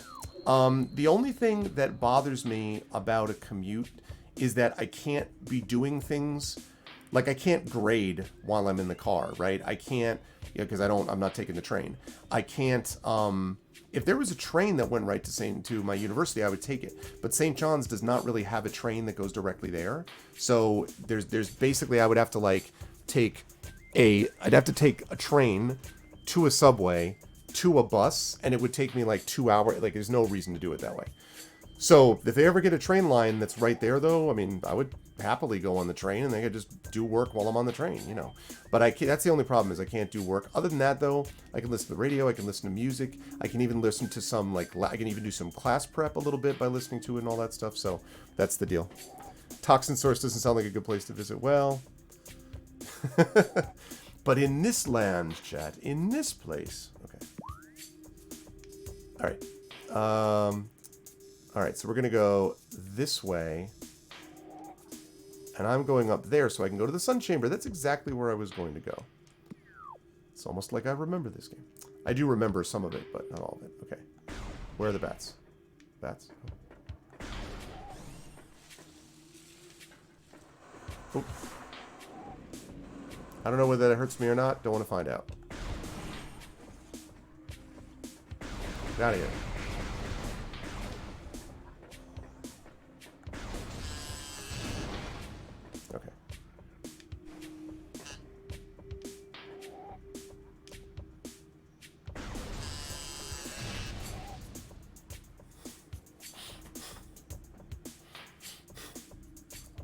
Exactly, Miranda. You don't like driving for a commute? Well, and now also keep in mind, too... Okay. Keep in mind as well, I don't like driving in New York City. I've never been a fan of that just because it's a pain in the... You know, I like driving in general. I grew up driving, you know, I mean, I grew up in Connecticut, in reasonably rural Connecticut. So, you know, driving was kind of like a thing you did. So I never minded it. I'm not like, I didn't grow up in Texas where you can drive 4 hours and not see anybody, you know, but I grew up that way. So I don't mind driving that way, but like, if I'm driving in really obnoxious conditions, that can be no fun. Driving in Manhattan can suck. And the worst commute I ever had, I talked about this, was a couple years ago. For those people who live in New York, if Commander Dunsel or Mrs. Dunsel were here, they would know this, or Rob. Well, Rob doesn't drive, so, you know, Rob doesn't even have a license, but those other ones, there was an unexpected storm a couple of years ago. I want to say maybe 2 years ago in November. That basically the weather, they just botched it. They thought it was not going to be that big a deal. It was a storm that was bigger than they thought, very icy. No plows were out, whatever. It basically ground the city to a standstill. So my drive home, now normally my last class ends about 6:30, okay? And I normally get out of there by 7 o'clock at the latest, usually about 45 minutes, so I'm home by about 7:45. Can usually get home in time to, say hi to my kids. My daughter doesn't go to bed for another hour or two, so she's still around. Obviously can say hi to my wife. I can even have dinner, whatever, right? I left this at 7 o'clock that night. I walked through the door, okay, at 6 in the morning. It was a 9-hour commute for a 45-minute drive. That sucked. That, I hope, will be the worst commute I ever have. And there was no way to get around it. Can't get around it. I was going from Queens, and I couldn't go up my normal way. The bridges were impossible. So I had to go through Manhattan and basically up. It was a nightmare. A disaster. I finally got home, and I was like, I remember I had enough time to listen to an entire football game, listen to commentary on the football game, listen to a replay of the football game, and I still wasn't home. It was awful. Yep. 9 hours. It sucked. And you know what? Actually, what I think is worse is, Terma, driving in snow doesn't bother me that much. In fog even. The thing that I don't like, driving in rain at night. I am not a fan of. And the reason why is not because of slippery conditions. It's because of vision. It's because the lights reflecting off the water on the road is a pain in the ass. I do not like that at all. That is not on, as they say in the UK. Everything's too damn shiny. Yeah. I'm just like, what am I looking at? What the... Yeah. Exactly. Wait, I can scan that, can't I?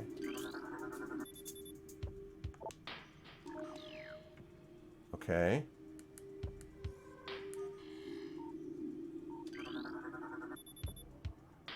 Structural weakness.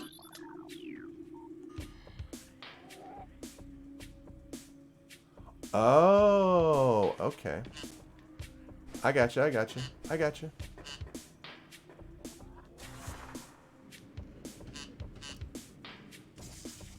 Kaboom. Kaboom. Yeah, where do the lanes go? Yeah. Oh, I'm telling you, Lance, it was like, I remember, I don't think, I've driven very long. I've driven 16 hours in the car at a stretch, obviously with a couple of breaks at rest stops, but you know what I'm saying. Like down to Virginia. I've driven to Columbus, Ohio. I did that routinely, which is a 11, 12-hour drive. Indiana for Gen Con. I've driven to these places, right? That didn't bother me. But driving like that, I've done that before. But driving where basically I couldn't get out of the car. I basically couldn't get out of the car. That was just garbage. So I walked through the door when I got home, and I don't remember the last time. Oh, God.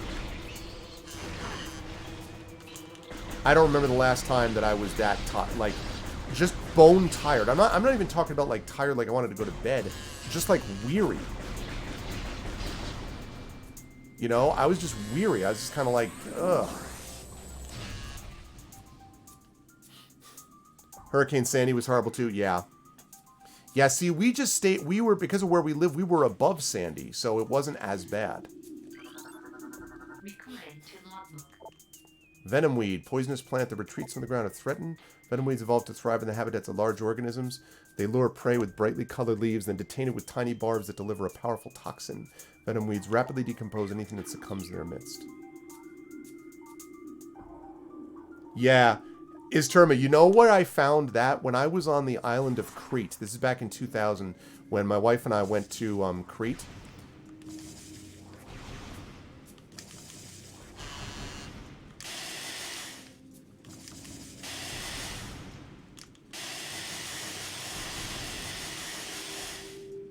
Ow. There were some of these 2-lane highways where, no joke, I gotta pause this to explain this. There were people that we saw, driving along in my car that would literally pass you on the left, 2-lane road, remember, So they're going into the oncoming traffic lane around a corner at like 40 miles an hour. So literally, if anyone is driving the other way, they are dead. Like, they just die. There's just no, especially when you're on Crete, where lots of the roads are like up on the side of a hill anyway. So like, you go too far to the right. I was just like, what? And we would probably be dead too, because it's not like there's any room to move from the flying debris, the flaming debris that comes out of it. Unbelievable. That was the same thing. I told the story as well, where there was the guy, we went in, we were looking for a car to rent. And the guy's like, we're like, do you have a car with like air conditioning? He's like, oh, I got plenty of air conditioning. It's no problem. It's no problem. So we go to with the car. So there's this little red car. I think it was maybe a Fiat or something like that. And we're looking at it. And I'm like, okay, it's a small car, but that's fine, whatever. And I'm like, I'm looking at the knobs, and I'm like, where's the air conditioning? He's like, oh. And he goes to the top, literally rolls back this rubber, basically, roof thing. It's like a sunroof, but it was basically a rubber thing, and then he ties it in place with a bungee cord. He's like, it's air conditioned. It's like, and I was like, so I kind of cry. I'm like, ah, and he's like he wasn't joking. And I'm just like, okay, that was air conditioning. I'm like, I don't think so, Miranda. I think it's a lot of people figuring they're better drivers than they are, or they can compensate or something. I just, it was very funny. It was just,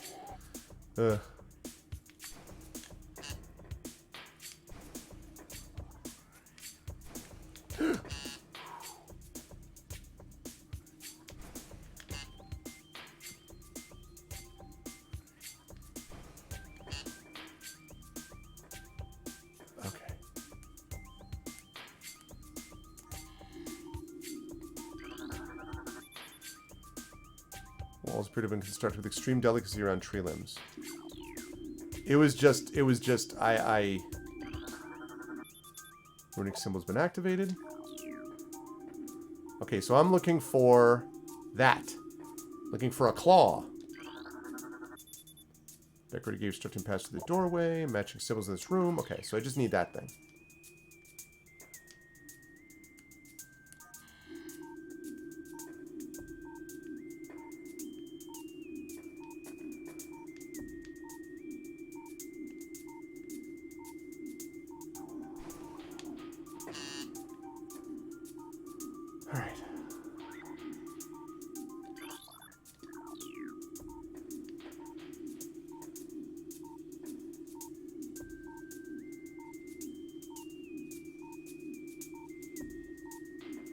That.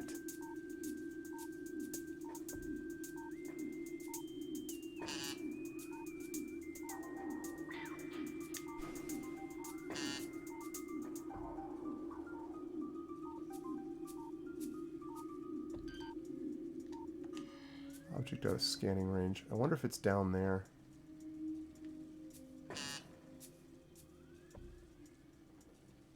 There's a lot of beeping in this game. There is. Beep. Beep. Okay. Leap of faith. Boop. Okay. Did it.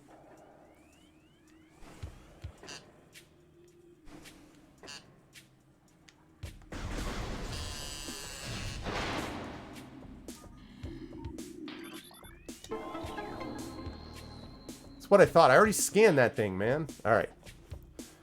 That's now active. In the future, everything will beep and vibrate. Not like this, though.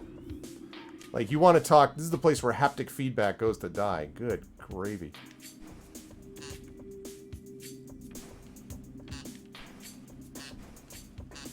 Alright.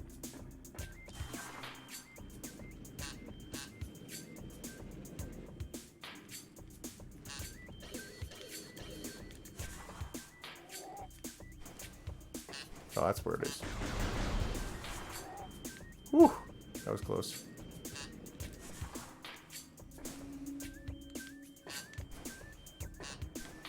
I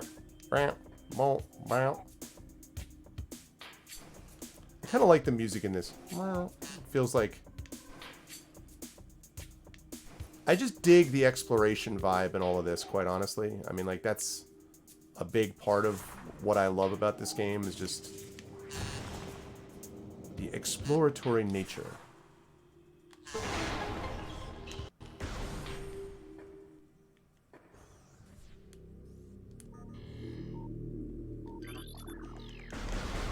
Out of the way, Venom Weed. You get out of the way, too. So do you. Okay.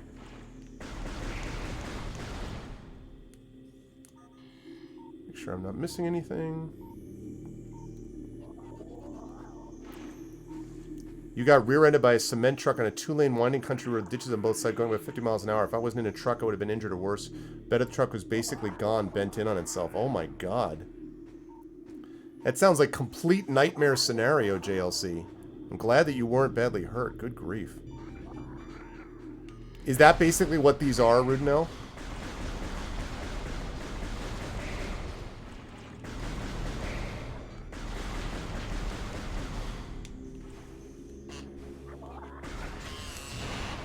I don't know. I may need to turn these off. Like, it's really obnoxious.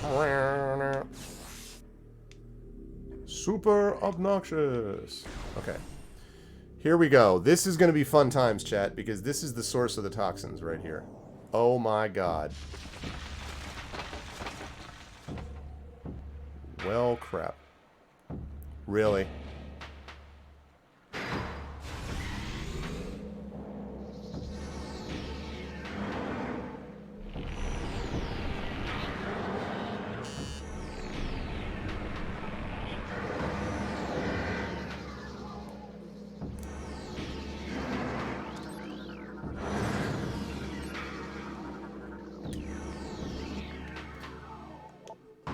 Flagra. Is this run on pace for the world record? I don't think so. I hope not. I think I would have gone a lot faster than this. The toxin source.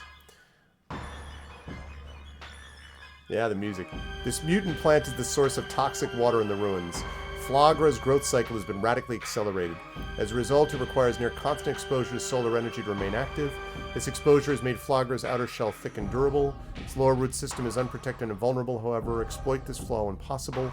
Concentrated weapon fire can daze it for short periods. Ow.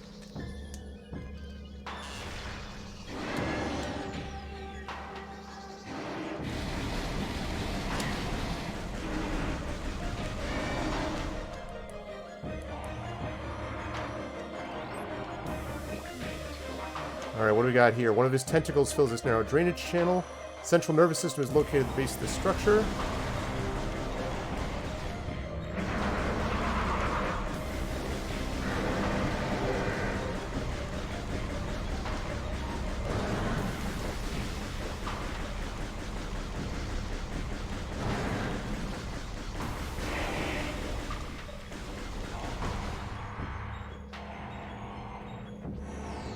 Then what? You see, the thing is, I need to get this. I need to somehow get to it. I need this tentacle down. I'll get you this tentacle down.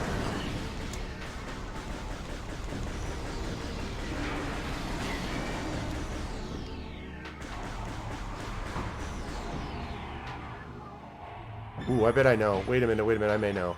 I may know how to do it. I may know how to do it. Mirror array used to focus sunlight on a creature could be tilted.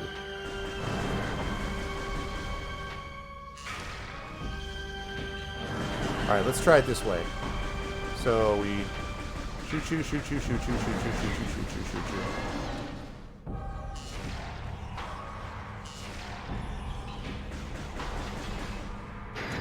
I see you. Okay. Tentacle down. Right? Yep.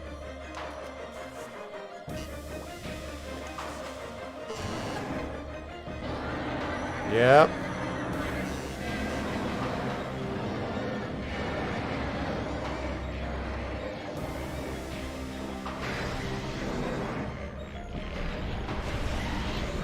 Right.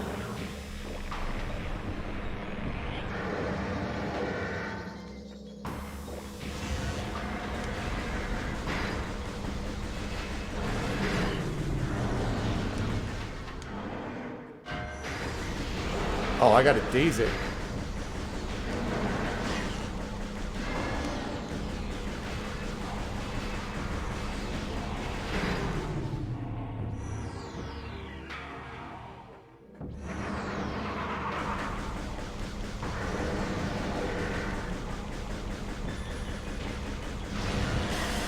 Ow. That was bad.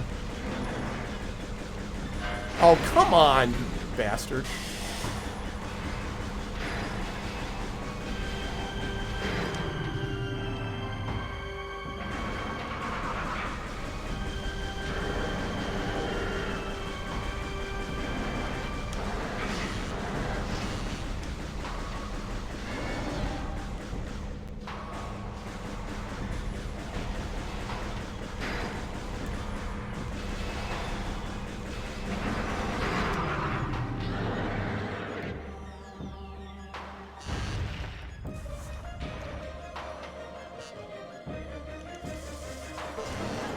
Okay.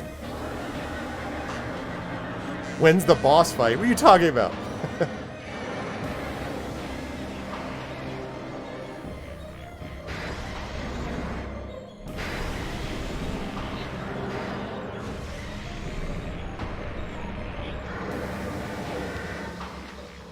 Oh god. Come on. Come on. I need the freaking... Hello?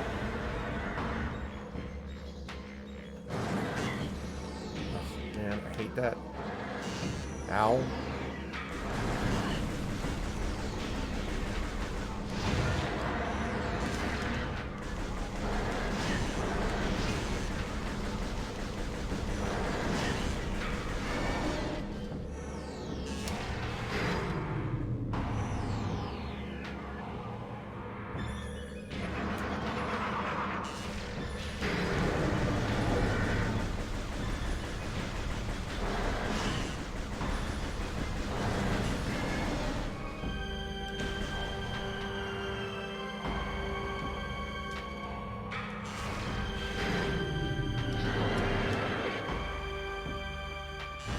Oh, god damn it. God damn it. Stupid controller. God. I freaking hate. Low. I hate freaking stupid sensor bar. Can't get the thing to be consistent. Come on. Jesus, it's so annoying. Oh, why do you do this? Thank you.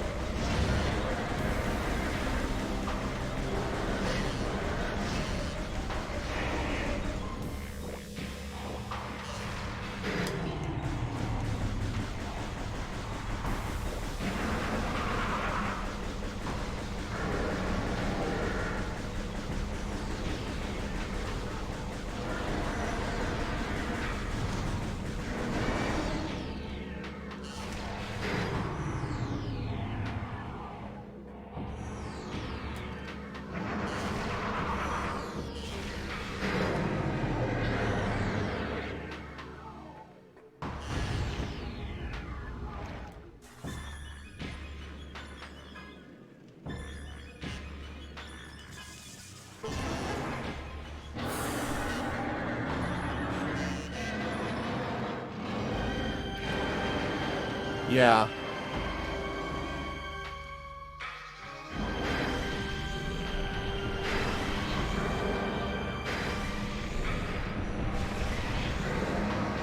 Oh man. Second verse, same as the first.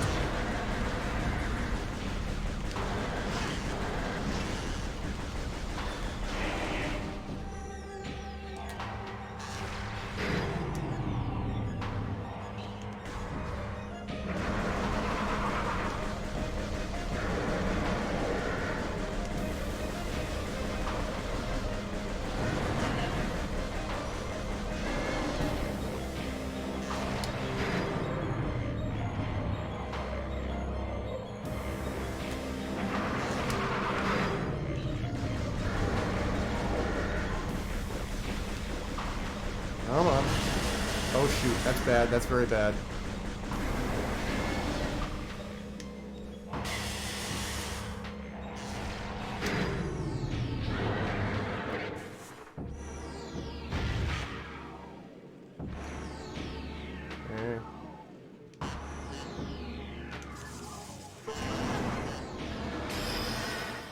Got him. First try. See ya, foie gras. Not bad, considering part of it was dealing with a stupid sensor bar. Toxins defeated. Hey, Terma, I defeated the toxic source. How do you feel? Toxic source gone.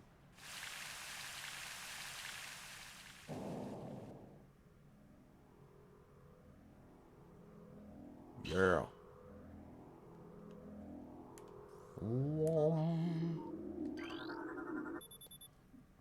The various suit, baby.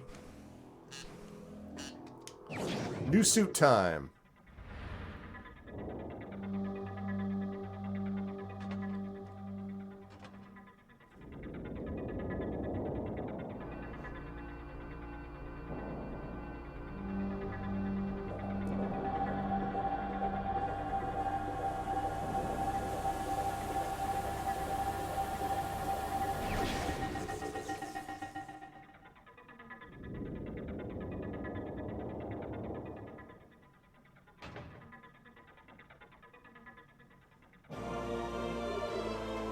Various suit acquired.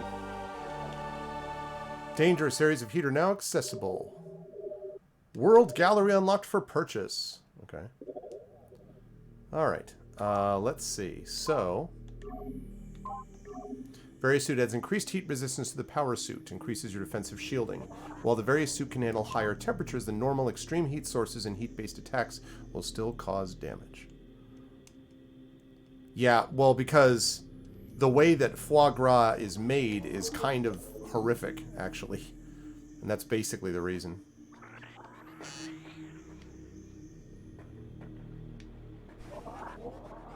Oh.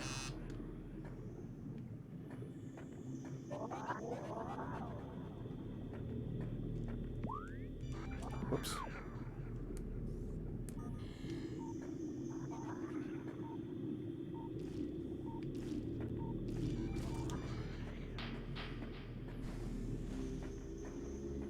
That's a great effect. Look at this. When you come out of the water, look at the visor. That's really cool. I'll do it one more time. Come out of the water. Yeah, that's neat.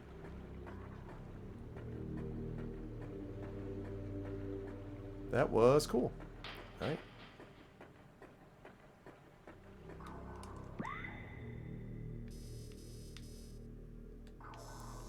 Force feeding is only acceptable when you do it to yourself. Well, I mean, more or less. Okay, kinda wish I could save here. I'm not gonna lie. Really like to be able to save.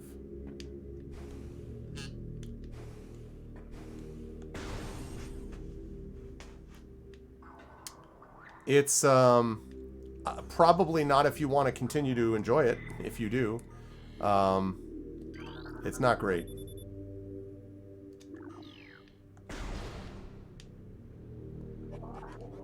Toxin scans. Whoops. Toxin scans negative.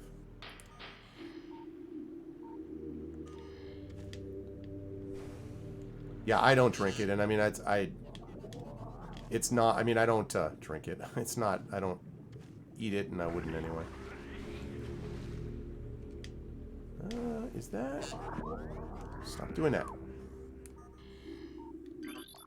Oh, it's just tangleweed? Alright. Yeah, on my way, tangleweed. What?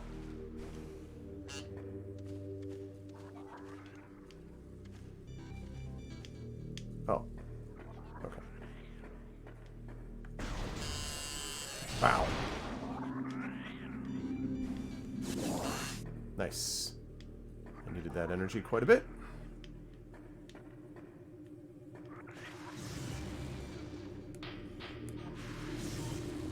I remember this thing. Recording to logbook. Pulse Bombu. Pulse Bombu. It's Pulse Bomb You. Does it bomb me? No, it bombs you. Pulse Bomb You. In Russia, Pulse Bomb You. Life form of raw energy. Periodically releases explosive segments from its body. Pulse bomb Yous are energy beings invulnerable to most known weapons. Electrical energy can harm them, however.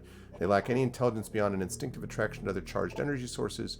Pulse bomb used produce energy constantly. All excess energy is shed regardless of who or what may be nearby. And again, not a good time for my Wiimote to start having trouble finding things. Thank you. I'm running.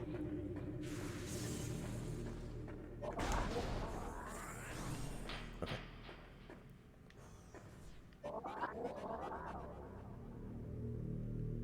Okay. And...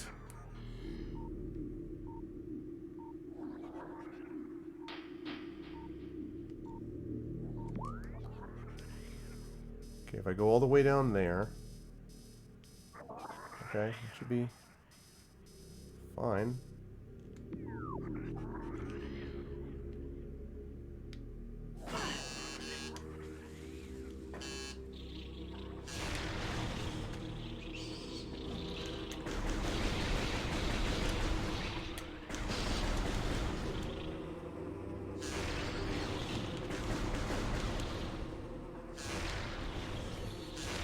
Okay. Now you guys are destroyed. Die, wasps. Raid.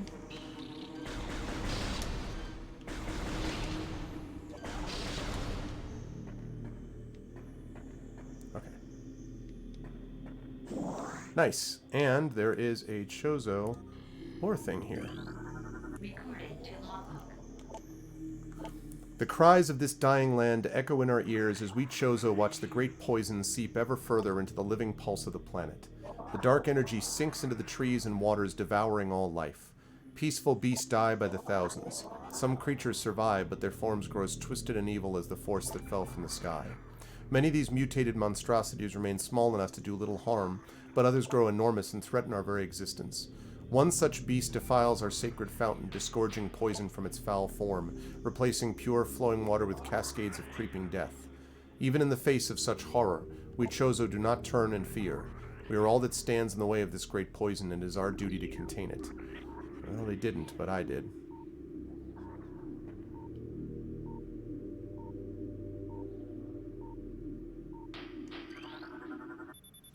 This cordite wall hanging appears to be slightly cracked.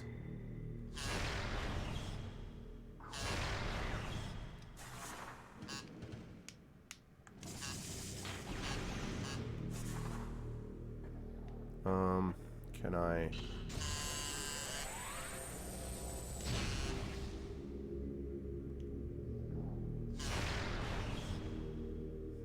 Alright, well. I do not have what is necessary to destroy it. Destroy it! No. Oh, also...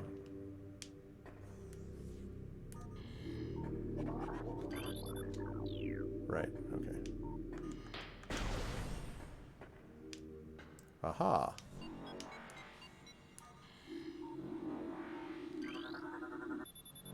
Magmoor Caverns North granted, okay. Well, that's a place that I can handle now that I have the Various suit. Well, let's just hang on 1 second before we go that way. It's the elevator, but before we go that way, we probably should see about this, shouldn't we? Yeah, let's go this way. And we'll come back here. Ugh. Come on, you can do it. There we go.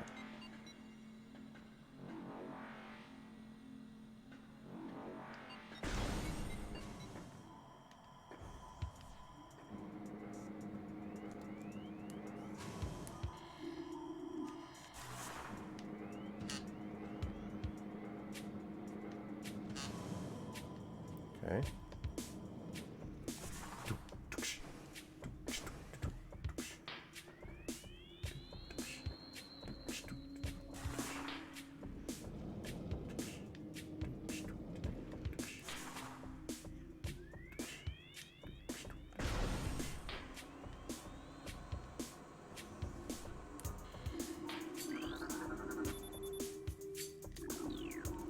These metal gates block entry.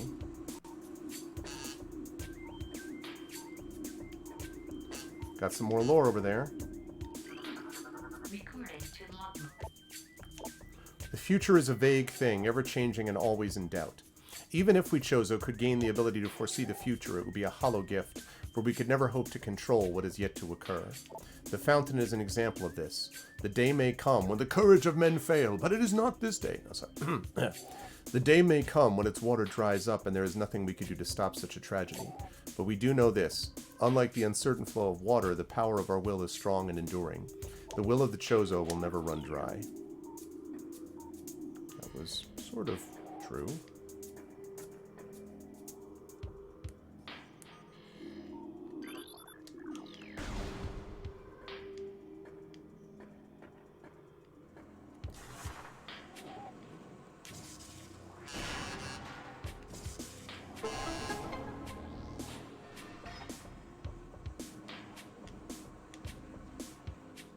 Oh, okay.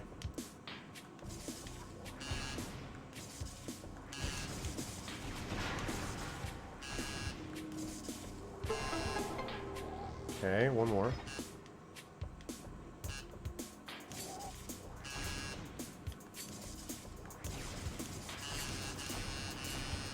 Yeah.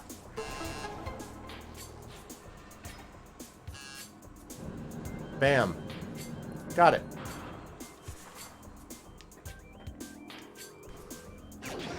Missile expansion. Oh, it sucks, Miranda.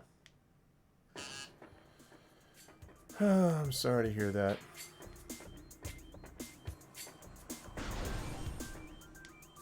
Whoa.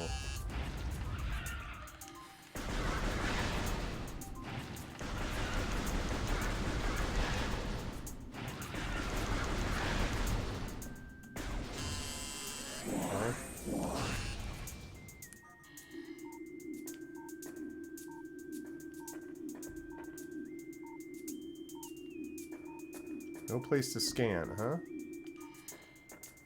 Interesting. Seems unlikely. Oh, yeah! Third energy tank, baby. I didn't know that's where that was heading, but I'm happy that it did. Outstanding. Okay, good.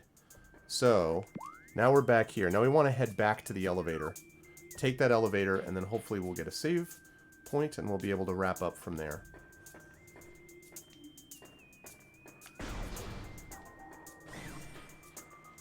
Yeah, it's absolutely terrible.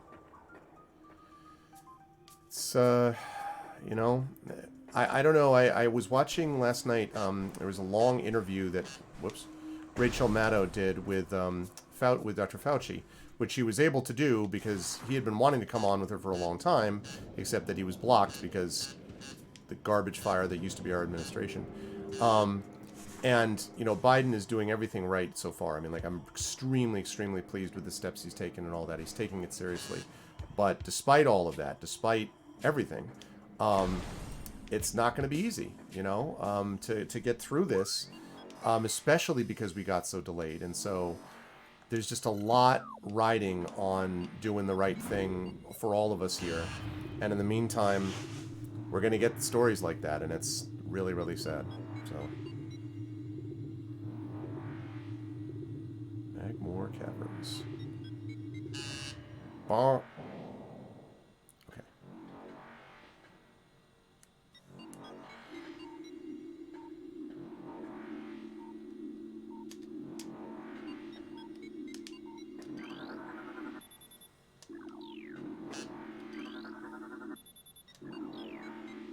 Anybody?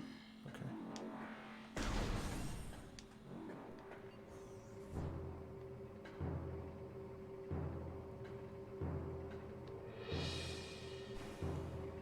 Definitely want a save spot.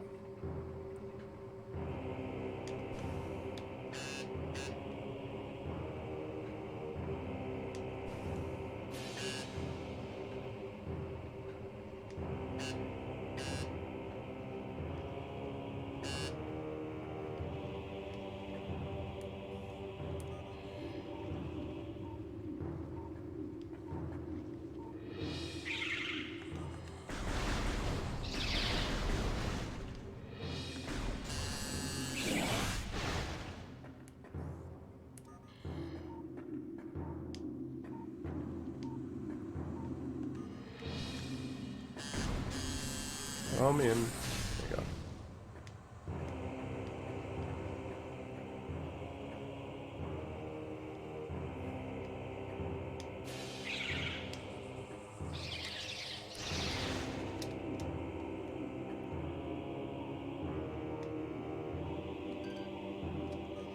Okay, is this right here? Save? Yes, it is. Beautiful. Absolutely beautiful. Let me just make sure that there's nothing over on either side. You scanning? Okay. Yes, I do want to save. Very neat. Yeah. Yeah, exactly. No, exactly. It's just... It's the fact that it didn't need to happen. That's the thing. That it didn't need to be this bad. And that it was done because of selfishness and willful ignorance and incompetence and just... That's the thing that's just, like, crazy making, you know?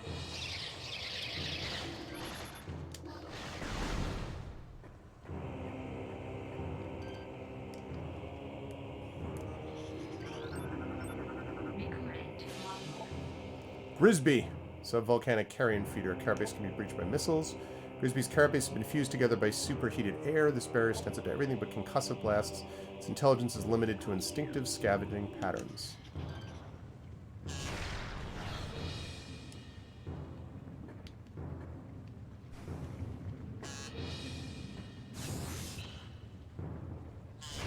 Whoops. That's all I meant to do.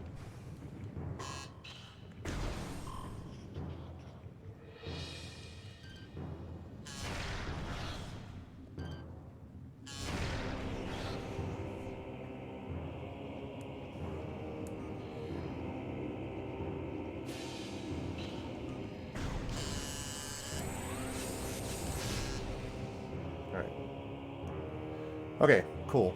Well, this is going to lead me to more stuff, which I am happy to check out, but not right now.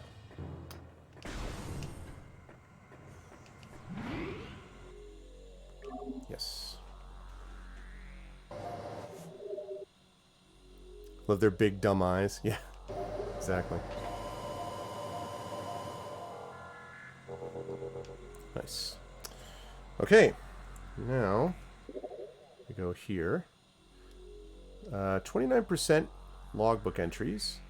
Acquired 13% items. That's still a very long way to go, but we've made some serious good progress today, which is good.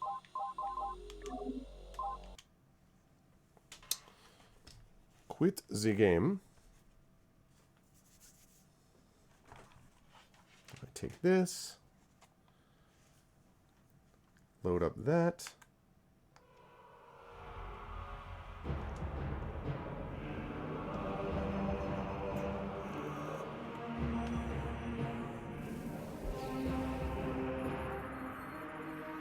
Okay. What?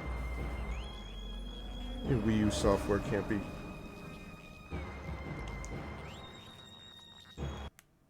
Oh. That's how.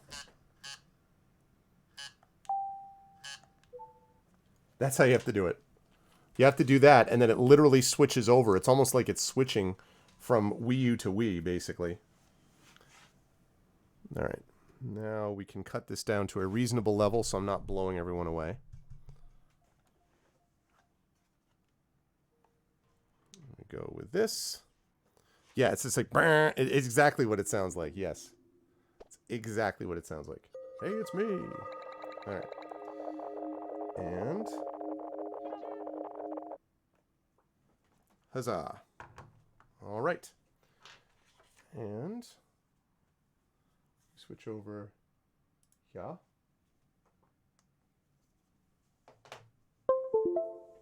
over from that. And hey presto, there we go.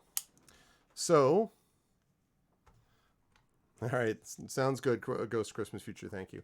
So that was good times, folks. That was good times. We actually made some good progress in this game. It captured beautifully, basically beautifully with the Avermedia. I heard like maybe I might have heard like 2 or 3 clicks maybe, and that was it. During the entire session, which is a hell of a lot better than the usual with the Elgato in the old days. And everything else worked out really well with this too, except that so that's going to be the deal with that. So I will put away the rest of that stuff when I'm done with the stream. But it is now officially getting a little bit late, and I have been on for 5 hours, over 5 hours. So I think we got a good session in today, and I was very glad to be able to do it with all of you lovely people, as always. So just a couple of, if you heard anything with the controller buzzing away like a joke shop prop. That's true, actually. It was definitely not what I would normally have preferred for my Rumble. I mean, I honestly could probably just turn it off. I mean, like, I don't need it. It's not like it buzzes when you're near something, so you need it for sensing. It's a little, like it's little crazy. So I may not actually do that. It's certainly strong, but yeah, I may end up turning that off. Anyway, though, but it is going to be time for me to get on out of here. And we'll be playing this again in a couple of months. This is the one that we're going to be playing in the Metroid slot every other month. If we do like 5 hours at a time, 4.5, 5 hours at a time, we will probably, I mean, I don't remember exactly how long this takes, but we would certainly get it done by the end of the year. So that would be nice, and then we would move us on to the next Metroid Prime, although if we're then coming close to Metroid Prime 4 for the Switch, then I would obviously switch over to that. But my plan is to play through in this slot, which is every other month, to play through the Prime series, and then play, Metroid Prime 4, and then wrap that up, and then see what the next series is going to be. It could be Castlevania, it could be, a number of different things that I might look at, so, that's funny, Rudnell. So anyway, we will see what I choose to do. But for right now, we are going to get on out of here. Now, tomorrow, I want to remind everybody that at 6 p.m., we are going to be, I believe it's 6. I need to check the calendar, but I think it's 6 o'clock. We'll be back here with our tabletop continuing with Speculate and Twitch and its joint event of Case of the Cindered Seal. I know a lot of you like that quite a bit. As Brandon O'Brien, GM's The Intrepid Crew, of Yoi Gawain Lin, Yori Casano, Valerie Valdez, and Mike Underwood in the Case of the Cindered Seal, Blades in the Dark. So that is going to be happening on Sunday, so we'll be having that tomorrow. Monday, we will have Emberwind with John Helfers and the Ember crew will be here. Tuesday, we'll be back with Adventures in Middle Earth. Finally, we'll get a chance to start those sessions going. So that'll be happening on Tuesday, assuming that Tren has power and all these other things, but we'll be doing that. Then at 4 p.m. Eastern, we will have the premiere of Talisman Adventures. I am in the process of getting, we will have, I think, a couple of surprises to begin that. It's going to be awesome. That's going to be held over on the GOG channel. It will be with the GOG team that usually plays with me playing Storm King's Thunder. They will be with me, and it will be, it's sponsored by Pegasus Spiele, the maker of that game. And I'm very excited to try out this new system. I think you folks will like that as well.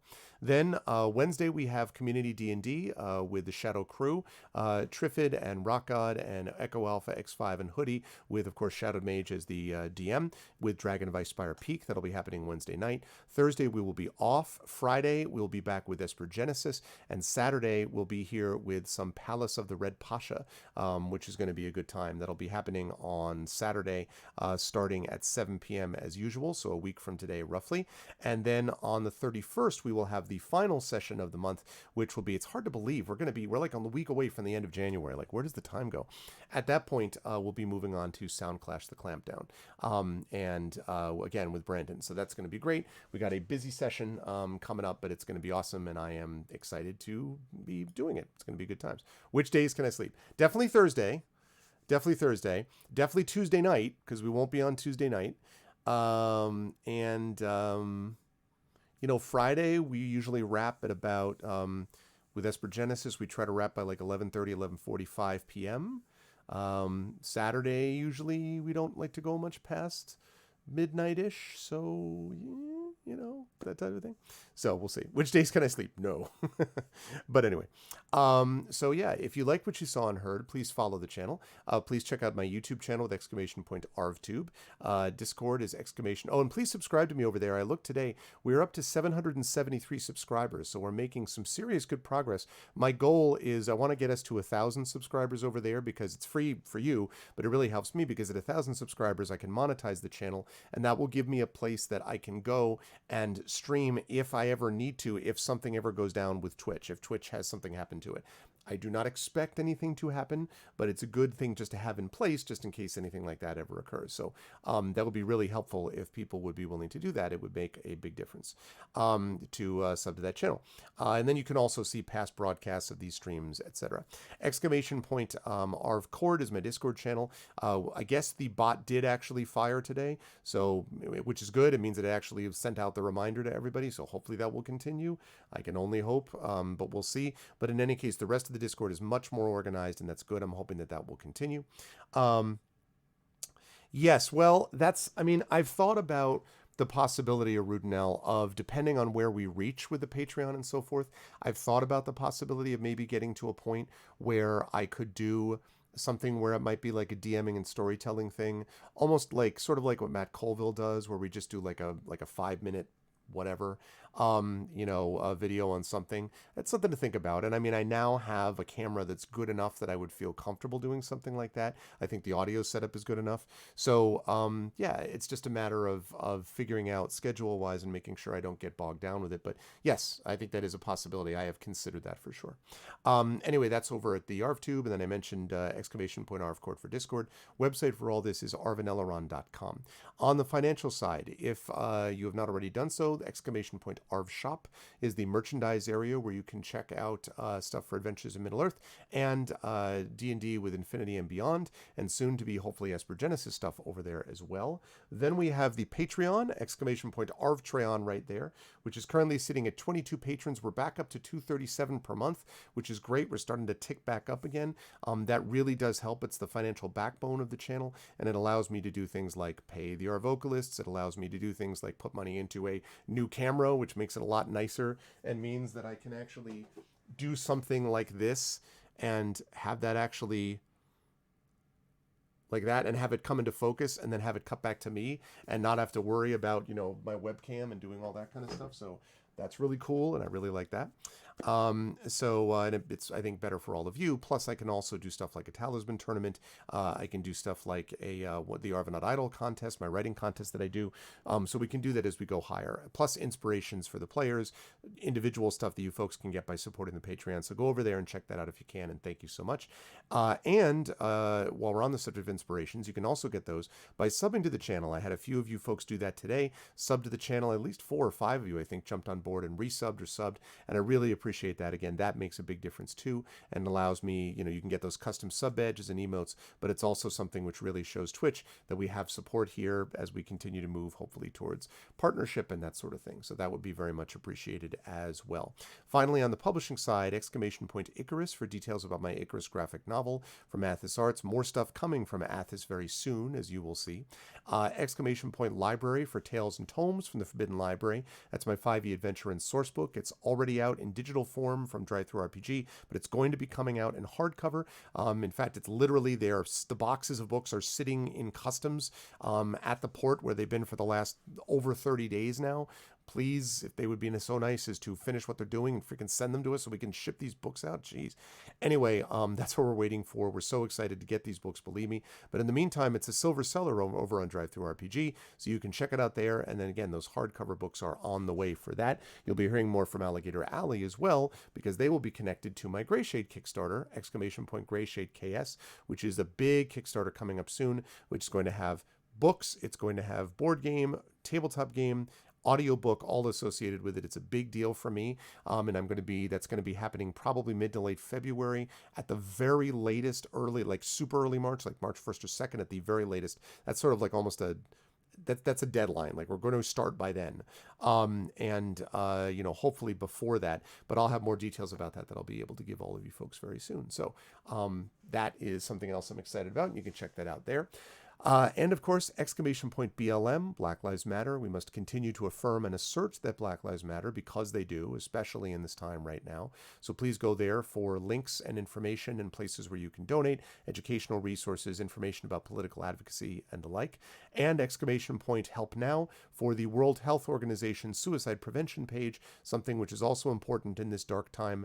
Again, things can be very difficult, and we're all aware of that.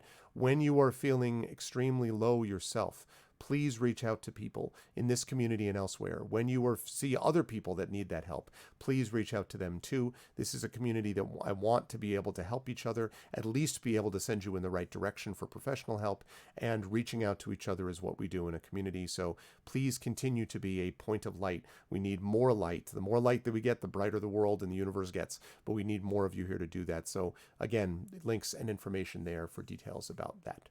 Otherwise, that's going to do it for me for today. We are going to do a raid, and the raids that we do here are very simple. If you are not a sub, you're going to do this. The Arvanauts have landed, followed by Twitch raid, lowercase twitch, uppercase R, lowercase AID. If you are a sub, you're going to do this. The Arvanauts have landed, and then you got Arvany hype, you've got Twitch raid, you got Arvany roar, Arvany whoa, Arvany witch, Arvany what. You could throw in an Arvany smug, one of my favorites. If you're at a higher tier, Arvany love would be great. Any of those would be possible. And yeah, do that. It's good for you. It's good for the channel that you're rating. It's good for us. It's good for everybody. And you can head over there. And then, of course, feel free to go wherever you like once you are brought over there auto-magically, which is where we're going to be going.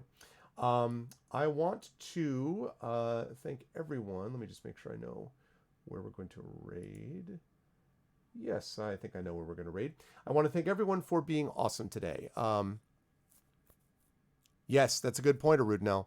Yes, exactly. And I like the fact that what we've begun to see with this new administration is a focus on, people of color and marginalized communities and how they have not been getting the attention that they should have been in every way, including in the vaccination way. So very, very important that we focus on that.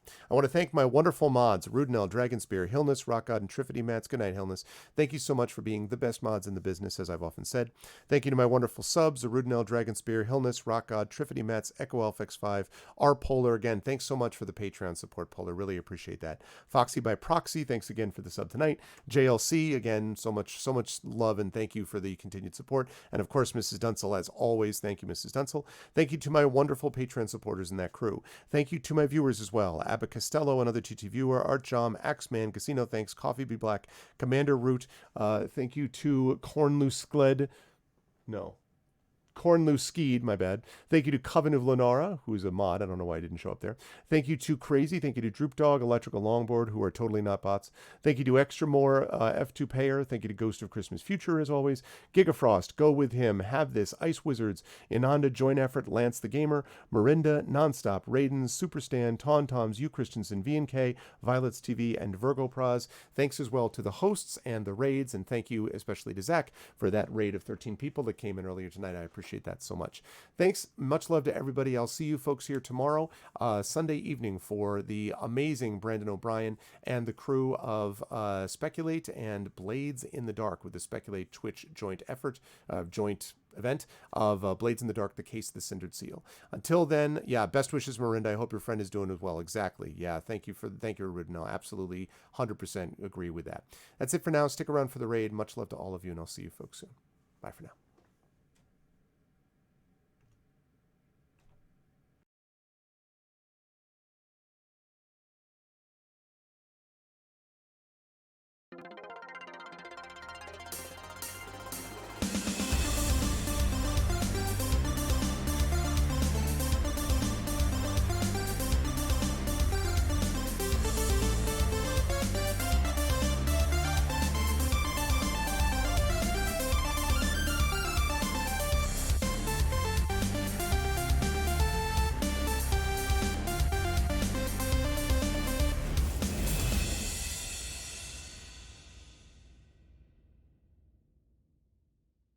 Honk.